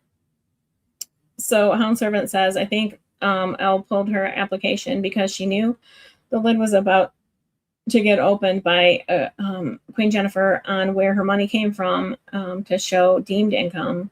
JNR need to stay to delay the foreclosure. Yep. Exactly. Like Laura's bankruptcy. I get what you're saying. Laura's bankruptcy wouldn't have lost them a house. So she needed to let hers go so that they can proceed with theirs. And I was saying at the beginning of the stream that I think they got a false sense of confidence out of the chapter 13 in that they didn't They were able realize to just dismiss it right away when they needed to, when it was convenient for them. Yeah, and that they also They should have looked into the rules of chapter 11 before they filed, huh? well, and also like things weren't examined like they're being examined here, right? Like it was kind of, they could still do whatever they wanted in their own bank accounts and nobody was really watching. But then this case, that's not how it's going down. So, Sour Doreen, where'd it go? Says, I'd supply coffee and biscuits in exchange for listening in. Dude, I would do physical labor. And let me just tell you how much I hate physical labor. I would do physical labor to sit in. I would apply for the janitorship of that area, and it needs to be cleaned during those 8 hours. Deep cleaning, of course. Give me a spot on the floor and I'll get those baseboards nice and clean. I'll scoop my butt all around the room. I'll be just good. Okay. All right. Here we go. What's a But I am curmudgeon?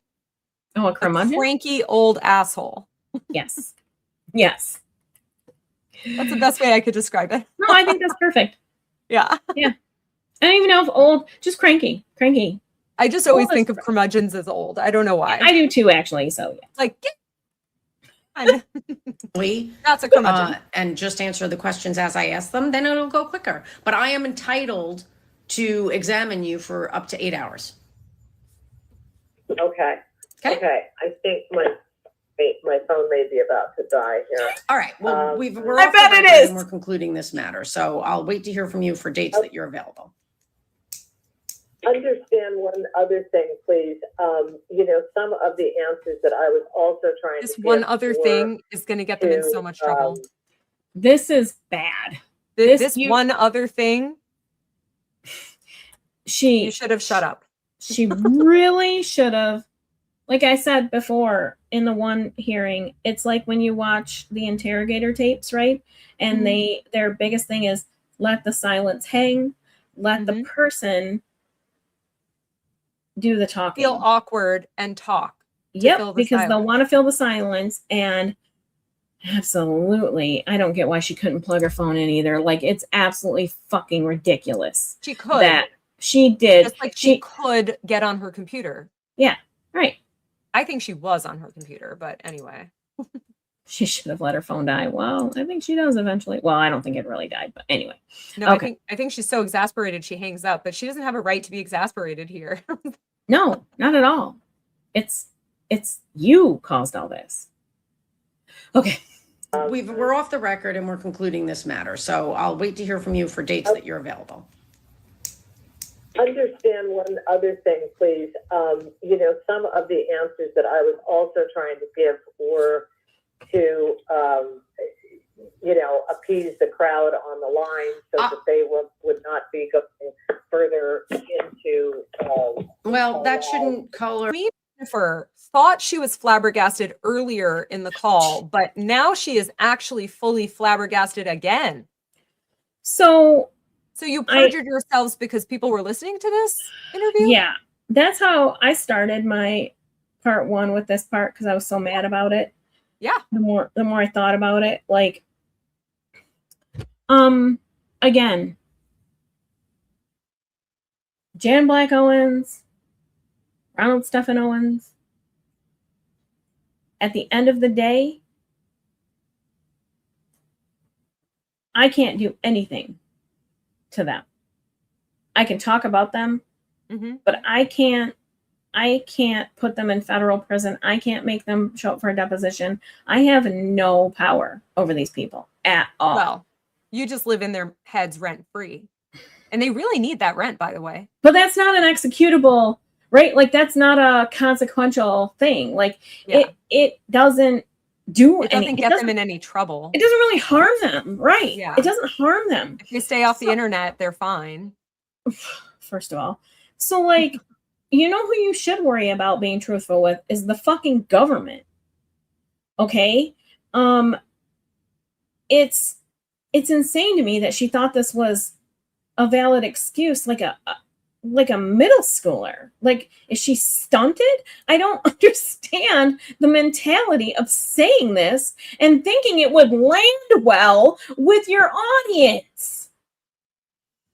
Like, if I'm speaking to Miss Jennifer Giamo, after being grilled for an hour and a half, 2.5 hours, 2.5 hours, I am not doing that. It was so wild and so disrespectful to the process and to the trustee's office and to everybody involved. Like, on that end, I don't care. I'm sitting here talking about it. It doesn't affect me. It's just so incredibly stupid. Okay. Yeah, hey Bales, you're right. She should stop paying for internet and start paying their mortgage. Yeah, because I think their phones like $500 a month or something, right? Yeah, I think it's like 1,000 total. I think it's like phones and internet are maybe not. It's not cheap. It's what most people pay for cars. Okay. Your testimony should just be truthful and forthright, and you shouldn't be trying to change what you say or how you testify based on how people perceive it. So that's not really a good excuse for some of the evasiveness I saw here today. I think that one thing I do want to point out is that since you still have that GoFundMe up, you have to understand that while you're in this bankruptcy case, all of those funds become part of the bankruptcy estate.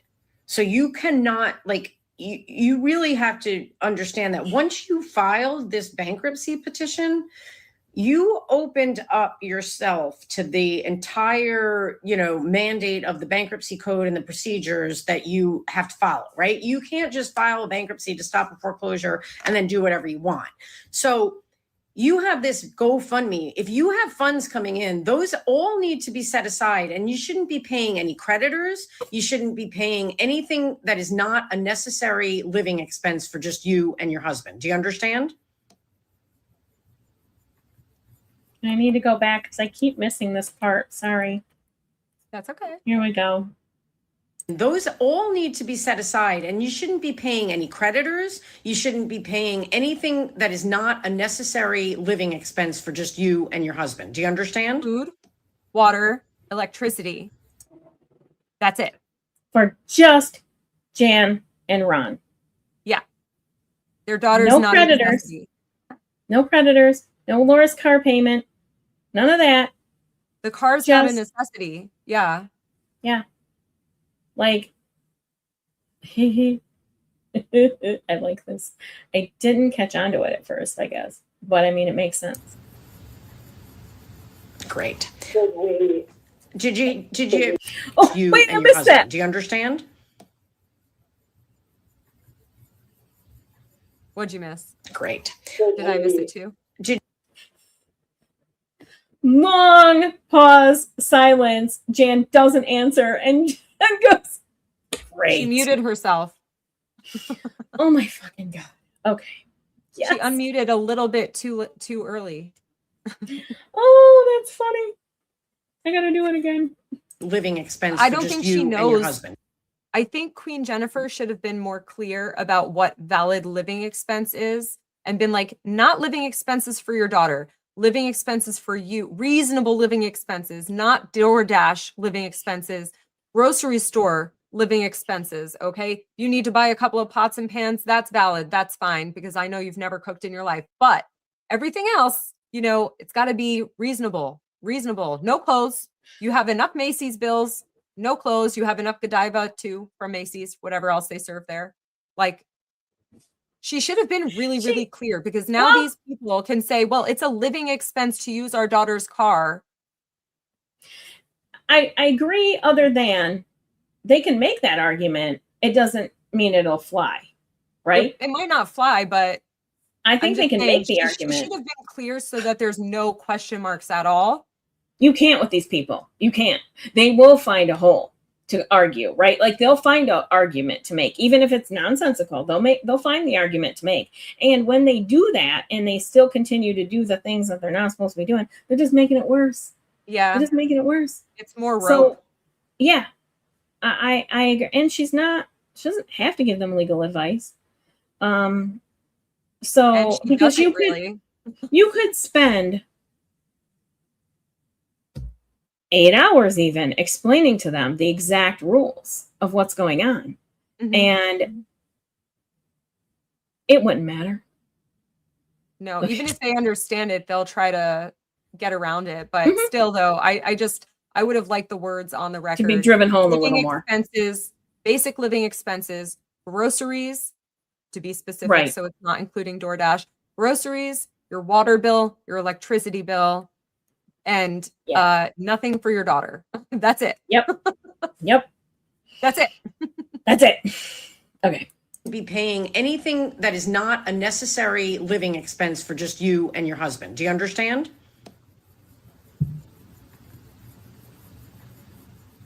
Great. Should we? Did you hear what I said, ma'am? I did. Okay. So I want you to be mindful, because if the case gets converted to Chapter 7, any funds that came in while this case was in Chapter 11 will have to be turned over to the Chapter 7 trustee. Okay? Go back to I want said, ma'am. I'm so sorry, guys. I get so fucking distracted so easily. So I'm No, like, no. oh, I Stop want to go look at. apologizing. Like, we all are here for your commentary on this because you know the financially things.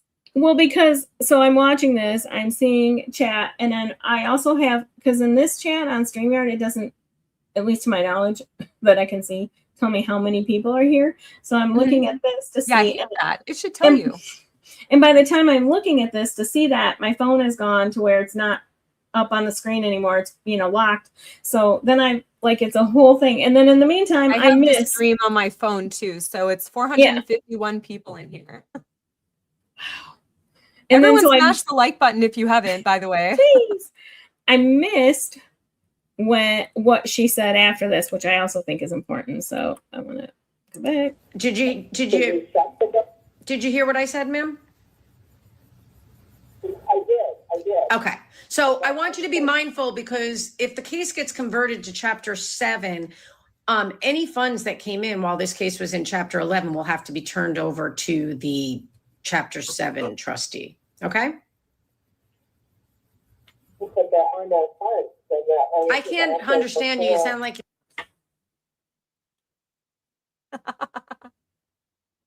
This fucking asshole just like take her speakerphone out. Why is she underwater all of a sudden? Why are they She both turned into eating the Charlie phone? Brown's teacher. Why are they both eating the phone every time they speak? Like, what's happening? I do not know.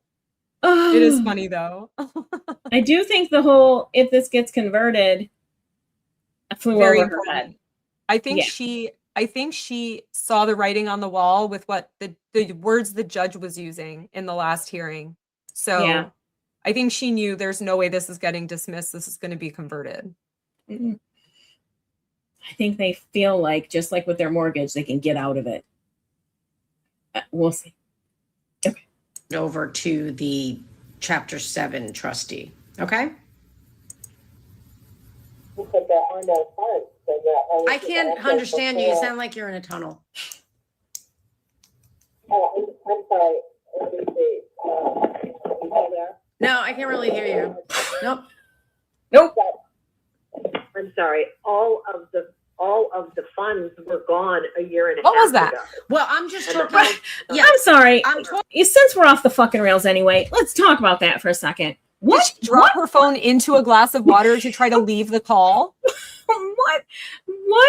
Were they fighting over the phone? Oh my god! What if they were wrestling for the phone?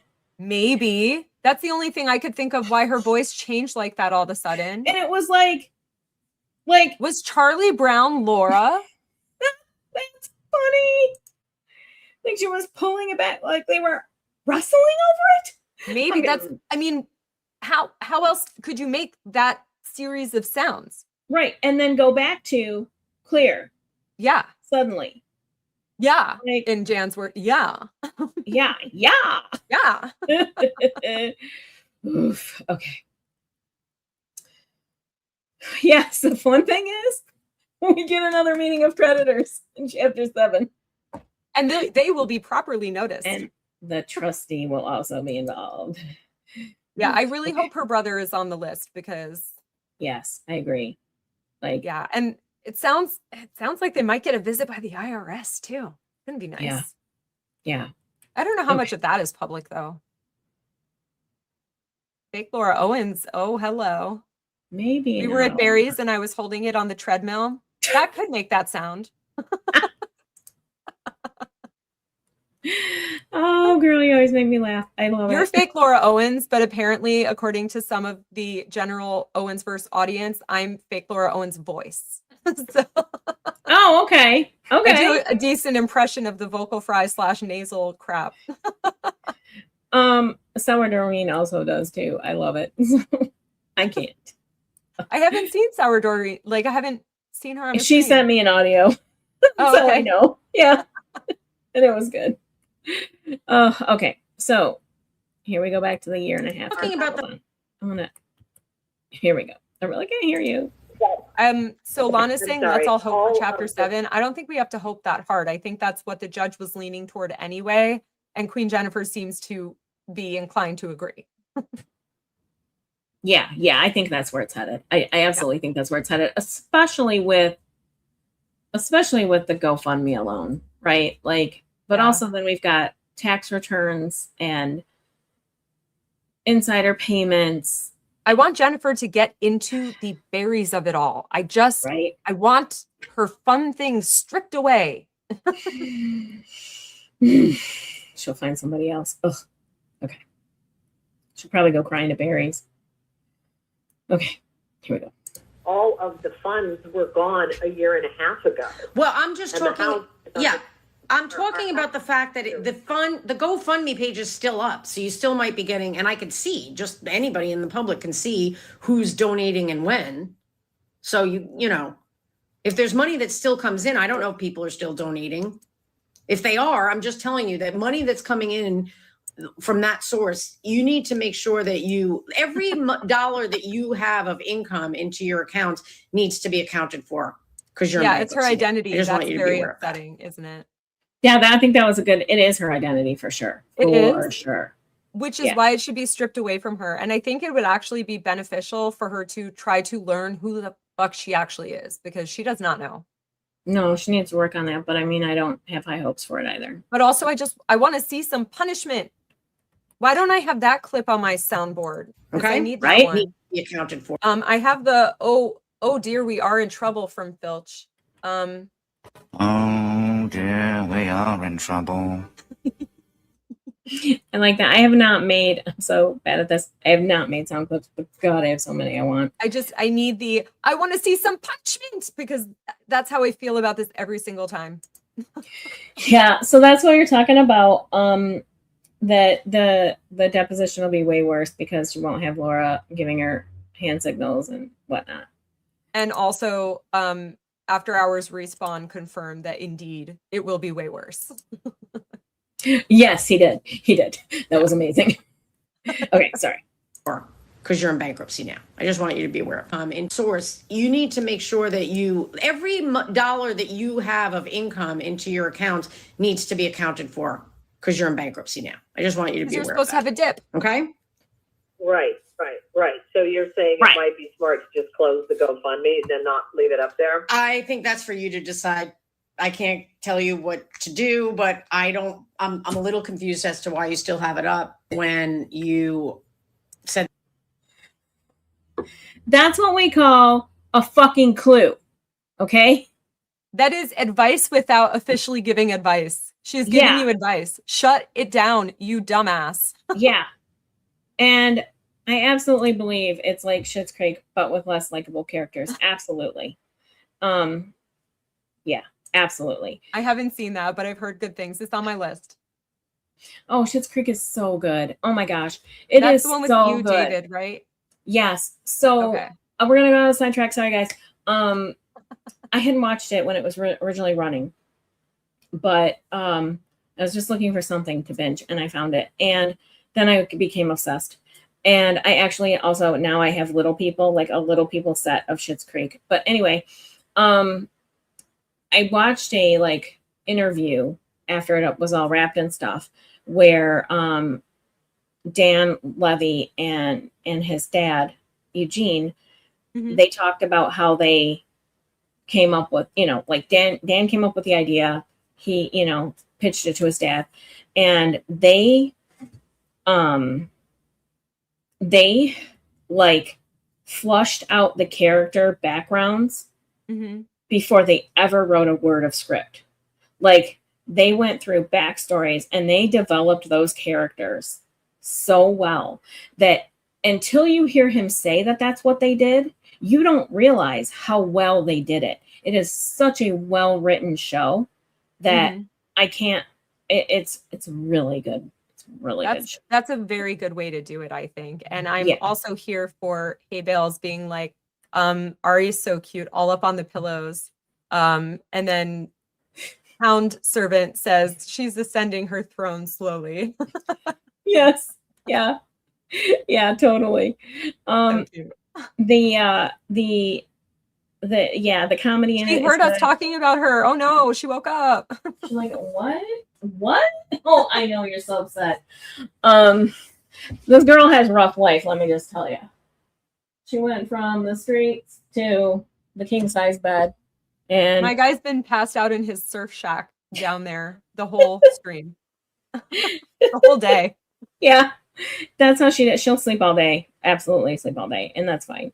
But yeah, so like I said, and so when the reason I bring that up about the character development and all of that and the backstory is that when I'm watching a show, I literally, like, it'll derail me if I'm watching a show and I know that in the canon something happened differently and they've written it in the current episode. Like, like somebody's 3 seasons ago, somebody's parent was dead, and this season their parent's coming to visit. Like that kind of stuff. I can't just like hear it, aw, and move on. Aw. He heard his name, so he came out of the beach shack. And then I grabbed him. And He says hello. Hi. Yes, Bond. We used to have a cat that looked like him. His name is Bond. James Bond? Bond. And he likes his meowtinis shaken, not stirred. Of I course. love that. And he drives his Aston Meowton. You see the Kit Kat? You want to meet Ari? She does. So she's definitely got the mom vibe, because she did have like several litters before we found her, before we adopted her. And it's funny because like on TV, if she hears kittens, her ears are perked up like, oh, there's babies. I gotta take care of babies somewhere, right? She's all about the baby noises. And she's so gentle with her grandson. He probably would have been the kind of dog that would adopt a litter of cats if like absolutely she lost a litter and yeah. And I can't say she didn't because her nip nops are very long, and she's definitely had several litters, and she may have definitely nursed some dogs that didn't belong to her. So probably bless her heart. maybe Not anymore. Other species too, maybe. That's a past life. She doesn't have to live that life anymore. She's got it pretty well right now. Yeah. So yeah. Anyway, like I said, I like the writing of the show. It's very high quality, and it doesn't make my brain itch when I'm watching it, which is I very much appreciate. And I didn't even realize about Harry Potter. I feel like the only differences in the movies were just that like they needed to cut some stuff out, and that's pretty much it. Like the characters were all like how they are supposed to be, and the world was just so wholly created. Like there were so few, if any, plot holes. I thought it was so good, so good. Yeah, I love that. I'm not into Harry Potter a whole lot, but I do watch them with my husband because he is, and I agree with you. Like it's definitely, it doesn't I'm a make Harry the brain Potter itch. nerd through and through. My wine glass. If you watched Echo's stream last night, my wine glass is like mischief managed. This so is what I'm saying. This is what I'm saying. I love there's certain shows, but they really like every once in a while, because we kind of like Hawaii Five-0. It's lame, whatever. We like it. We'll rewatch shows, right? We rewatch shows all the time. But anyway, oh, so do I. I'm a TV addict. It's fine. So, but like now it's at a point where I'm like, that's not how it works. Like every time something happens, I'm like, he's not going to jail. He's going to prison. Like it's little things. I'm like, but that's not how it works. It drives me. And then you just think about it in the shower 30 years later, and you're still like, why did they write it that way? They didn't have anybody to fact check. Google would have told them that's not how it works. Seriously. But yeah, I recently found out like that was a very misogynistic vibe. He drooled all over my headphones. I used to have a cat that drooled. Okay, I'm sorry, guys. We went way off track, and we do got to finish. Okay. We have an animal kingdom. Sorry. Watch Schitt's Creek. Okay. You said that it was to get yourself out of debt so you didn't have to file bankruptcy, but yet you're in bankruptcy anyway. So it seems like it doesn't seem to align with what your stated purpose of the GoFundMe was, but that's for you to decide. What she's telling you is that your fucking story doesn't make any sense. Mm-hmm. She's telling you to close the fucking GoFundMe down. The whole point of the GoFundMe was to according to you now, was to avoid bankruptcy. The day you had to file for bankruptcy, the GoFundMe should have been closed down because it didn't serve its purpose. You are not, you think you're making sense, but you are not making sense. Okay. I don't know if she thinks she's making sense. I think she thinks everyone will believe her whether she makes sense or not. Yeah, that's true. Right. Right. I'm trying to eat my red flag. How rude. Just so that I know when we do the other hearing, what specific areas are you wanting to further explore? Everything, well, bitch. clearly, we need to sit down with the. Oh, she's going to give you a detailed list. Queen Jennifer trying so hard not to say everything, you dumb bitch.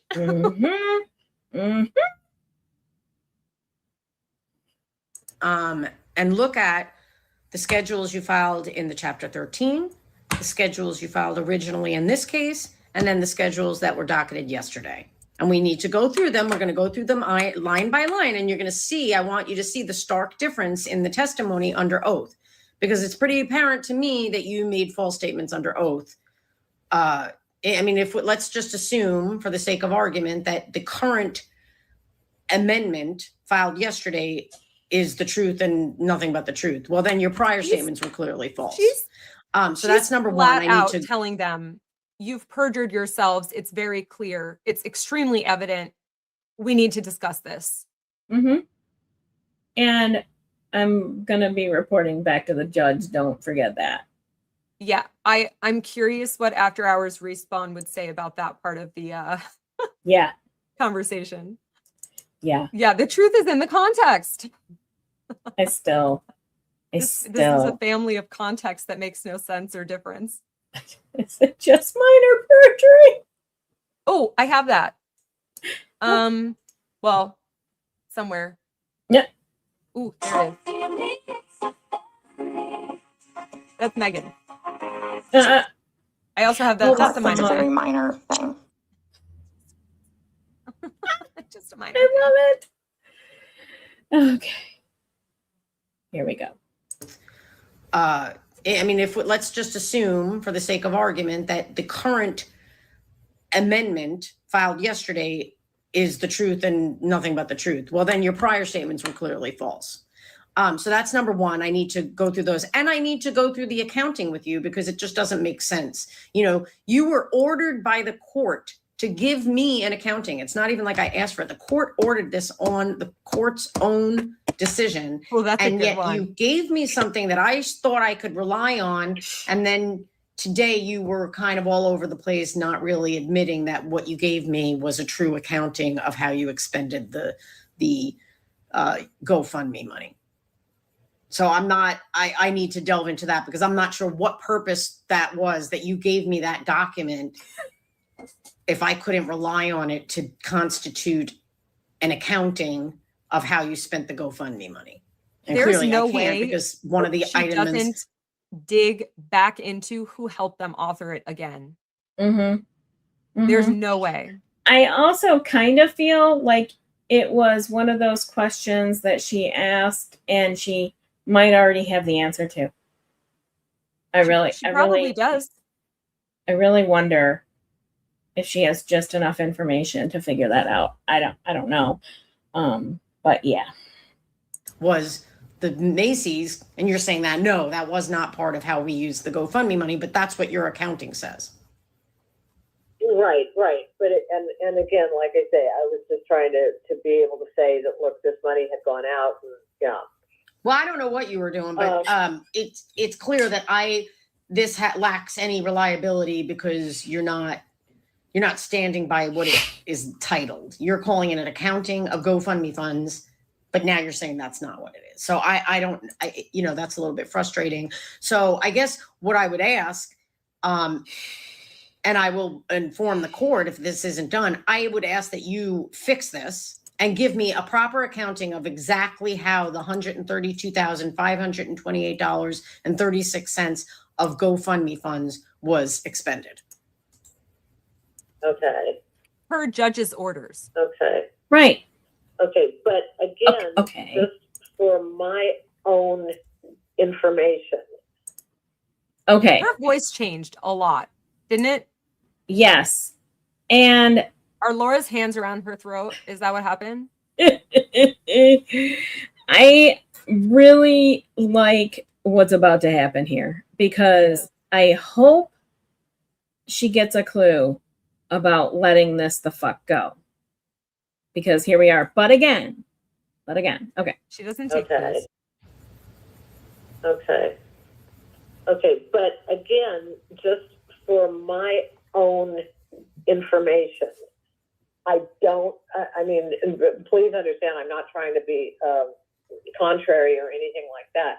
But since this was spent long before we filed the Chapter 13 and long before we filed the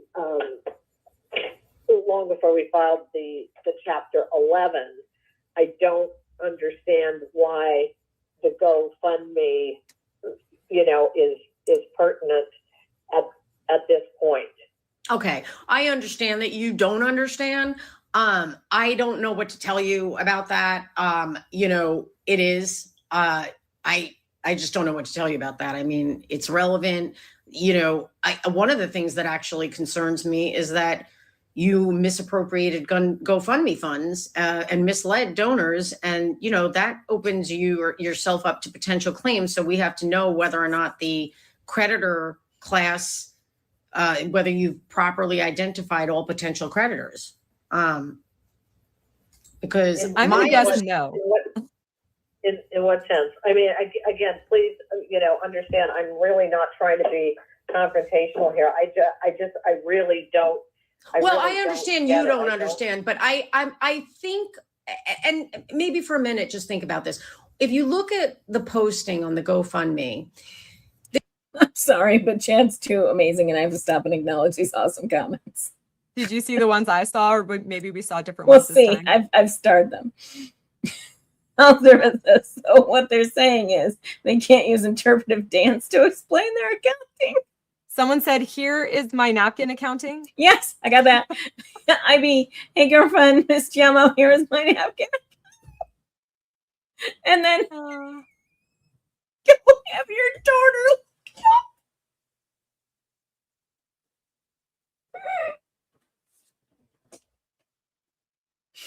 Okay, you guys got me rolling again. Ooh, okay. Yeah. Okay. there's a suggestion that there are funds needed for medical expenses, Ooh, Rennie is writing the new because you're GoFundMe having financial campaign. troubles. And I think We're reaching out to you today with an urgent request for a dear old black chair. Oh, that is currently facing the hardest battle of its life. That's funny. I thought it was about the new GoFundMe that they're probably going to launch. Help us refund all the previous GoFundMe donors. Right? Ron has been a We gotta- pillar of the community. Yes. Don't you remember listening to him on the radio? that it would be fair to assume, most reasonable people would assume that funds would then be used for paying bills that are necessary for your day-to-day living, paying for food, utilities, phone, groceries, medical things. I don't think it's reasonable to assume that donors would know or expect that GoFundMe money is being used to pay Macy's credit card bills. I don't think so. And I don't think it's reasonable for people who give money through GoFundMe to think that their money is being used to fund life insurance or ADT home security systems. I think that is something I need to explore because, like I said, there's a potential claim out there, and we need to see the extent to which your schedules are accurate in terms of disclosing all potential claimants against you and Mr. Owens. That's just one. But again, with regard to, like I say, the ADT thing, we have had death threats against us. Well, that doesn't And- sound like that comes from the medical issues. It sounds like that might relate to what you call your smear campaign. And that's fine. You might feel like that. I don't have smear care. campaign T-shirts. I don't care how many people slow this down and increase the volume and alter. I don't care. I will never be convinced that she didn't say Shamir. I Is need she to know, in my shop? Is she I the one need that to bought the travel mug? is she in our Discord chats? I need to feel she's not JFC. Don't calm No. down, Laura. But I need to feel it in my heart. Also, I mean- petition to change the name to JF Bolo because it's not just Clayton. Right? Just saying. Well, Jan will never follow that. Okay. That comes from the medical issues. It sounds like that might relate to what you call your smear campaign. And that's fine. You might feel like that's necessary. But my point, Miss Naylor, is that I don't think it's reasonable to put out a call on GoFundMe that talks about your husband's medical ailments and then use that for home security system. That doesn't seem to be the kind of necessity. I mean, you said yourself in the accounting you gave me, you said itemized list of necessities. That's what you referred to it as. And I think it's a bit of a stretch to say that Macy's is a necessity, that life insurance is a necessity, that ADT home is a necessity. I mean, that just goes beyond what I think is reasonable.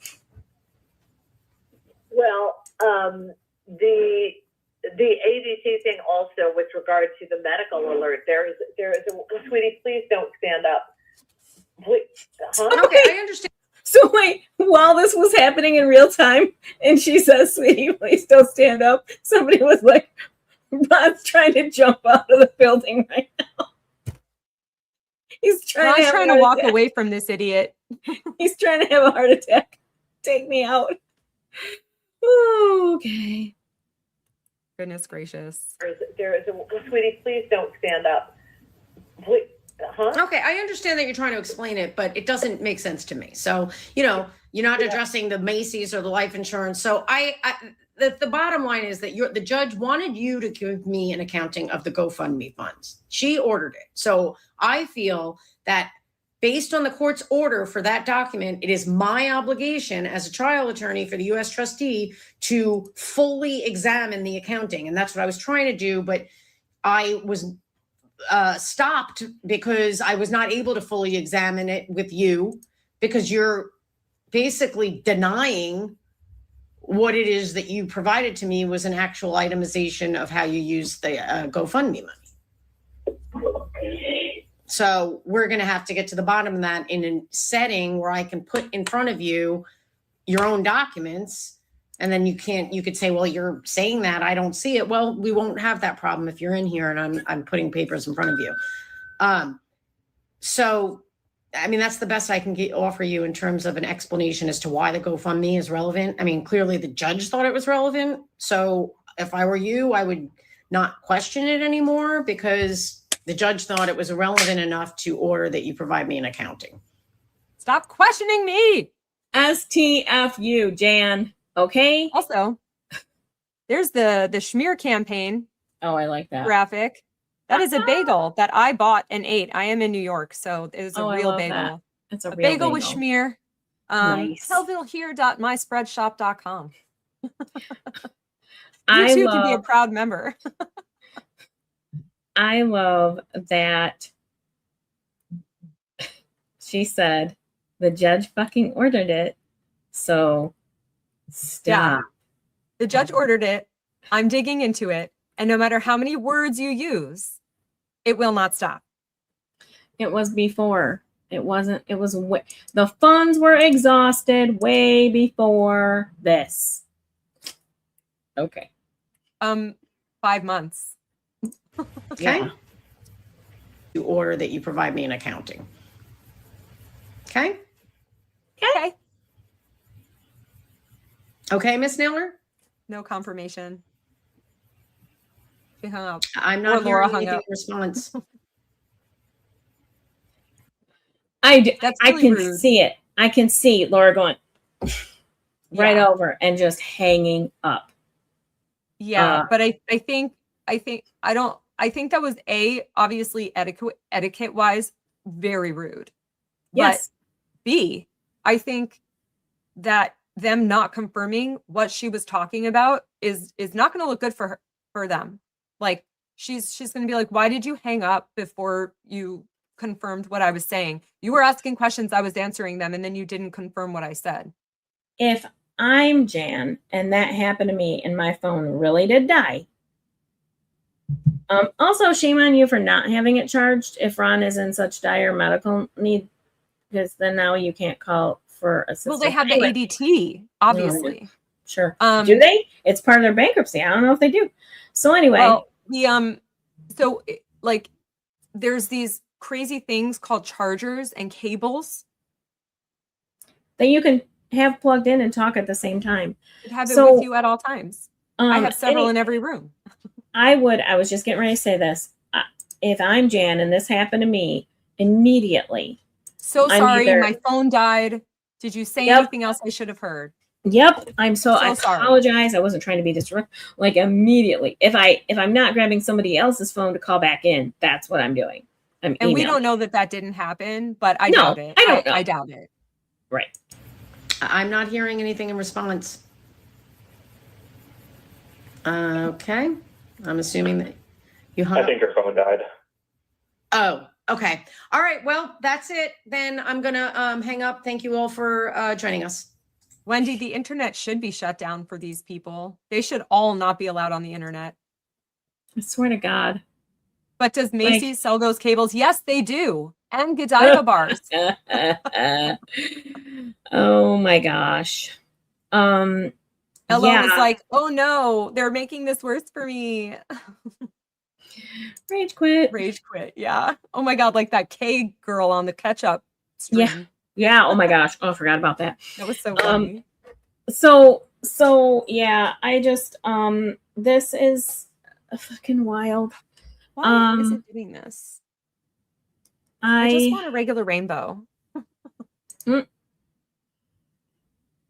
Yes. Okay. Hit the like button. Yes. And I have, I copied it funky, but I'm gonna see if I can do it better this time. I hope it works. Okay. What was that? What's going on? Oh, because I'm not. Wow. It's been a day. It's been a week. The Owens do have zero self-awareness. Laura gave the phone 2 middle fingers and screamed. Oh my God, yes. Oh, sending out vibes to the IRS. Any agency. Oh, they're going to have a whole mountain of shit to deal with this family. Wire fraud. I mean, they have no self-awareness. They also have no awareness of like how legal professionals behave for people who are so litigious. Yeah, and right, exactly. And also no like self-preservation. It feels like Friday, like 2 weeks from now. I don't know what happened. Yeah. How is it only Wednesday? Exactly. Right. And I don't remember, I feel like I don't remember the timeline of what do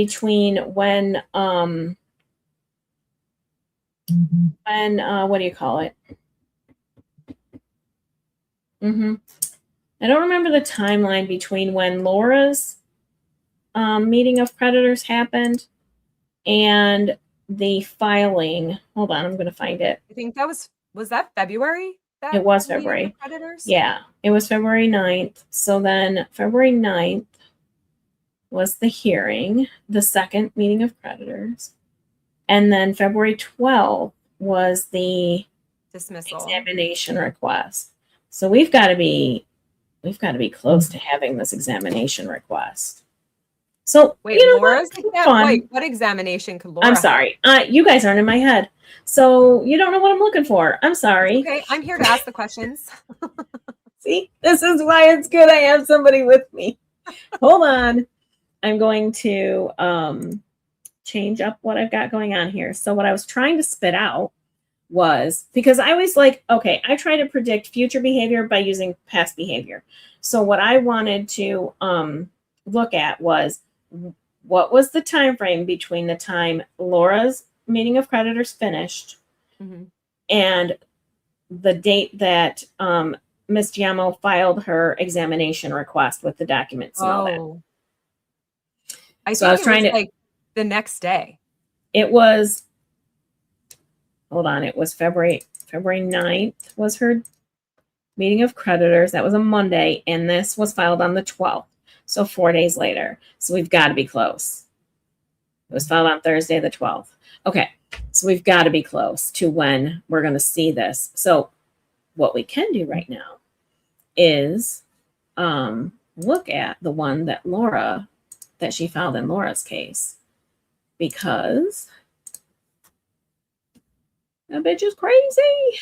I think it'll give us a good, I'm going to do it this way so I can make it, so I can embiggen. So I do think she sent a list to Jan already, but she also, I believe, maybe it's different in chapter 11, but I believe she'll also file something like this in here so that it's noticed and on the record. Yeah. So after Laura's meeting of creditors ended, and she was told, oh, I have you guys. Possibly she also had to wait for Jan and Ron to get back to her about the date for the exam. That's the other thing. You're exactly right. I was sharing the wrong fucking screen. We don't know if they got back to her yet or not. This is the screen I was trying to share. I'm so sorry. We don't know that. Yeah. So yeah, Wendy knows about this stuff, and the commingling. I think that's absolutely going to bite them. So many things are going to bite them, but that's going to bite them. But I've been saying that's the thing I knew that they were doing was the commingling. Okay. So anyway, when Laura's meeting of creditors ended and she was told that she would be noticed for a deposition, then Trustee Giammo, Attorney Giammo, filed this notice of the documents that she expected to have prior to the deposition. Okay.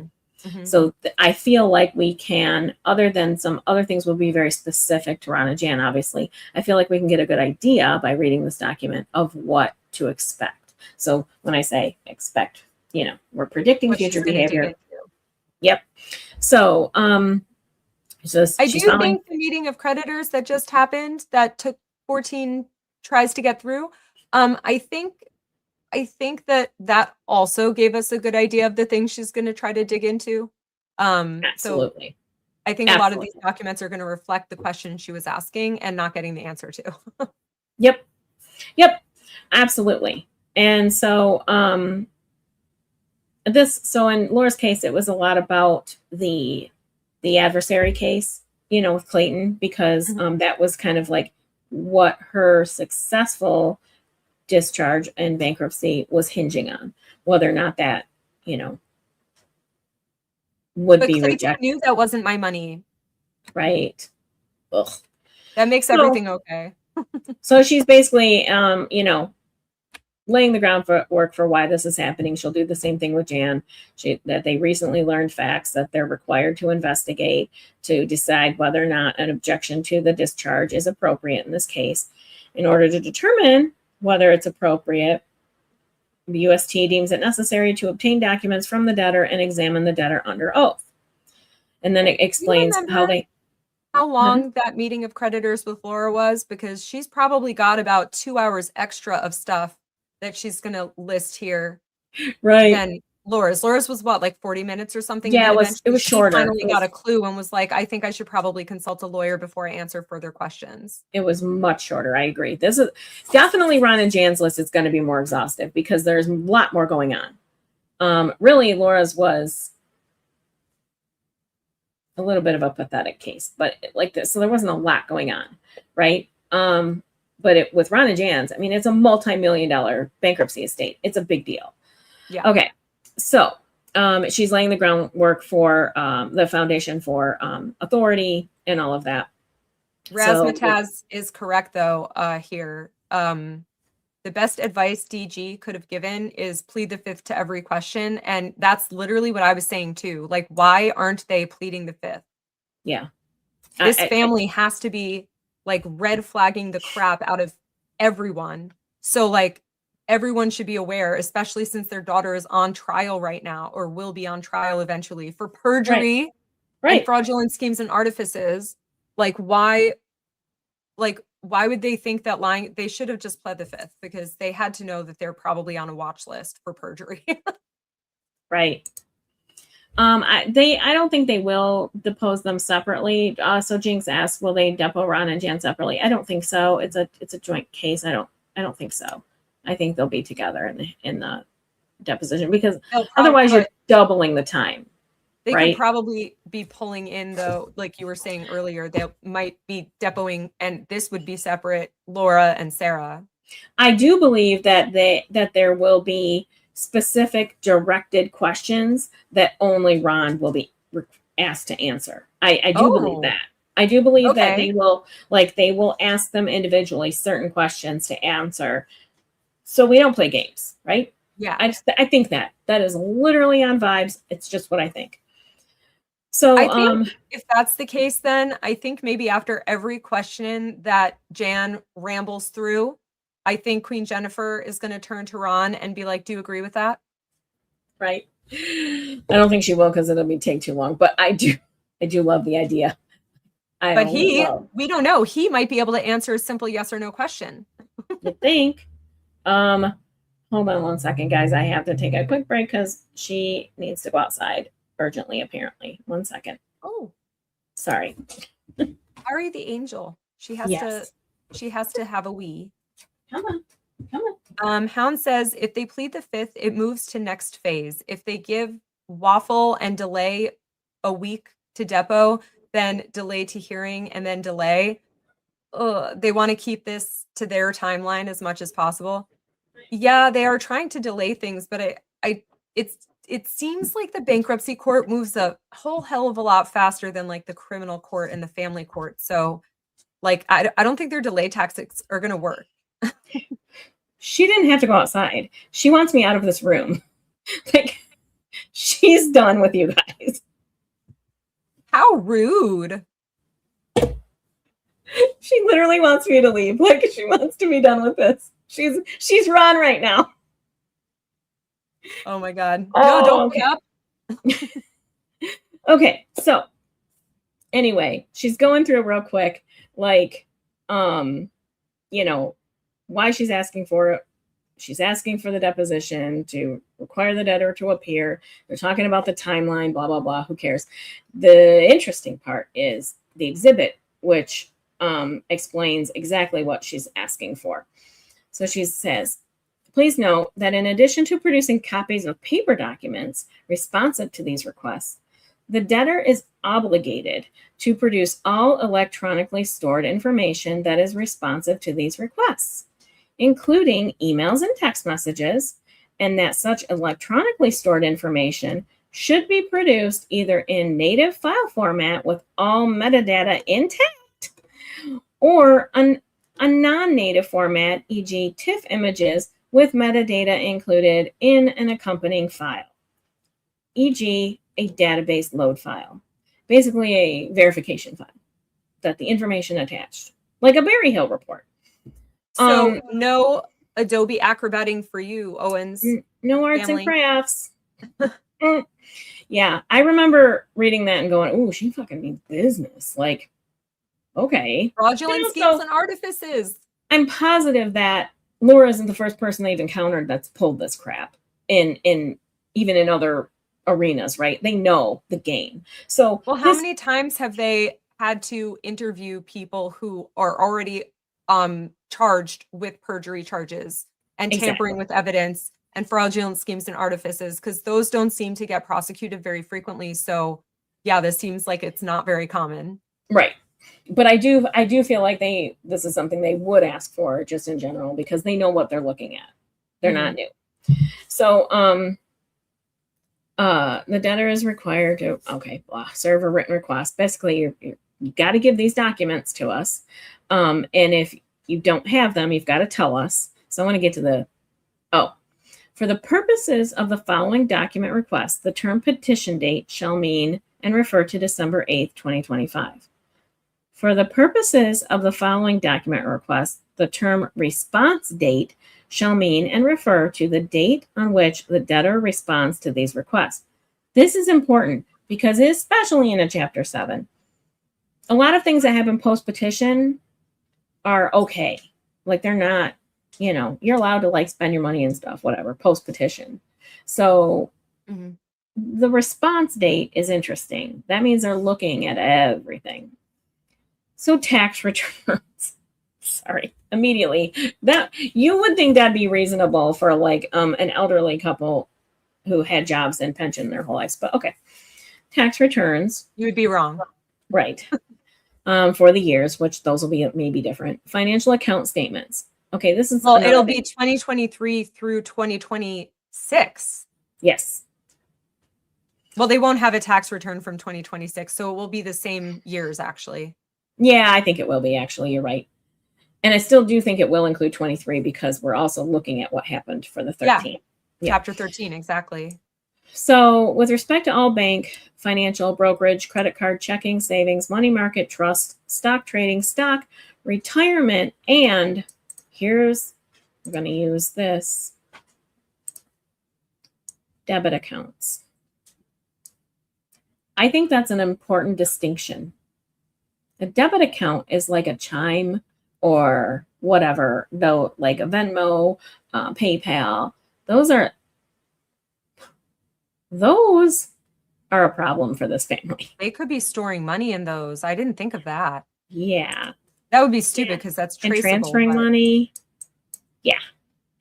So, held in the name of the debtor or as to which the debtor had signatory authority or use or access, e.g. by use of a debit or credit card during and covering the period in whole and in part from January 1st, 2023 through the response date. Okay. And then it goes into all of the accounts you disclosed, plus Quartet Farms, plus Liz Mac, Keybacker, Stylet, blah, blah, blah. This will say Liz Mac's Good Luck Shop. Good Luck Shop. Yeah. Because she thinks she got away with that one, but I'm telling you, she fucking didn't. Because even in the amendments, she didn't list it. Yeah, it's open. Yeah. So, yeah. Copies of monthly or periodic statements from the accounts, blah, blah, blah. Copies of checks or other instruments in excess of 1,000. I think that number might be different for Ron Jan. We'll see. Cashier's checks and money orders. That'll be fun because we already know those are happening. Well, since they're also looking for an exact accounting down to the cent of the GoFundMe, I think it's going to be even less than transactions over 1,000. It might be. That's what I think. I agree. I think especially for the I think because of the way this has evolved, absolutely, it's not going to have a cap on it. Let's just. And none of their paperwork matches, so she's probably just going to ask for every single transaction that happened between this time period. Right. So, deposited checks, blah, blah, blah. Copies of check registers, QuickBooks, other documents that identify the source and nature of deposits. This is funny. Asset sales. Oh, asset sales. Like horses? Please produce copies of all documents pertaining to or showing any sales of property or assets by the debtor during the period from there to there, but not including but not limited to purchase agreements, bills of sale, escrow statements, closing statements, and documents reflecting the receipt or disposition of sale proceeds. There will also be a thing in here about leases and contracts, I guarantee. I don't think Laura ever said anything about how much money she made on Poshmark. She probably should have submitted that. No, and Facebook Marketplace for that matter. Oh yeah, that too. Yeah. So I think they'll have a section for leases and contracts too for Frosted Flakes and others. You know, they'll have to report all of their horse leases going back. Oh, I Hound believe. Servant has an interesting question here. Hmm. This is why the lease isn't sale, right? Yeah. So lease of Frosted Flakes instead of sale of Frosted Yeah. Flakes. So I believe there will be a section in Ron and Jan's that'll say leases and contracts. Hmm. Yeah. That anything that doesn't include the like a sales type of transaction. I agree. That's what I was saying. I Especially just wasn't since saying she it well. idiotically prorated it. Right. But didn't really prorate it. Not Halved it. appropriately. Should be halving it. That's a Friends reference. Okay. Copies of policies, which you are named insured, blah, blah, blah. Who cares about that? That's boring. Loan applications. This one was really interesting to me. Oh my God. I hope she asks for this. Oh, fuck. I hope she asks for this. Oh my God. Okay. Let my brain sort it out. I'm sure she will.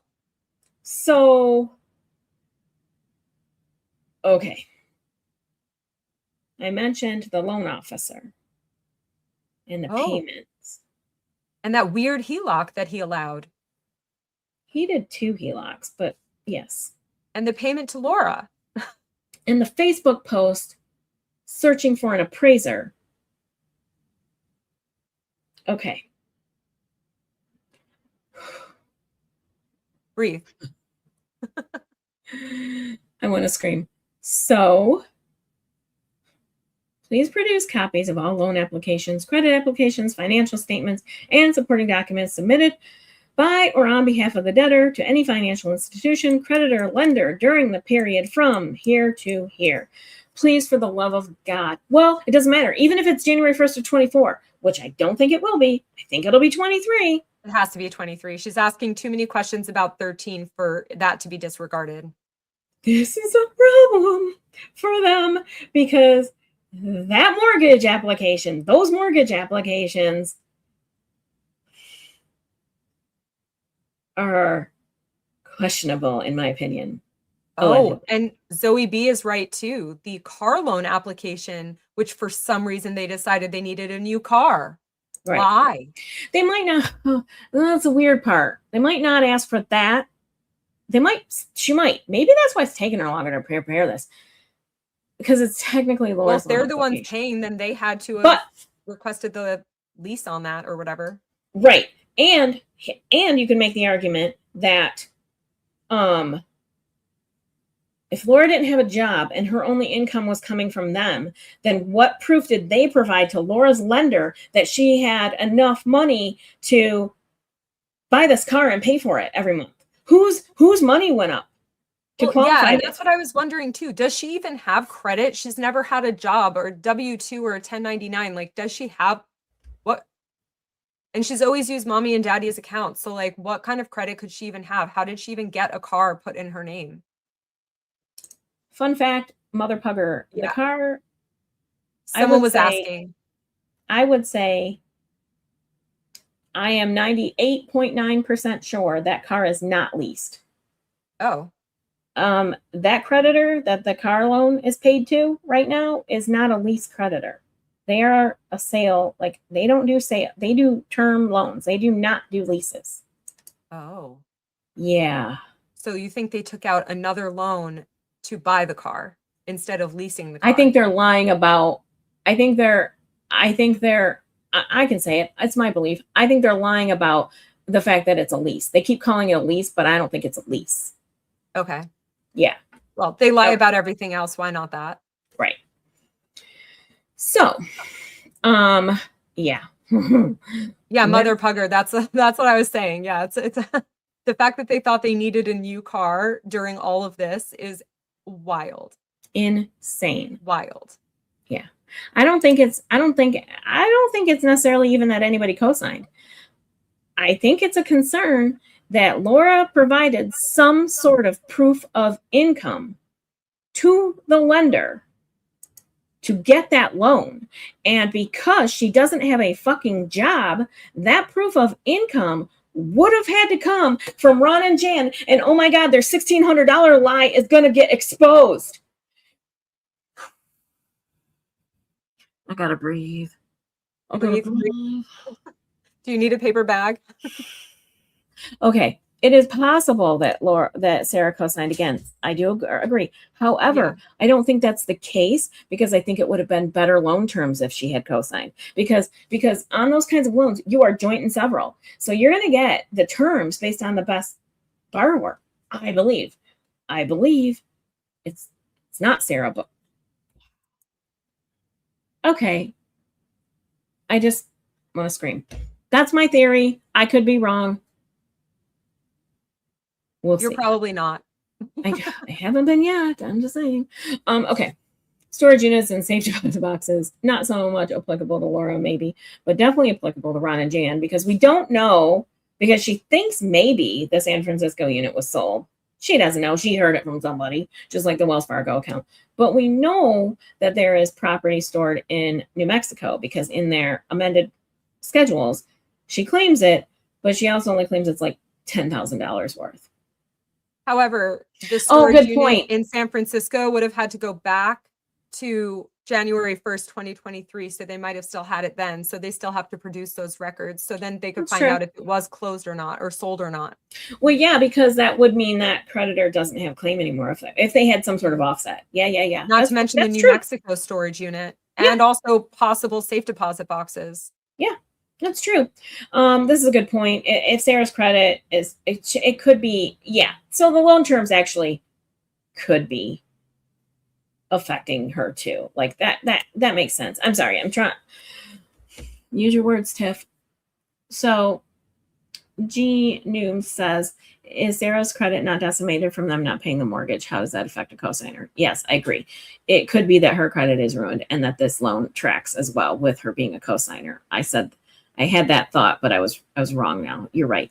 So it's still possible that Sarah's a cosigner. I don't know if I believe it, but I think it's possible. I also find it weird that they had both of them, both Sarah and her husband co-sign. Like on the mortgage. I would have thought they would want to leave him untouched, and that way they could use him later if they needed to. They needed the income. They needed the income to qualify for that loan. Those two loans, because they cannot afford those two fucking loans. It is 70% of their income. They can't afford them. They needed that. I absolutely believe they needed it. Okay. Yeah, Jen, I think the biggest interest in the two bankruptcy cases is that they all have completely different information for the same exact questions. So yes, she wants to dig into that for that reason. Yeah. And many others. So, and many others. This I don't think this is the same. It says not limited to lease agreements and rental agreements, but it's different. This is about storage and safe deposits. So it's not horse related. Never mind. I think there'll be a whole different section. Trusts. Oh, Jan's going to have to give up her mom's trust. Because the one that was settled 150 years ago. Yeah, but not really. Because the trust couldn't have been closed until the house sold. So the house was sold in March of 23. So yes, the trust is going to fall into this. They're going to need to give mom's trust. So here's mom. Maybe Dale will get his money back. This is mom. In the ground. Her trust. Okay. So Cherry Tech debt. This is a perfect example of something I was saying that will be specific, right? So this won't be necessarily on Ron and Jan's request. However, in their chapter 13, they did have a Cherry debt. In their 11, they don't. I think that might get questioned, but in this section as well, we would see the GoFundMe, anything else you can think of, right? Like, yeah. Yeah. The GoFundMe will definitely have its own section. Maybe Cherry Tech too. Maybe Macy's. Maybe Macy's. Oh yeah, Macy's. She's really pissed about the Macy's thing. I mean, everyone is, but I think she'll definitely ask for that. ADT. Yeah, I think we could see a lot of ad hoc add-ons that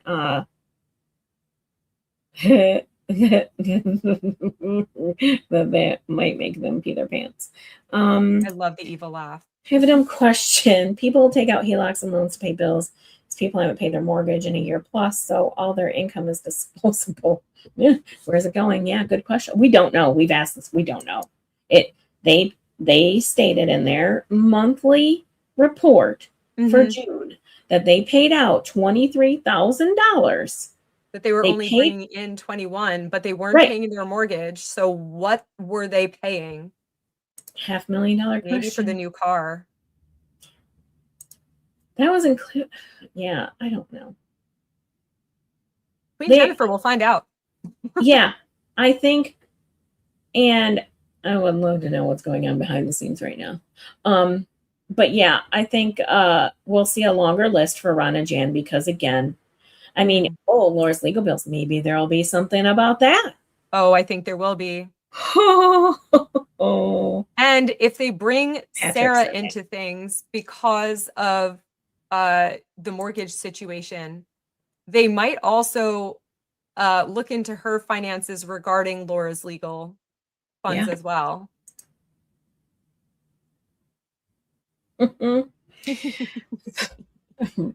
Ron has something because all of a sudden he came up with coins.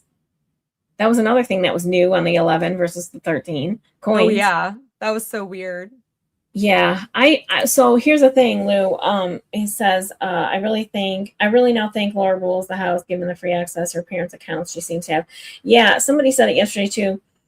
In that June 10th hearing, you know, Laura was talking about how much she made. That's clearly how much her parents were making, you know, a year. And it just became, especially like when you read the Roan House lawsuit, you see almost immediately how Laura is running the show on that job. She is finding the contractors. She is negotiating and haggling and doing whatever, torturing the contractor. She's running that household, absolutely running that household.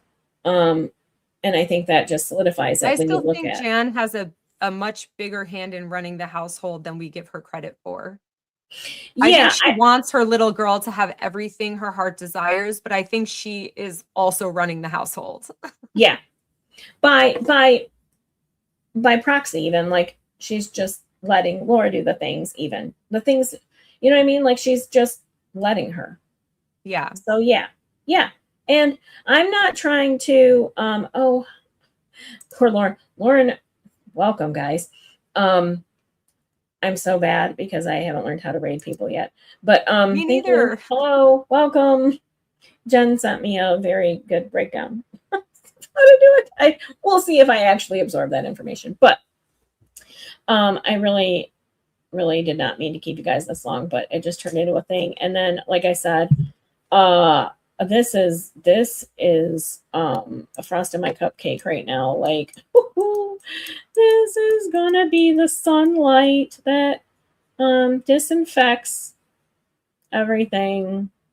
I'm very excited. This is going to be very fun to watch. Because I have been saying for a while something hinky with those mortgages happened, and I'll tell you why. I'll tell you how I know. Julia wants you to give some background for the Raiders about what this document is. Oh, good question and good point. So, what we did was we listened to the part 3 of Ron and Jan's meeting of creditors, including the off the record part, which was glorious. And what we did, because we don't have a document yet of what Jennifer Giamo is going to ask them for or wants that from them. So what I did, because I said I like to predict future behavior by analyzing past behavior. So I looked at the document request that she filed in Laura's case. So that's what we're going over right now. The next hearing is August 6th. Yes. So this is, God, I'm sorry. It really has been, I've kept you here a long time, guys. No thanks in case, as I've been to the library, Captain D's, Mobile, Walgreens, and Walmart. So I was just looking at, just so we can kind of get a little idea of what to expect from her filing in Ron and Jan's case. And it's simple stuff. I know. Dude, we've been on a whole fucking roller coaster. Let me just tell you, we're going to hold on, detour again. We're going to take After Hours Respawn to the part that blew my mind here. Okay. Yeah.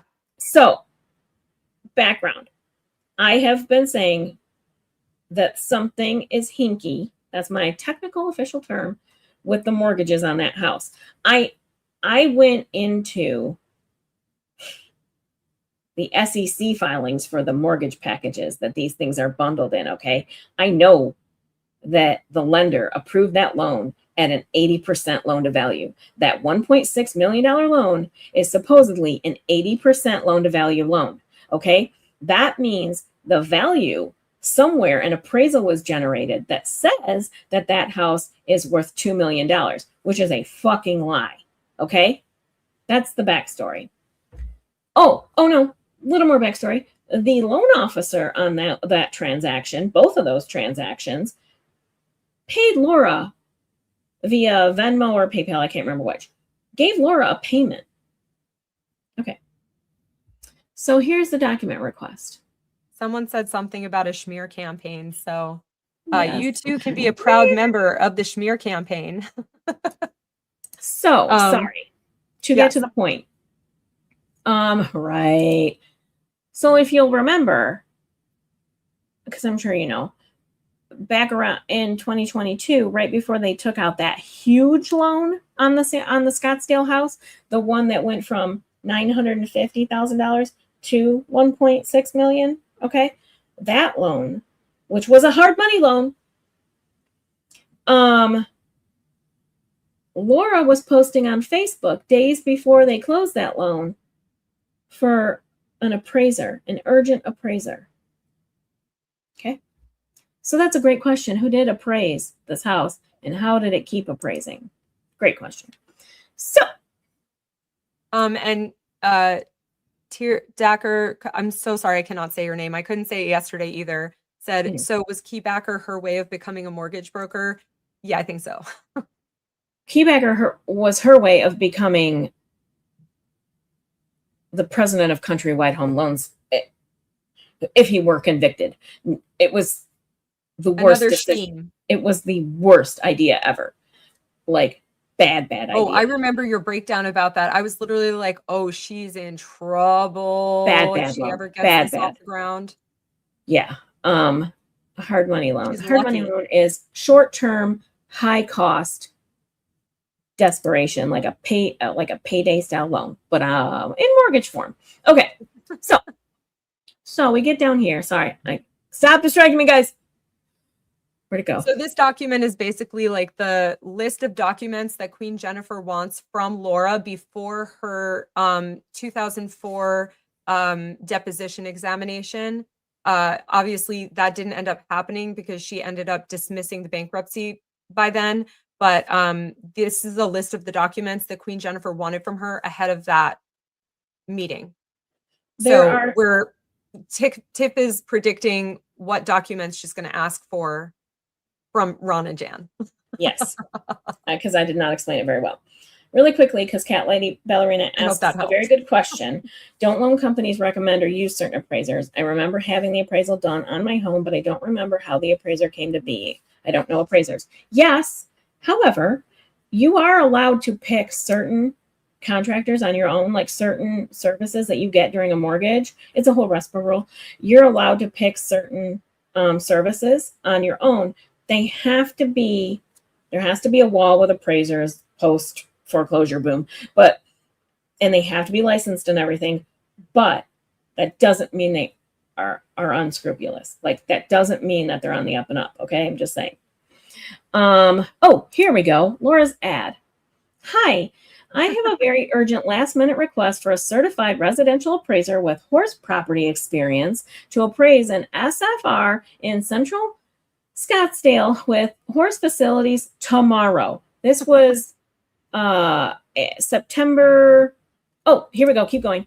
I have 2 BPOs and an AVM in hand, but the lender has decided he needs a formal appraisal. I have a closing date on the loan for Friday and don't want it to be delayed. So the report would need to be done by Tuesday. Wait, this was a real ad that she placed? Yes, it's a real Facebook post she placed. I thought Jen was joking. Oh my No. God. No. I was laughing at it. Oh. No. Jen is dead serious. That is a real post. That is a real post. And thank you. September 18th. I had the date wrong. I thought it was later in the month. And then they closed on that loan, I think September 29th, I want to say. I'm not going to go back that far and look, but it was like right after this would have been done.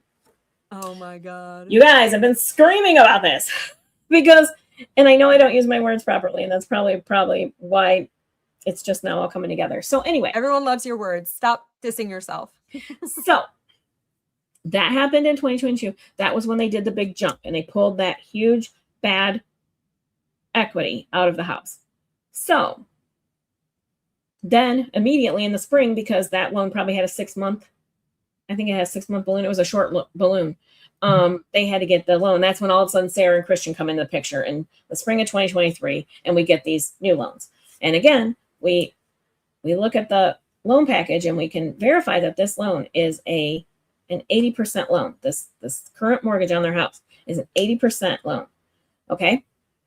Now, and what appraisers do, fun little fact, sorry, I keep sidetracking. What appraisers tend to do is just keep going along the line with, okay, this guy said that. Okay, fine. Right? Like, it's not out of the realm of possibility that that's what happened. MG, I hope you're still here. That's why I don't trust past coworkers' work when I do my work. Because sometimes I'm told, if I'm like training on a new project, sometimes I'm told like, oh yeah, if you just look at the previous work, then you can just fill in the rest. And I'm like, no, I don't trust that. No. So I think if she asks for this in Ron and Jan's document request, it's a huge fucking deal. Because if we read it, it says, please produce copies of all loan applications, credit applications, financial statements, and supporting documents submitted by or on behalf of the debtor to any financial institution, creditor, or lender during the period from January 1st, 2023 through the response date. To be honest, I don't even, as long as it's 2024, 2023 would be great. But as long as they look at the mortgage, the first and second mortgage applications, and all of the documentation that came with that, I can die happy. Like, something is going on with those mortgages. I didn't dive deep into the Edgar files to fucking find out for no reason that loan is an 80% loan. Like, wait, so that was the second mortgage was September 2022. So the first one, they took out one mortgage when they first moved in 2021. Okay.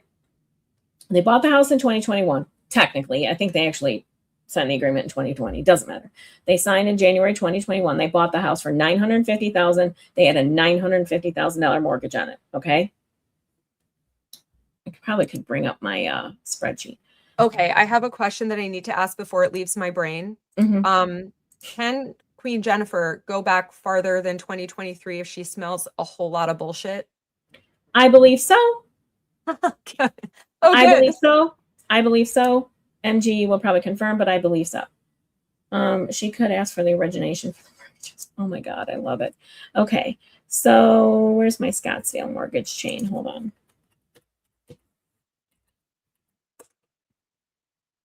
Yeah, Tur Decker Raka Shani. Hold on.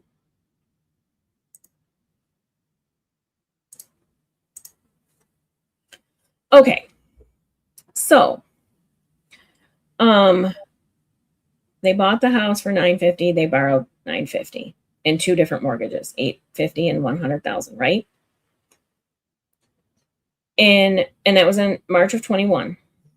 So a year and a half later, they take out a hard money loan for 1.52 million. Okay. And that's coinciding with the Facebook post we just read that Jen provided. Okay. Wait, so they already had Sorry. 2 mortgages on this house, and then they took out an additional $1.5 million loan? No, this would have been a refinance. So they would have paid off these Okay. 2 loans and taken out this hard money loan. Which you said was very stupid. It was bad. Yeah. So this is part of that $800,000 I said they blew. This is part of it. Yeah. They took out a little less than $600,000. Oh, Jen just tweeted the ad if you guys want to read it. So then 6 months later, I can't do math, they do, hold on, let me go back. I don't want to lose this comment. He said, and if they don't have it, 7 months later, she could probably subpoena it from the mortgage lender. Thank you, because 5 to 10. Yeah, okay, that makes sense. Anyway, our 10 to 5 is 7. So they add Sarah and Christian to the title of the property in May of 2023. Which is before this whole case started. That's actually is that the date that they slept together? Yeah, but it's close to it, but the thing is, I did the spreadsheet wrong when I first set it up, and I don't feel like going back and fixing it, but this is the recording date, which is in my professional job. That's how I would have organized things. And I really should have put dated date, so that it's like within a few weeks of that date. Okay, but my point in saying that is that they added Sarah and Christian to the title well before the most recent bout of nonsense happened. Yeah, 100%. They were in trouble way before this. So then they added Sarah and Christian. Okay. A DOT is a deed of trust. Sorry. I know I have all my Tiffany acronyms on here. They took out a new mortgage with Sarah and Christian on it for 1.97. So they're paying off this mortgage, and then they're taking out a second mortgage with it to pay off. They had to combine their money to pay off this 1.5 million, right? They'd take out 2 mortgages to pay 1 off. Okay. Brilliant move. Really super smart. I wish I could go just like a bit. I don't like the way it's scrolling. Okay. Stop it. Someone wants to know what's a POA. I'm getting there. Power of attorney. Thank you. Yes, it's a power of attorney. So in the 2023 mortgage, Jan had a power of attorney for Ron. It happens all the time. It's not scandalous. It happens all the time. She signed the mortgage because he was unavailable. It's fine. It was only for the mortgages. There was no, like, as soon as the mortgages are signed, these 2 POAs become invalid. Okay. So what you're saying is those POAs are the least fraudulent thing this whole family has done for the last 5 years. Absolutely. I absolutely agree. Yes. So because Owens, a year later, they pay off these mortgages. They refinance to pay the prior 2 off and take out 2 more mortgages. But they take out more than they need. Okay. So down here, I've got my little list of equity draws. So in October of 22, they drew $570,000 in equity. Cash. They took cash out. In April or May of 23, they took out $28,000. Probably just enough to cover costs. They were really trying to get out of that bad loan. It didn't work. Right. They just got in a different bad loan. Then in 24, they're trying to right the ship again. And in this $1.6 million mortgage, they draw $52,000 in equity. And then immediately, like within weeks, take out another second mortgage for $199,800. So is that what they paid Gingras? it is an interesting timeline for sure. Oh, maybe that's the 52,000 actually. Yeah, it's an interesting timeline for sure. I was trying to reach out and talk at the same time. So yeah, it's an interesting timeline. I'm not going to deny that. It's an interesting timeline. So, And someone asked, was this around when they were still in court and with Greg? Yes. yeah, absolutely. And when I say they, I mean Laura. Right. It's a family affair. So, oh, okay. So After Hours says doing a POA just for the mortgage and nothing else seems odd to me. It is common. So what the purpose of it is, we don't, a lot of times from a title company standpoint, we will prepare a temporary power of attorney for people in this situation where somebody's out of town, I don't necessarily, maybe it shouldn't have been done in this situation if he was in the hospital, but regardless, where one of the signers is unavailable for any given reason. And the temporary power of attorney just works for this. We only want it to apply to this specific transaction. And the reason for that is title companies are not supposed to act as attorneys. So we don't want to give somebody a durable power of attorney to carry out along with for the rest of their lives.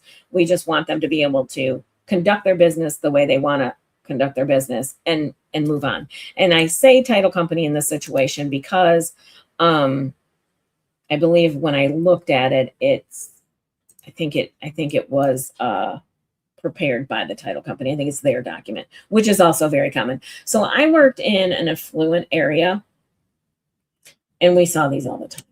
Doctors feel like they are way too important to show up to their own personal financial transactions.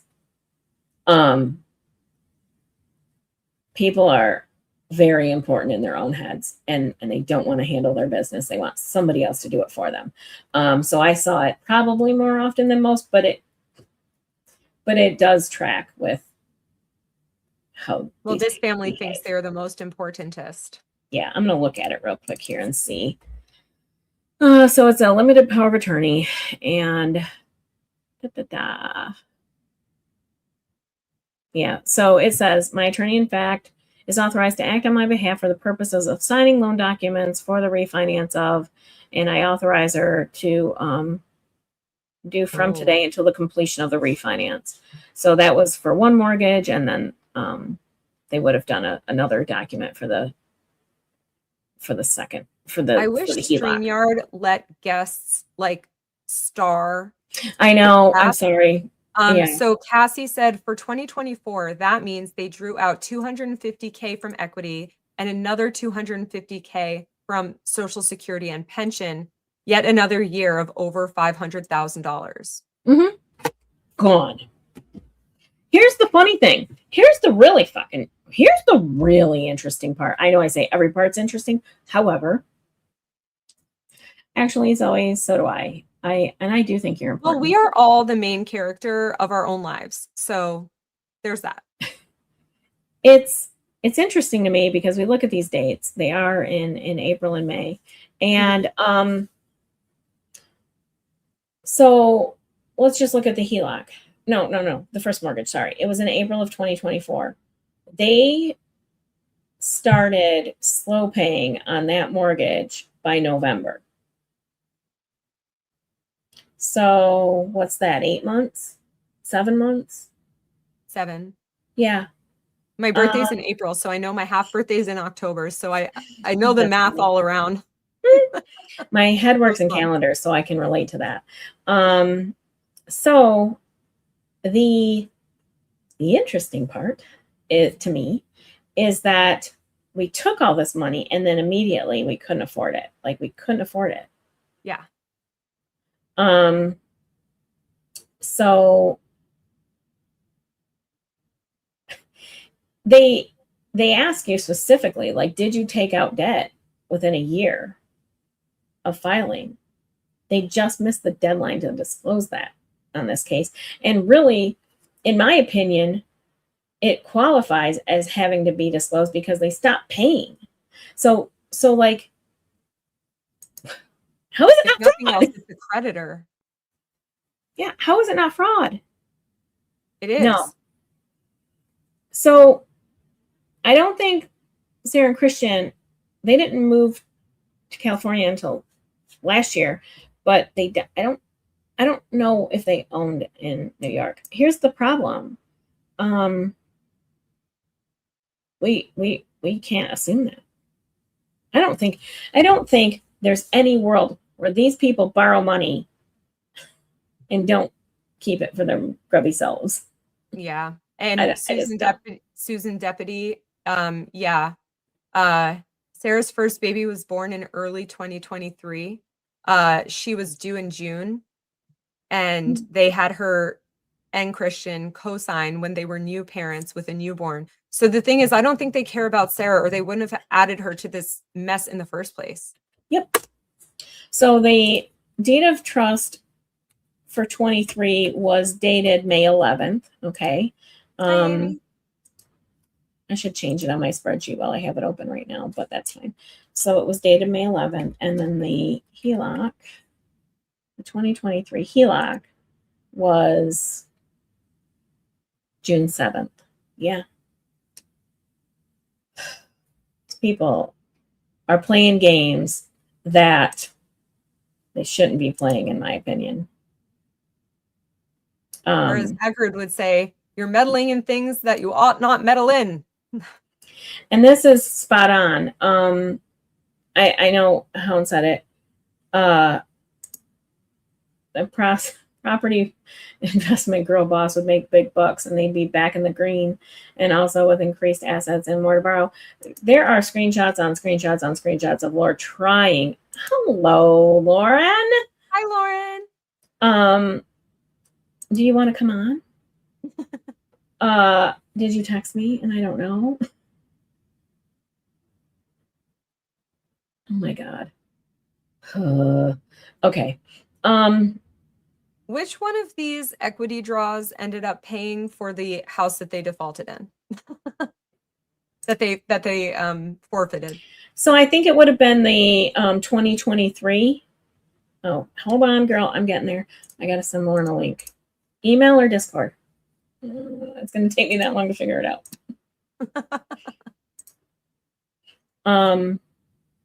So I'm getting ready to do both.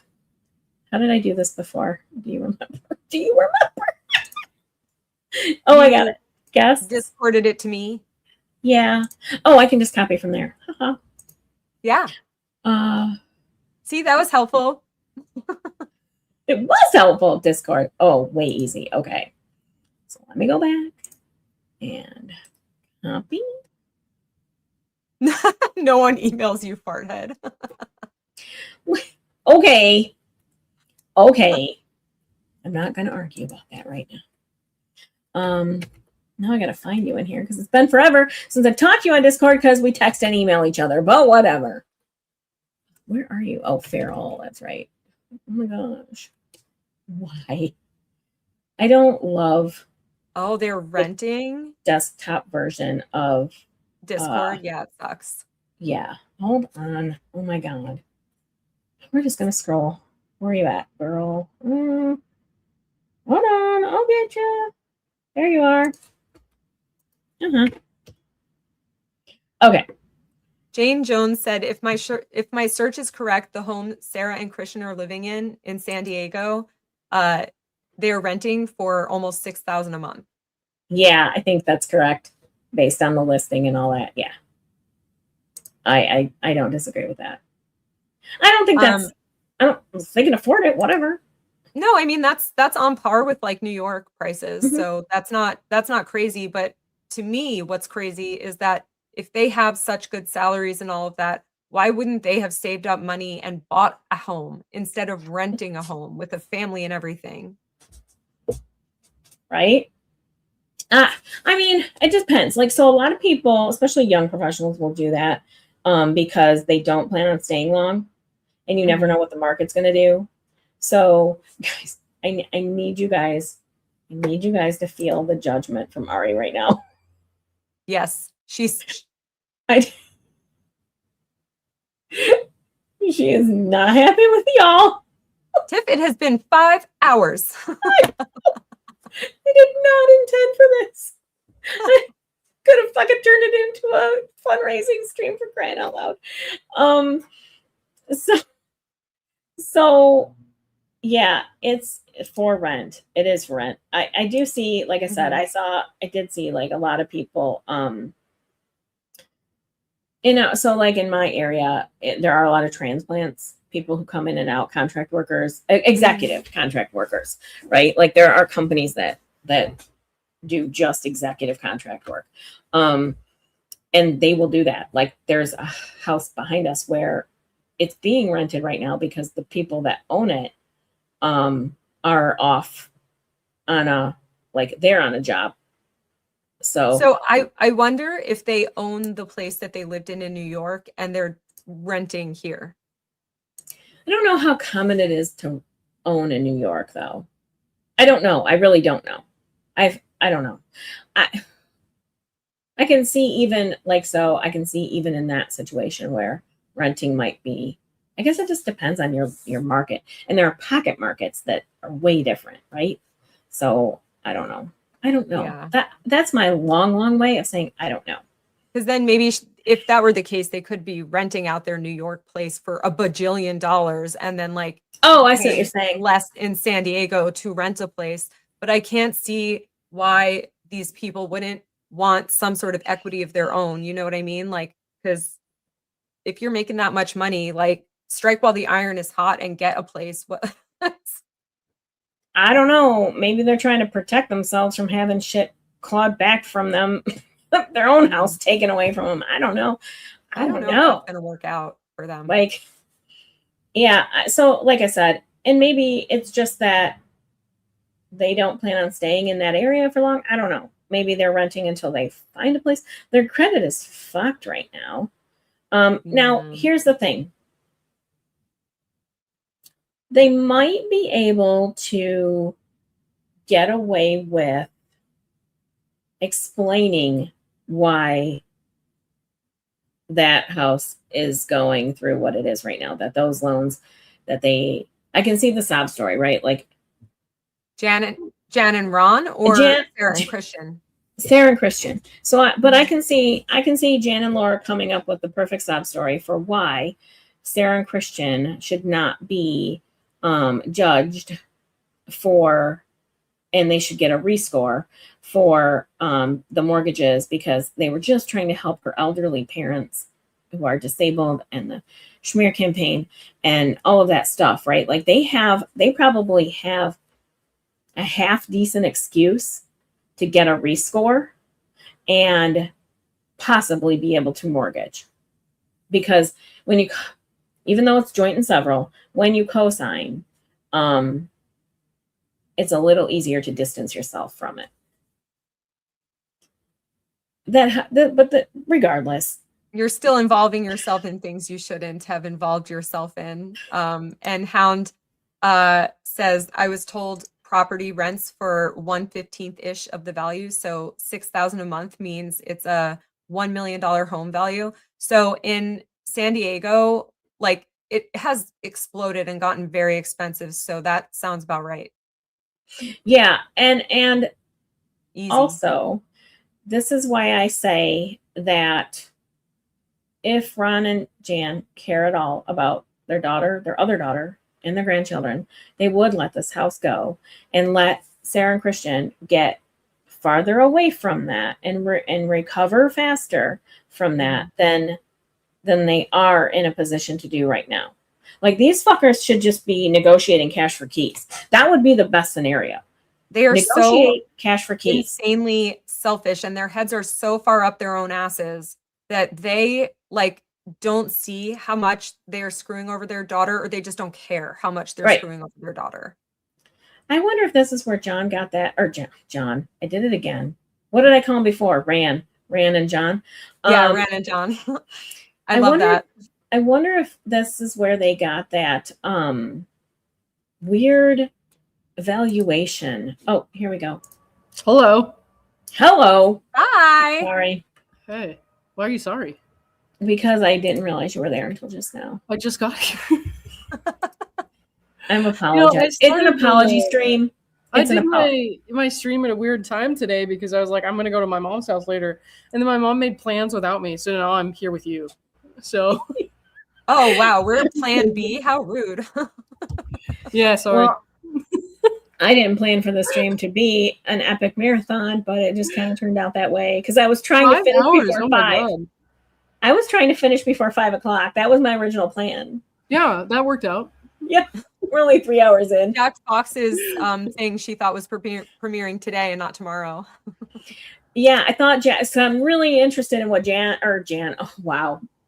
Yeah, the Admiral's wearing off again. What Jack thinks of Jack, yeah. Ron's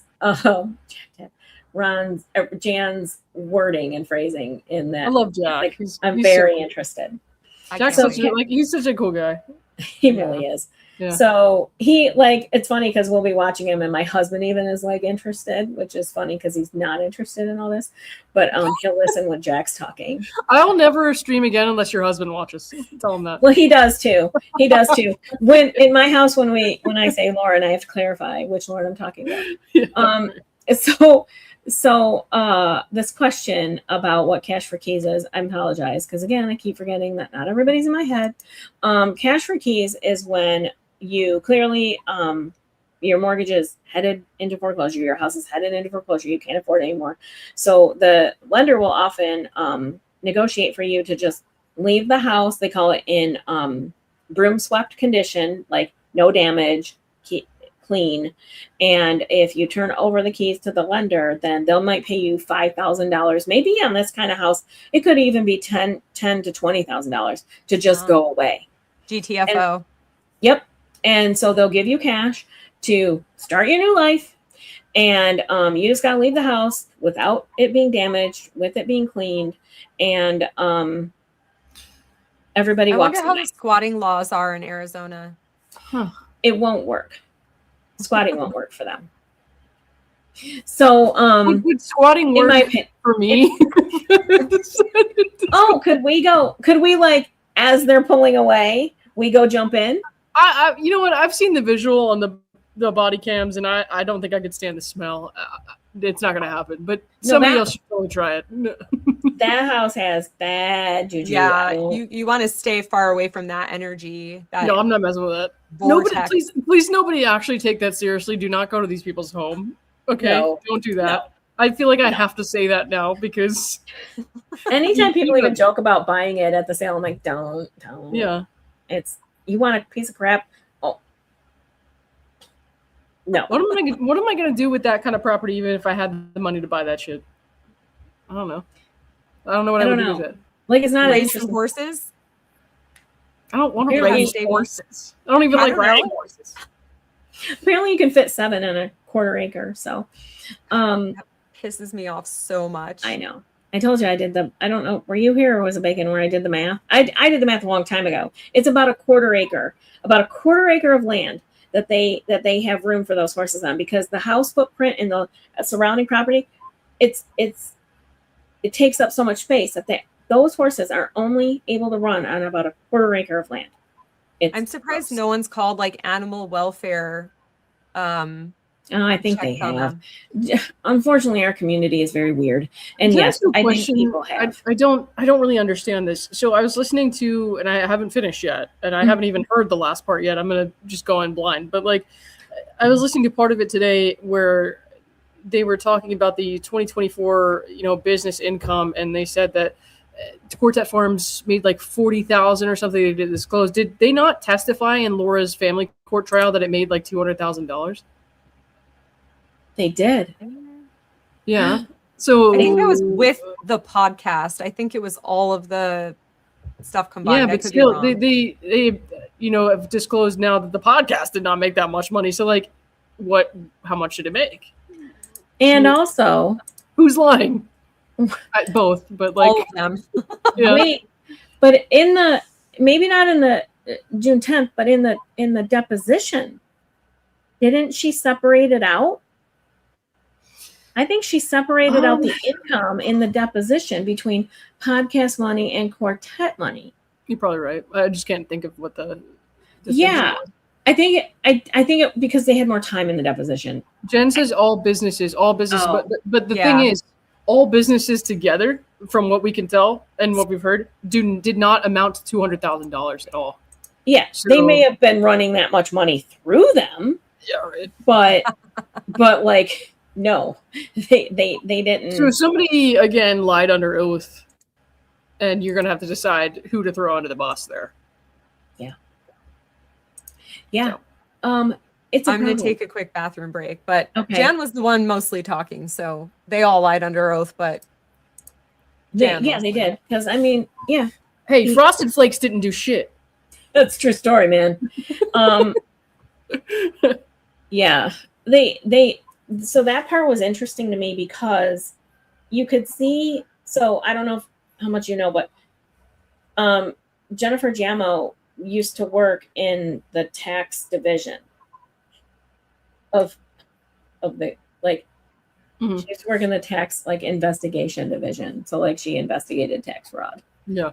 So then when you take that knowledge against how she asked those questions about the differences between their filings and what they reported on their tax returns, it's a fucking problem. Those awkward silences were. So funny. Oh my god. I felt like I was sitting there for a year. I was like, "Is it 9 o'clock yet? Like, what the fuck is happening?" So in my head, I'm gonna. I don't like AI, but I'm gonna and prosecuted it. Thank you. And prosecuted it. She's with the U.S. Attorney's Office. Yeah. So like in my head, those long pauses were a bunch in the background was a bunch of Laura freaking out and Jan trying to understand what she should say next, and Ron looking at both of them like, ugh, like.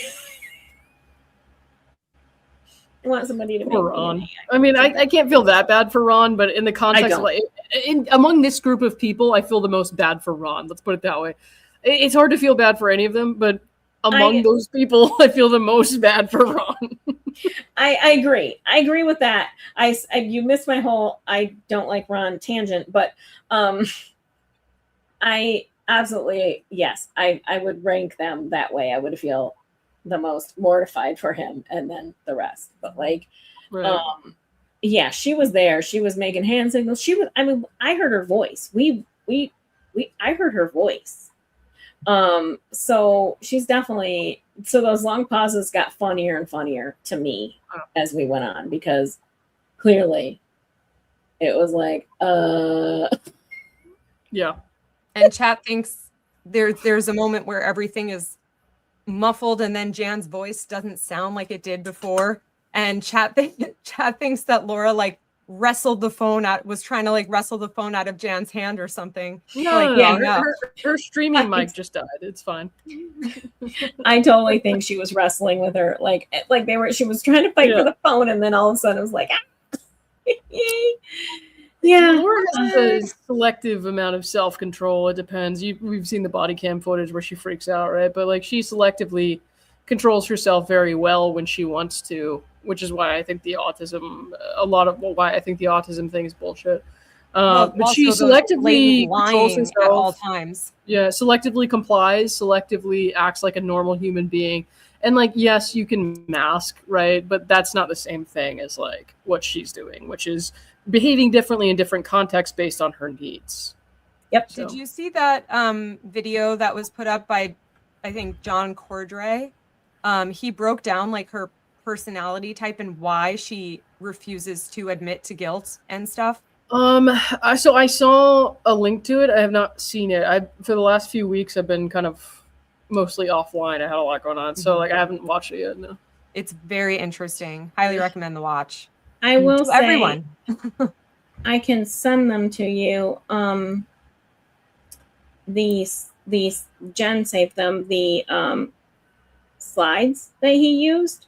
So it's a hard listen only for me because of auditory things and his voice is a little different. So it's hard for me to listen to. But the visuals he had were amazing. They were amazing. Like I really, really dug them. I'm going to show you this. So one of the things that he said about Laura was that she creates this like complex web of like lies and stuff, which is really not something that people with autism brains can handle for the most part. Like she's not like observing the world differently. She's just acting like an asshole. Yeah. Yeah. So I don't know if you saw this, Lauren. I'll bring it up. I got to make sure I do the right one because one has my crazy drawings all over it. Yeah, I'm not sure. Drawings. I missed the drawings. You did miss the drawings. I'll show you both, but there were so many drawings. there were. Hold on. Okay. My drawings are pretty funny. Okay, but this is the raw version. So Ron and Jan had to report how they spent their money to insiders. Well, they actually had to report how they spent their money, period. But since the beginning of the bankruptcy till now, till the end of June, they have to do another one for July. They had to report how they paid insiders. Okay. So they, for some reason, so they paid Quartet $500 for horse removal or horse poop removal. Then they also funded more money to the Quartet account. They gave Liz Max $44 for some fucking reason. I don't know. Because like it's not operational. It doesn't fucking need $44. Okay. Right. Yeah. Sorry to the people who've been here all day and already heard this part. I'm sorry. But I want Laura to see some things. So then in June, we paid Laura's car payment, which is not a lease, in my opinion. We gave more money to Quartet Farms. We don't know why. And we gave more money to Liz Max. $67 this time. Mm-hmm. So my theory is she's paying for like her little website and Patreon subscriptions and her sponsors, right? Like that's being paid for. Yeah. Oh god. Absolutely. So anyway, then we get to the notes. And okay. No, note 1. No payments were made to or on behalf of any professional during either reporting period. Basically, we didn't pay Laura, okay? So don't. Okay, but like based on her bankruptcy filings and the amount of money she claimed to have spent on food and other things per month, there is no way they are only giving her $1,634 per month. 100% agree. 100% agree. No. So, the debtors are pro se and no professional has been retained or approved by the court. And that's kind of like a technical thing. They want to make sure that the court knows they're not paying like an accountant and stuff to do business things. Bruce. Yeah. Okay. Once again, you were in my brain. I'm sending, hold on. Cubby. Where's Bruce? Here he is. If Bruce wants to come in, he can. Fuck it. Let's keep going. Okay. So I just sent Bruce an invite. Here's the fun part for me. Number 2. The debtor's daughter, Laura Owens, resides in the household and is financially dependent on the debtors. As disclosed on their Statement of Financial Affairs and Schedule J, the debtors provide her approximately $1,634 per month, consisting of her vehicle payment and living expenses. You for red flag. Okay. Rather than receiving a single monthly payment, she draws those amounts from the debtor's accounts as needed. That's a problem. So we're still saying that she has access to those accounts and she's withdrawing them as needed, and they only give her $1,634 per month. That's a bunch of fucking bullshit. And yet spent well over $500,000 based on her public statements, her bankruptcy filings, and this statement right here, it sounds like she is spending like $500 per month on Domino's Pizza, which she, unfortunately, in my opinion, I don't like this, makes herself throw up. And then she says Jan spent it, I guess, so that they don't have to account that in her monthly spending. I don't know what's going on here, but it doesn't smell right. No, it doesn't smell right. And so it says, so just in case you're wondering, it appears across a number of smaller transactions rather than just one transfer. However, I'm going to put in the part she didn't say here. We don't bother to disclose that on this form that we're supposed to disclose that on, right? Like we didn't say how it broke down in June, which is exactly what you should fucking do. It may vary, but you should at least disclose what happened in June. And that the $673 was for her vehicle payment. Okay. Gamer accountant. Yeah, don't forget berries. Which account did that come out of? Right. I really want berries to be stripped away from this family. So much. So, Bruce, I discorded you. Berries and horsey stuff. So, poor Stephanie. I texted her a while ago and said, hold on, and then never texted her. Hold on, guys. I'm going to mark this as unread so I don't forget to respond to her. Okay. Anyway, here's another one that I find interesting. Oh, interesting. Comment. Quartet Farms and Lizmax are limited liability companies controlled by the debtors and are not debtors in this case. The amounts shown are transfers from the debtor's personal accounts into those entities' own operating accounts, not distributions for any individual's personal benefit. Do not look over there, because it's definitely not what you think it is. All right, Make sure you look over here, right? Like, misdirection. You're saying the thing that you don't want said. Just like our money is not hidden in Costa Rica. Costa Rica, right. Shut up, Ron. Ron, you said 18 words this whole hearing, and that is what you said. It's not hidden in Costa Rica, it's hidden in Barbados. Yeah, well, literally. Right. So and now like, they need to start looking at the Caribbean islands and South America. Right. Like, and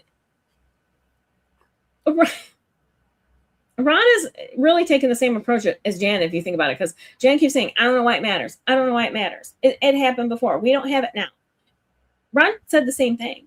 Yeah. We don't have the money. But that's not the point. Where did the money go is the point. Right. Like in that, okay, so using that line of logic, I don't have to pay income taxes on any of my income because by the time I file my taxes, the money's gone. So why should I have to file for tax return? Or like, why should you guys just got a grunt? She's not happy. She's what now? She's not happy. No, could you repeat what you said before? She's grunting. She's not happy. I don't think they know how to save money. If that much money went out of their account, they absolutely do not know how to save money. And yes, hey, if they had any offshore accounts, they're already withdrawn. They're overdrawn by now for sure. And Jennifer said, since the parents just disclosed that Laura had access to their bank account, the prosecutor in her felony case needs to get a warrant for the parents' bank records. I think he can, yeah, he needs to get a warrant. I don't disagree. Yep. Hey, okay. Mr. Leiter. Here's the funny thing. I know everybody likes to speculate. I don't like to speculate about it, but just because I don't think you can collect life insurance if you murder He's not collecting. Nobody's collecting on the policy, okay? Let me tell you.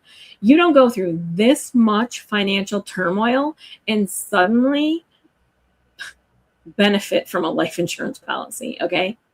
Any given episode of Snap will tell you that, right? Like, and even if it's totally on the up and up, the insurance company will fight because you're in this much trouble. They don't want to pay. No, they'll fight it. It's like if you need something medical that a doctor prescribed, your medical insurance will still fight it tooth and nail because they totally have degrees in medicine and stuff. We went off the rails and then back on the rails and then back off the rails. Yes, we're still here, Echoes. Hey, Echoes. Sorry. It's become, I don't know, a free-for-all at this point. Now Lauren gets to see my drawing. Oh, good. Okay. Of this document because beautiful. What the fuck is that? This is me. Oh Is that a well, shopping cart, money, an ambulance, question marks, and TIFF? this is. I wish the Shopping highlight cart? wasn't there. Actually, this is the poop being hauled away in the. Oh, I didn't get that. Yeah. Okay, that didn't track to me. I thought it was a shopping cart. Yeah, so, This is Laura driving around in her new car. okay, so it's not an ambulance. Okay, that's good. Yeah, I nope. guess. No, hanging out the window. This is Laura pulling Okay. money from the bank accounts. I was And this literally is- wrong about everything. It's super bad. I did guess it was Laura, but I guess she was angry because of the angle of the eyes. Oh yeah, that's stick she's- figure mad. I need more money. Oh my God, no thanks. MK says, move over, big brother. This is the big TIFF 24 hours. Live feed. Right? We're just here. Ari's over it. She's out of the room now. She's mad. It's fine. Oh, yeah. Is this her room? Yes, for sure. I had my pulmonologist one time was like, your dog shouldn't sleep in your bed. I'm like, yeah. My husband literally said, yeah, okay. Like, Try telling the dog that. yeah, that's not happening.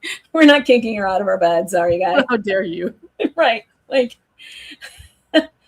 oh, Jan said something along the lines of, I'm not settling on foreclosure.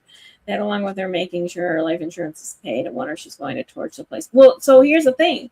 That'll be a problem for her because the homeowner's policy is lapsed right now. So that's not going to get her anything. That's going to lose her money and property. The life insurance isn't going to help. I just showed you guys. They went through so much fucking money in a short period of time. 800,000 in 6 months. You know how many years it would take me to have $800,000? Right. Like What the fuck? there's no way that any payout would relieve them of any situation that they're in. They will just get in another situation. Like it'll just happen that way. Yeah. So yeah, I don't know. I'm trying to watch and I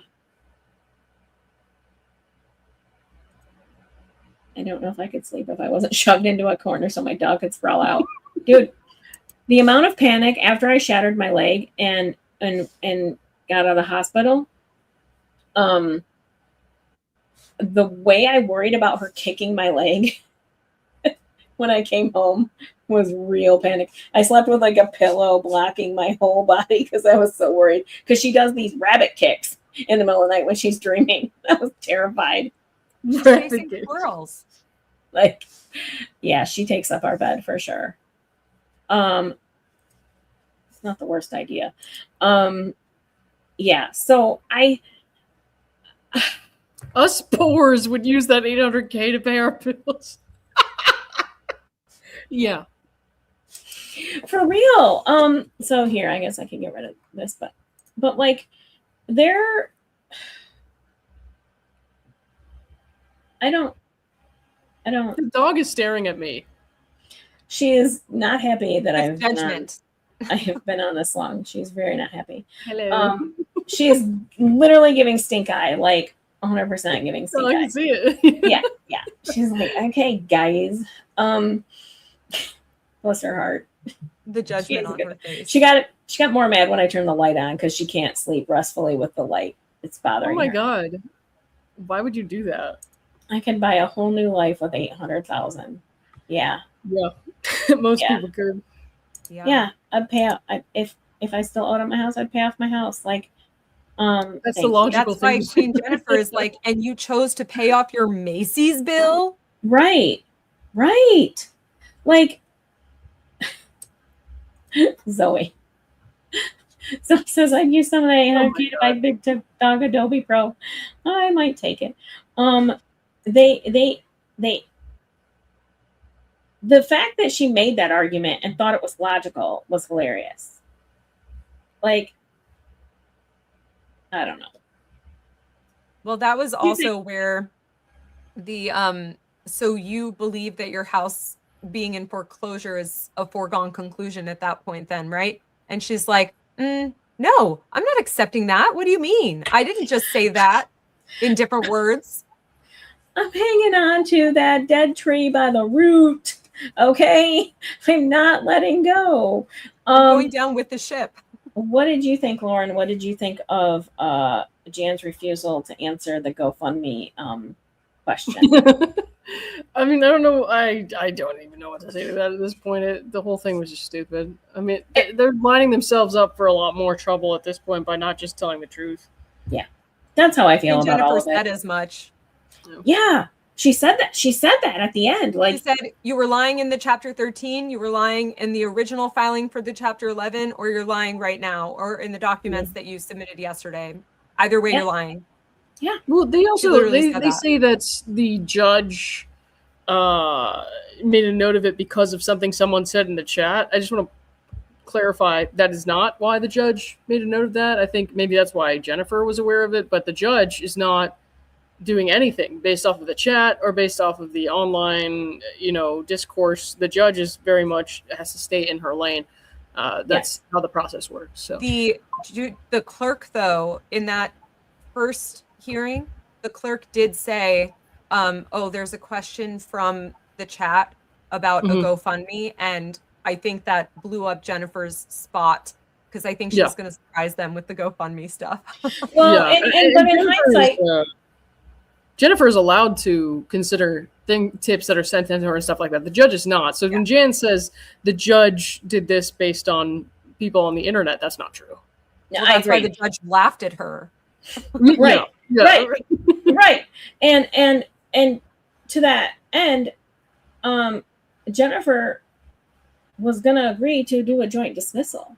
So I don't think we would have seen a scenario where the GoFundMe was addressed in a meeting of creditors because we weren't going to have a meeting of creditors. So I do think, now, that being said, I think that there were other things that Jan said on her very own that got her into a questionable stance from the judge, not filing proper paperwork, talking about LLC losses on an LLC we didn't disclose, talking about a house, talking about horses. Jan already set herself up for that dismissal not happening, okay? And that this she put that track in motion. So the only thing that I think people are misunderstanding is that the judge said, I heard something about a GoFundMe, and that's just one of the things. That's just one of the things that she needed. She needed an entire financial picture to be given to the court in order to make a decision on whether or not a dismissal is appropriate. That's what the judge is supposed to do. Look at everything. And at that point, she had nothing. She told them they were in contempt. Like, not officially, but you are not doing your part here. And you need to give us what you have not given us so that we can make this decision even. So I think that it didn't even really derail anything in that sense with a question. Mm-hmm. Clearly, Giamo had plenty to question them about in a meeting of creditors, right? Like, if we took even the GoFundMe out of it, there was so much more, and she didn't even touch on all of it. So, I don't blame that person at all. It's not something I would have done, but I watch court all the time, right? But I don't blame that person because all they did was type in a chat. It was the clerk's decision to bring it up, and it was the judge's decision to allow it. And when it comes to certain kinds of formats of court, like bankruptcy court, certain things are public, right? She said you were in a public hearing. You were in a public hearing. Right. So the question came up. I don't think that Jen would love if that's the thing that she could point to say that that's what put her in the situation she's in right now, but that's just not fucking true. I wonder if the clerk is allowed to bring up certain things suggested by the community if they deem it as something that could be important. So she saw the words GoFundMe and was like, oh, hold on. Judge needs to know about this. Yeah, Maybe. and I don't think anything improper was done on the person that did the chat, the clerk, or the judge. I don't think anything inappropriate went on in that case. Yeah, Bacon's going to be doing an interview tomorrow, and here's the deal: we're all like, we're good people. Don't we have a little? Don't we have a react Oh, button? speak for yourself, dude. Right. Like,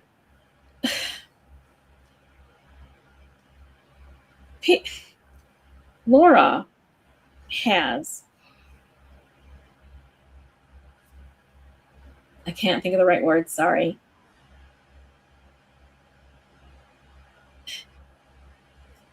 Inserted herself and told story. Like, she has, what's the word? I want to say co-opted, but I don't know if that's the right word. But she has, you know, cancer and autism and abuse and every other thing that you could possibly go through. Laura has experienced it and exploited it. Co-opted works. Yeah. So in her mind, she has experienced it and she has exploited it to death. So, and I mean by exhaustion. So, like, that affects people. Like, I know I started following this case because I like to watch court, and this really was interesting to me, right? But the financial aspect of it, you guys have seen, I get very heated about, because I see financial crimes not being investigated, not being pursued, and it pisses me off, okay? Because I think it's very damaging. But if you took a loaf of fucking bread from Walmart, God, you better watch it. You're on probation for 6 months. You got to pay that money back, and you got to do all this other stuff, right? It's like Jameis Winston stealing crab legs. These people blow $523,000 and nothing happens, right? Okay, so that's what I get heated about. But other people get heated about infertility and abuse and all of those things and autism diagnosis, all those things that she's role playing. And so if you're a person who's gone through something very traumatic, and I don't want to speak for anybody, I'm just saying I can see how, like, if you're a person that's gone through something very traumatic and then you see all this happening, I can see how, dude, I've lost my shit on these people so many times talking to the internet, right? I can't say in my worst moment, I wouldn't have typed it in the chat. I can say that I didn't, and I don't think I would. Can't say I wouldn't. How about that? I don't think it's like a bad, you know what I mean? I don't think it's a bad thing. I mean, I probably wouldn't, just because I'm very extremely cautious in court hearings and stuff like that. I don't think I would type anything in there, but like, yeah, I don't think it makes anyone bad. You know what I mean? I'm just saying, like, I think that I want to be careful with the judge in that Jan is suggesting that the judge is making decisions or judging them based off of things that are being said online, and that's not true. No, it's not true. The judge is not reading emails from people. Nobody's emailing the judge. They might be emailing the DOJ because that is a citizen's right. Yep. But the judge is not receiving emails from me or you or anyone else. No. Just like taking that randomly into consideration. I said this in the beginning. I don't control the internet, but I'm telling you, I have not heard one person talk about emailing the judge. And if I had, I would have said, you can't do that because she's not going to read it anyway. Right. She's not going to read it anyway. It's pointless. It's absolutely pointless because it's going to go through screens first before it even got to the judge. And it's not going to make it to the judge. Right. It's not their first rodeo. They know how to do that, right? They know how to not have that information tainted. So fuck off, Jan. Well, that's why also Laura's email, when she was accusing Greg and Greg, Laura's email was intercepted by the clerk. Yep. Exactly. Because they don't read that stuff because they can't read that stuff. And it's all in it, especially the federal government for sure has systems in place to not do that. So do I think it's that's a good point. Wait. Don't be a Laura and email it. Yeah. Yeah. And it's like the noises being made in the meeting of creditors. Do I think that was for them? Right. I mean, we're forgetting who we're dealing with here sometimes. And, you know, I'm not blaming that person of being Laura. I'm just saying, like, things happen and accusations get flown around. And I don't think that we benefit in this community by attacking each other. I just don't. I don't try to stay out of it. But like, you know, we've got a bad seed, whatever. So are you trying to bully me again? Is that what you're saying? Yes, totally. You're the baddest seed. Got it. Always. You're the bad seed. You're the bad seed. But we just don't, like, it's so counterproductive, right? Like, it doesn't make any sense whatsoever. Yeah. I mean, I think that they should disable the chat function if they don't want people in the public to use it.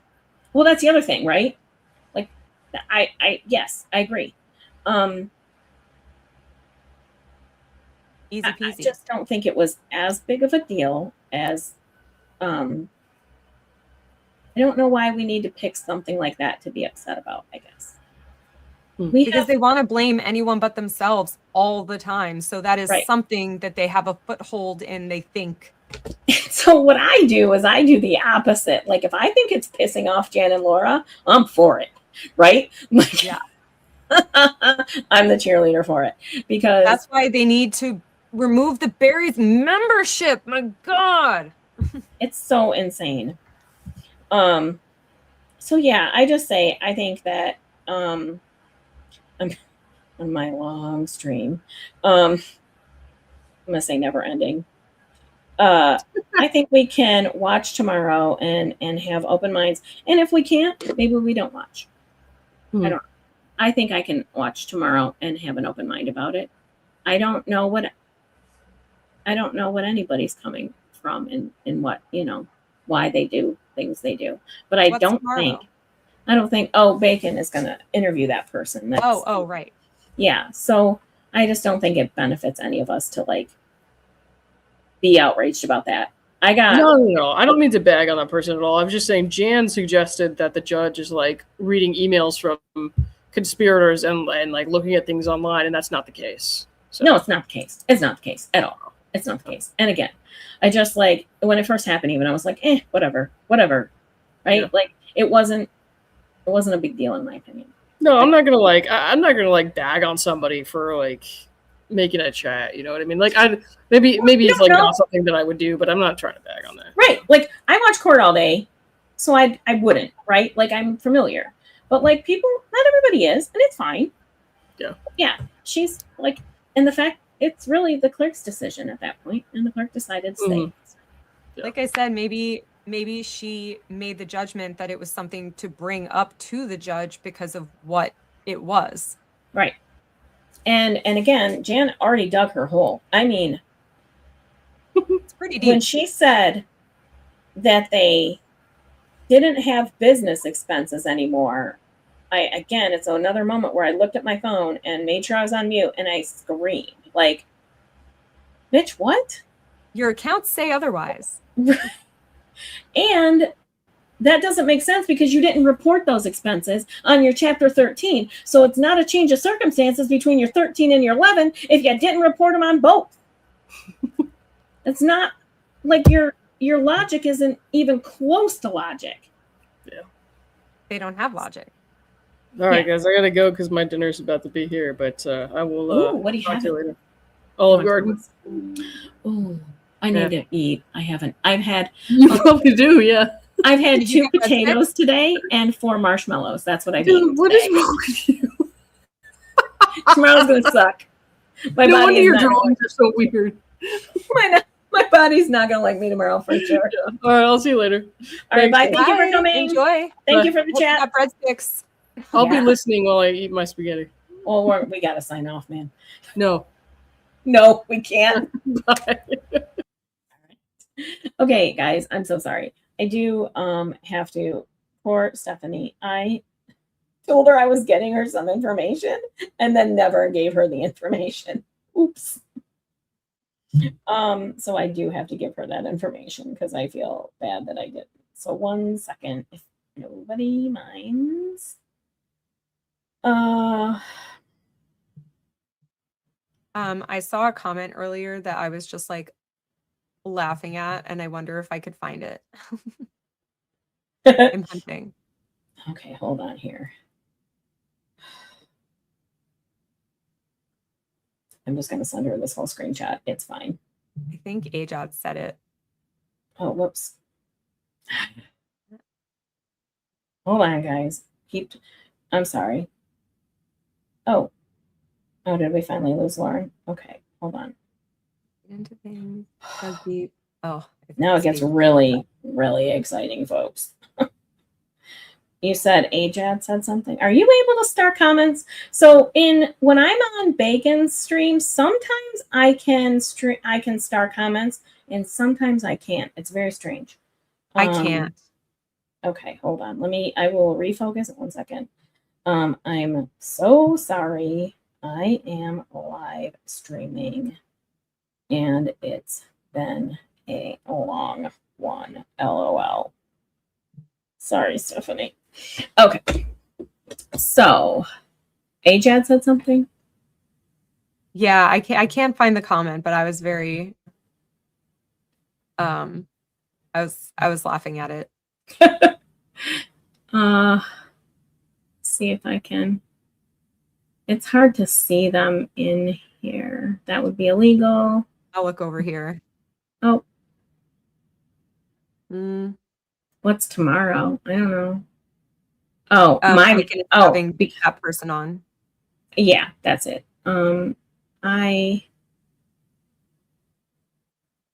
They have to be level-headed and it was no, wait. It was the previous comment they made.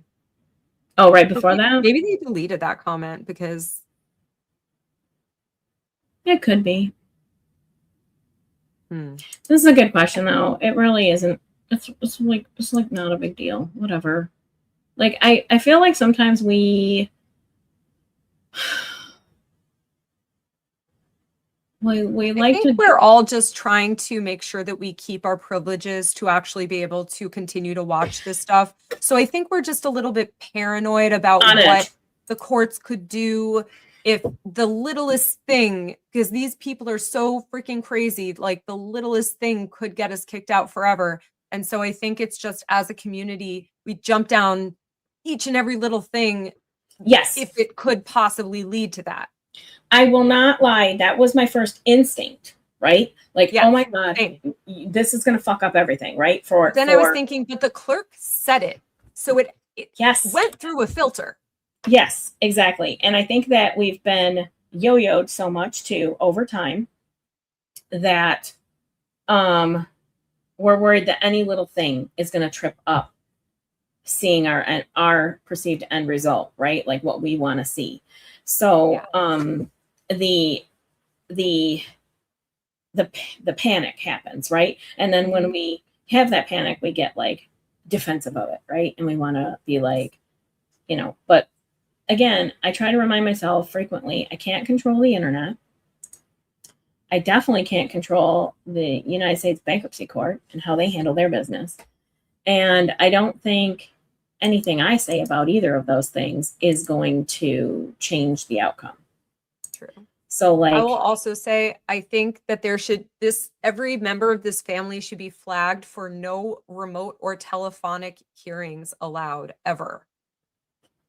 Because they make all these excuses and they waste time. So they should have to appear in person for literally everything. Yeah. It won't happen though, but this is a good Bruce says, people have good intentions. I try to focus on my fear of control. I'm not the police of environments and that I'm not moderating. Right. Exactly. Yeah. Yes, fear of control. Exactly. Yeah. And also like just don't let it get to you like that. Like I was asked, so you might not know this part, but so when we're going off track, why not? When I was 12, I was kidnapped. I know you didn't expect that coming, did you? Nope, that was not on my bingo card. So, I it was very uneventful. I will be honest. It wasn't like a huge thing, but it was, I mean, it was a kidnapping. And it was, these like, I don't know, weirdos who were trying to convince me and my friend, we were together, that we needed to sacrifice ourselves. It was like, there was language that was terrifying. Don't get me wrong. Right. It was right. I've suppressed a lot of it. It's fine. But like, Minor kidnapping, Hound says. I got minor kidnapping. Exactly. I got lucky. We got lucky because they weren't smart enough to like, we escaped pretty easily. Mm-hmm. Very they lucky. were really bad at it. And it was also like the 80s. So nothing came out of it. Right. Like nobody was even, I don't even think the police were called. It was like, because we escaped before anybody found out we were missing. It was a whole thing. So, because we got to run around forever and, you know, nobody would have noticed us missing for a while. But anyway, the people were bad at it. We got away. We got to a convenience store and told the clerk, and, you know, she let us call our parents and pick us up. Anyway, so and my other story is I've almost died twice. It's fine. So yeah. And you got one on me on that one.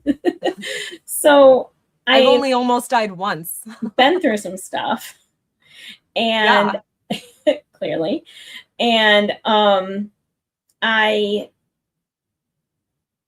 somebody recently asked me, like, how do you stay level-headed about those things? You know, like, how do you, you know, whatever. And I said, like, I honestly, like, I make a conscious decision when I feel something, because especially with my disease, stress it impacts it. So, Same. Right. And I'm saying it because I know you know. And so I really have to, like, when I feel those body cues happening that I'm getting anxious and stressed, I have to shut it down. Whether that means turning on Bob's Burgers and totally disassociating, right? Whatever it is to redirect my focus and let things go, that's what I have to do. So, so when I look at things like, I can't control the internet, I can't control what that person did at chat. Do I worry that it might affect something? Yes. Can I do anything to change it? No. So I gotta let it go right in the fucking shredder and not let it affect me at all. And I say that as somebody who has worked in the background a lot, you know, doing actual work and putting things together. And so to have somebody come in and make one comment and it turns into this big deal, it's like, well, okay, fuck me then, right? But I mean, that's my joke way of handling it, because it's not really personal. It's not like that, but it's, you know, it's just one of those things where it's like, okay, what do I got to do here? Right. But I say that to take the load off, to make it light, you know, and just, again, put it in the shredder and let it go. It's not productive to keep droning on about it. No. Yes, I was kidnapped. I'm sorry. I was kidnapped. It was people using religious language to terrify us. They did have bad intentions. I'm very well aware of that. And I have difficulty listening and absorbing religious language now, even to this day. I don't think that'll ever change in my brain. Yeah. I kind of just like, you even have had a professor surrounding it.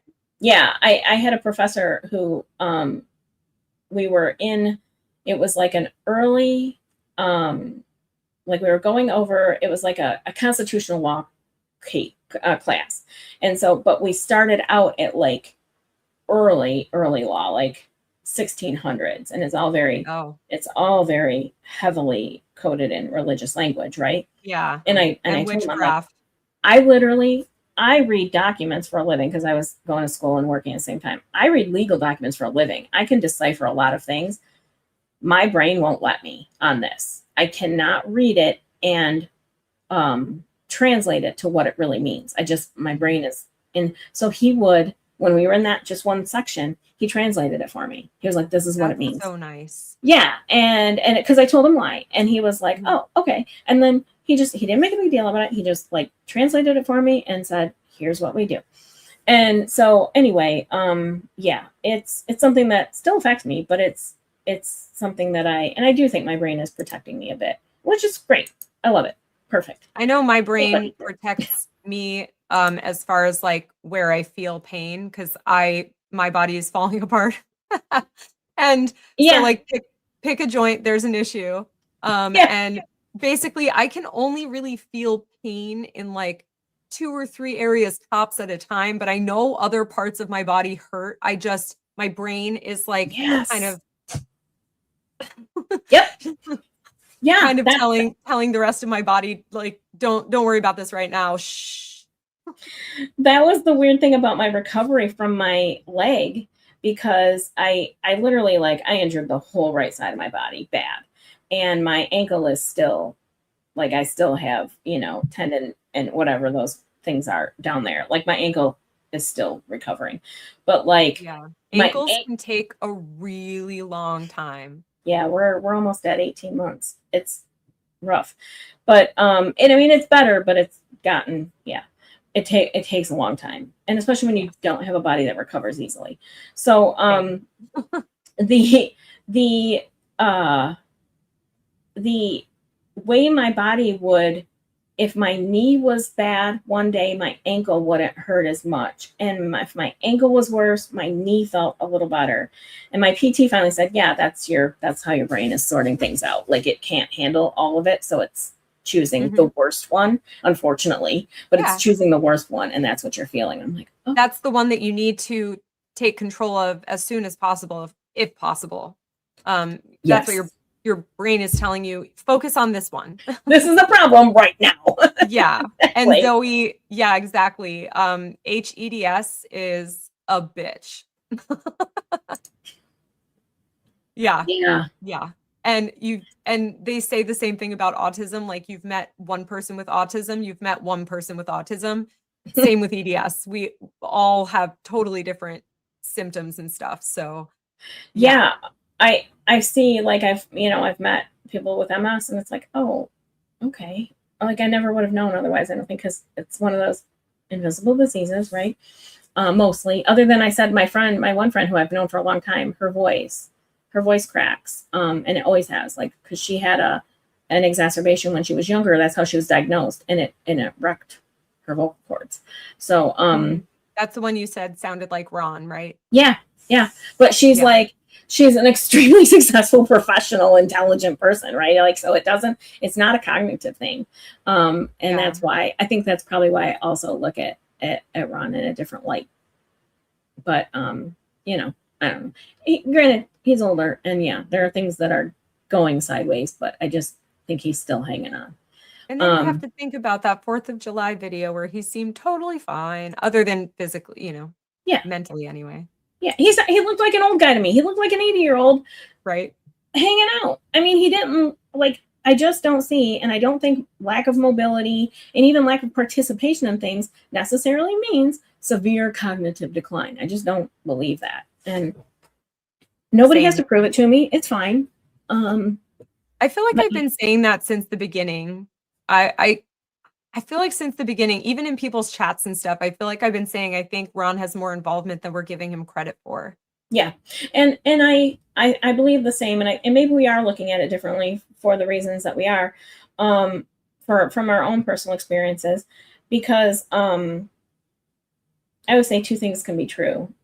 Like, he can be a jerk and also sick. It's okay. Cancer patients. That's what I've been saying too. And about Gingras, like, people are treating him with like kid gloves because he lost his wife. The thing is, that doesn't, like, yes, that is a tragedy. That's horrible. Yep. Sympathies, sorrows, prayers, whatever. But like, it doesn't erase what a shitty human he is. No, it doesn't. No, sorry. No, it doesn't. Not sorry at all. No, I will never forgive the things he said about Lauren. I just won't. Like, and Dave's wife and right. Omar And everybody, like, really. Right. Exactly. everyone, the whole And I only community. say Lauren because I'm total close fucking with Lauren. psychotic assholes is what he said All we of all us. are. Yeah, well, I mean, maybe not, right? Like maybe we're not. Maybe we were onto something. And so yeah, that's just how I feel. Like that's why I do probably look at Ron harsher than, because I always say I used to say it, I should say, that I never met a chronic illness person who talks about being chronically ill as much as somebody who is not chronically ill, right? Like, Yeah. I have two friends that are actively dying from their disease, and they do not talk about it. Like, they do when we all talk about things when we're having a bad day, but it is not a constant in the conversation. It is rarely a topic. And I see more people who don't have those issues talking than I see people with them. We just don't. Now I've gone on about it a lot. I mean, I think it's important, which is why I'm definitely going to talk about some health stuff on my channel as well. Just because I don't see that many people talking about EDS, like in the chat. There happens to be a decent amount of people with EDS apparently, but what does it stand for? Relatively rare, and people don't talk about it. What does it stand for? I forget. Ehlers-Danlos syndrome. Damn it. I knew that. Yeah. Yep. Megan's daughter, one of Megan's daughters has it actually as well. Mm-hmm. So yeah. People don't really publicly talk about it that much. So I figure when something comes up, I'll talk about it. Why not? I also have two friends former friends, I should say, who I absolutely know are not sick. And they definitely want you to believe they are. Like, I've seen both sides. I think when you are, you just you can't get in the mind of someone who wants that, because you just want health. So I said this earlier in Bacon Stream. I'm a hypochondriac. I always was as a kid. Like, I absolutely thought I was dying. My parents thought I was, so they always time. minimized all of my medical stuff because I complained about a paper cut when I was 5. But now with my adult brain and having been diagnosed with EDS, I'm thinking, well, maybe it hurt more than it should have, or maybe it wasn't healing the way it should have. And maybe you should have looked into it a little bit. Maybe that's why I was complaining so much. And I agree. I think looking back, I did have things that were probably valid, but we didn't know what they were, and so it was just, I'm a hypochondriac. I wanted to constantly find the thing that was killing me, right? Mm-hmm. And then once I got my diagnosis, I was like, I don't want this. I don't want this. I don't want this. No, take it back, please. I changed my mind. It was like, it's more of an explanation than like, it's not going to help you, but at least in my case anyway, it's helpful to know what the issue is. So that way I can try to prevent as many problems as possible. Obviously there's nothing you could do about it once it happens, but right. And doctors also. So I actually never see male doctors anymore. I've been misdiagnosed by men for like most of my life. Sorry to all the men in here, but that it's just the truth. I've been misdiagnosed my whole life.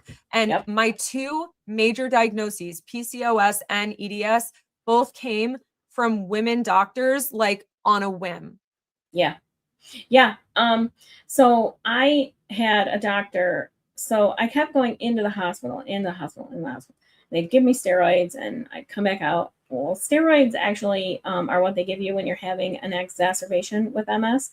So it was solving the problem in the moment, but we didn't realize that was that's what was happening. And finally, I had a very good friend who was a doctor, and I was like, I think I just need to switch over to your practice. Like, I'm done playing the game of we're friends and I shouldn't be your patient. Like, I need to figure this out, because he's a very good doctor. Yeah. And we did that. We just made the leap and we went over, and it was the best thing I ever did. Like, I was like, okay, here's what I think. And I basically said, I think I have MS. Like, I have, out of the 8 markers, I have all of them. And it makes sense to me that that's what I have. And he said, well, I don't think so, but let's do an MRI. And he called me at like 7:30. Always the MRI that clinches it, isn't it? Yeah. He called me at 7:00 at night, 7:30 actually. And he was like, okay, so your MRI indicates you might have MS.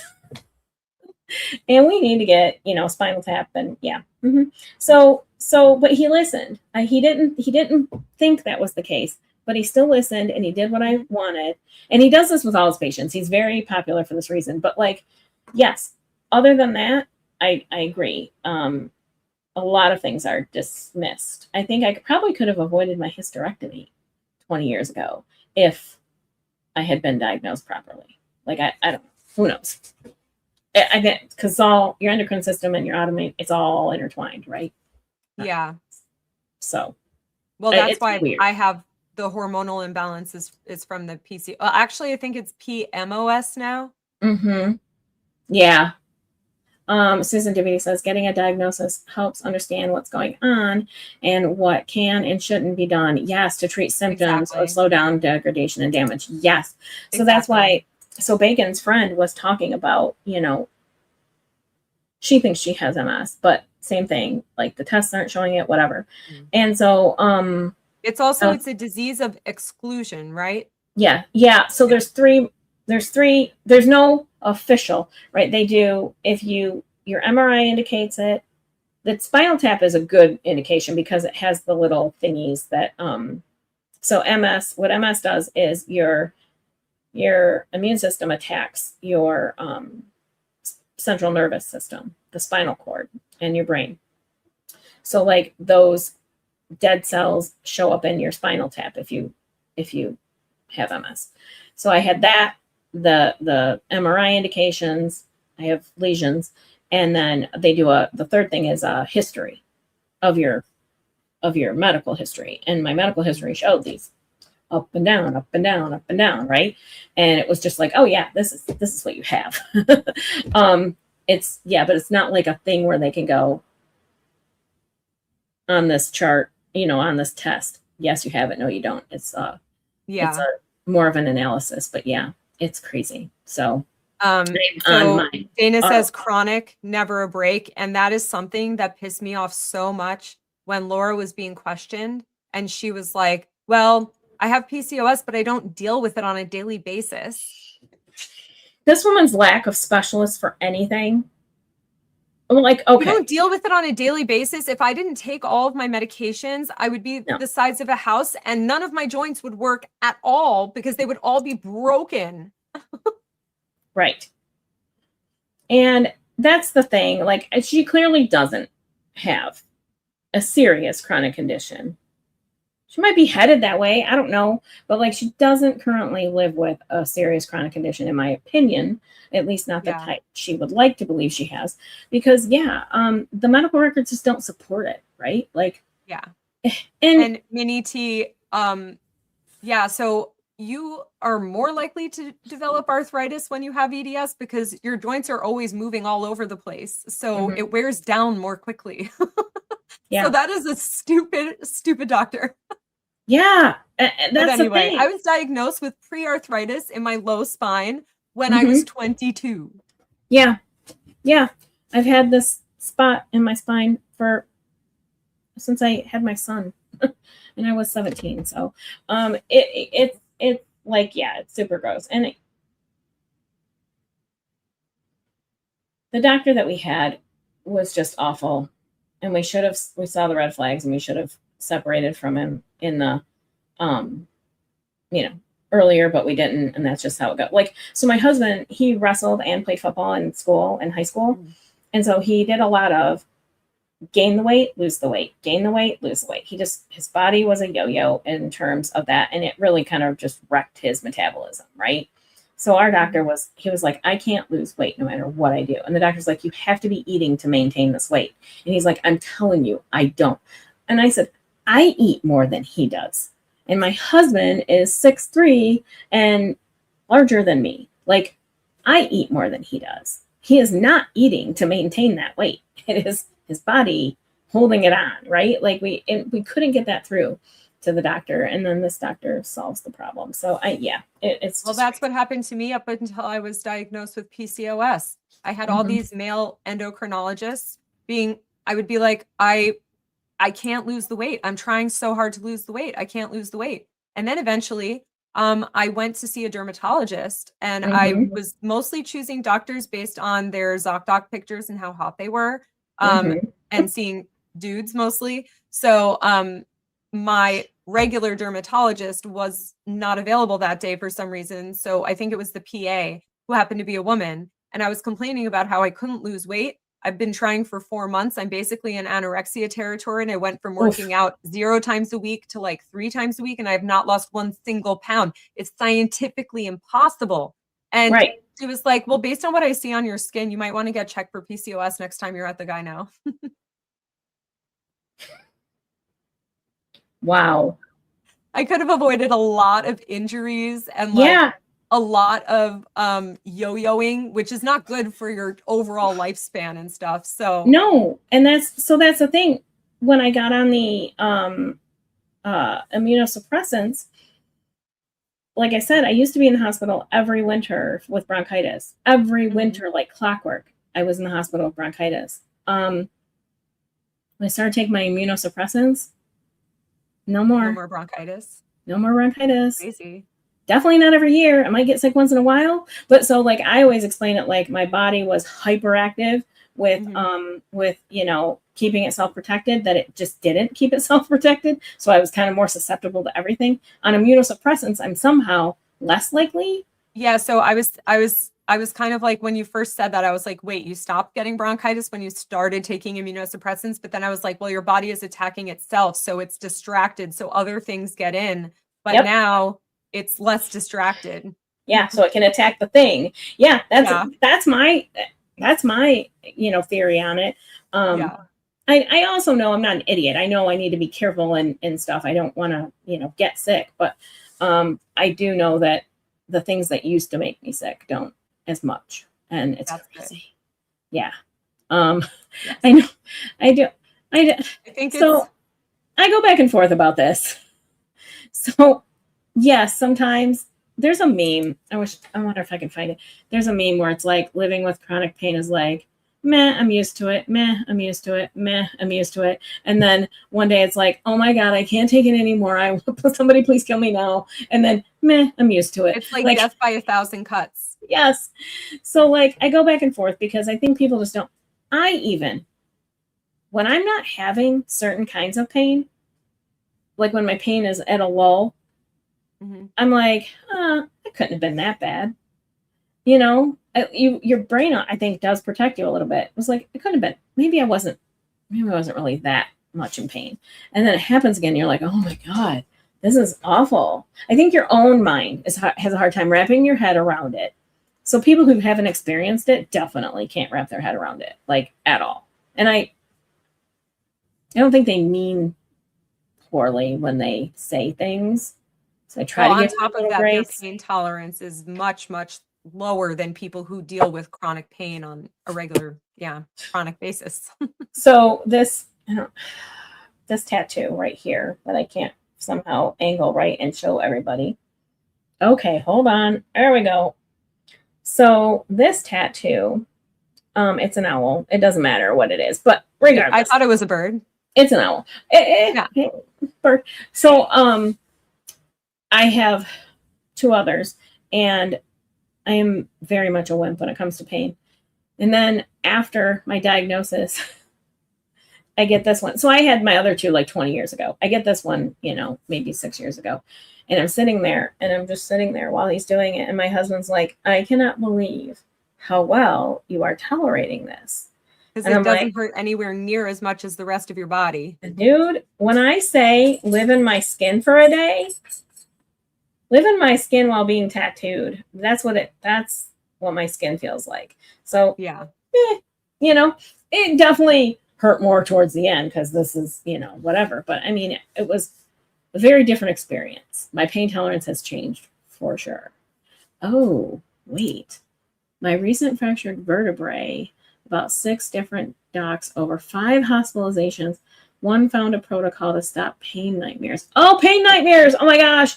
Others didn't know and did nothing. Pain nightmares. Oh, I have dreams that I am being crushed by a truck, that I'm being pinned against a wall by a truck, and because my back pain is so bad. Yeah. It literally, I feel like I'm being run over and crushed by a vehicle in the middle of the Sometimes night. I'm like, sometimes I wake up like in a whisper scream. And in my Yes. dream that I just woke up from, I was definitely screaming because Yep. something painful was happening to me. There's so many different kinds that I get for God knows what reason, but My husband says when he dies, he wants an autopsy, not because of any other reason besides he wants them to count the scars on his heart because of I have night terrors. I have woken up screaming that somebody's in the house. And now we're used to it. Now he's like, shut up. But I wake up and I feel like I'm being attacked, right? And I yeah. scream bloody murder. I mean, you would think somebody is attacking me. And Yeah.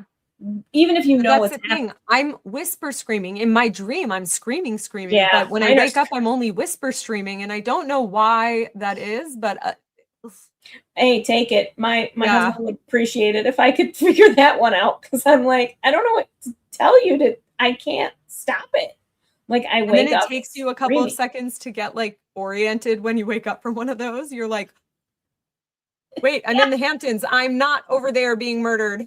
And then it's like this big rush of adrenaline, right? Because it's a scary dream and whatever's Mhm. happening. And then because it's this big rush, it's also a big plummet, and I can fall asleep very quickly. And he cannot because he's just been woken up by a woman screaming in his bed. So it's definitely something it doesn't happen very often, but he doesn't love it when it happens. Let's put it that way. Yeah. Yeah. It's a fun one. Yeah.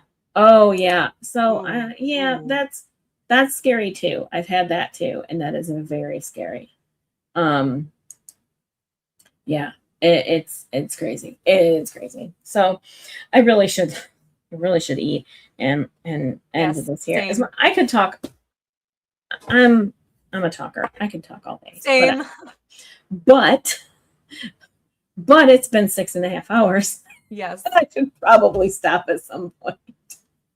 Yes. Thank you guys. I mean, people have hung. This is crazy. I can't believe this. Thank you. Thank you for Thanks for being here and yes. hanging around with us on our tangents and stuff. Well, I still have the all the best video up in the back. Oh, I have so many screens open. Holy cow. Thank you guys again. I will give Ari the pets. She's not a snuggly dog. Our old dog Lucy was. She's not a snuggly dog. So she's like, I'll let you pet me, but then keep your space. So, and with all the napping and everything, was she raised by a cat by any chance? I don't know. We don't. She was. We got her when she was, I think, 4, and so we don't like. It makes sense, right? And she does. She definitely has an instinct for kittens. Like I said, if she hears kittens on the TV, she's perked up. So it's entirely possible that she was around cats when she was, because she sleeps nonstop. Love her. Yeah. Love her for it. I don't want an active dog at all. Okay, guys, get a library card. Don't forget to head over to my channel and subscribe. Yes. It's Thoughts of Hellville or Hellville_here. And if you do want to be part of the fake schmear campaign, head over to hellvillehere.myspreadshop.com and pick up your own schmear campaign merch. Yes. And get a library card. Yeah. Thanks, guys. All right. Bye, guys.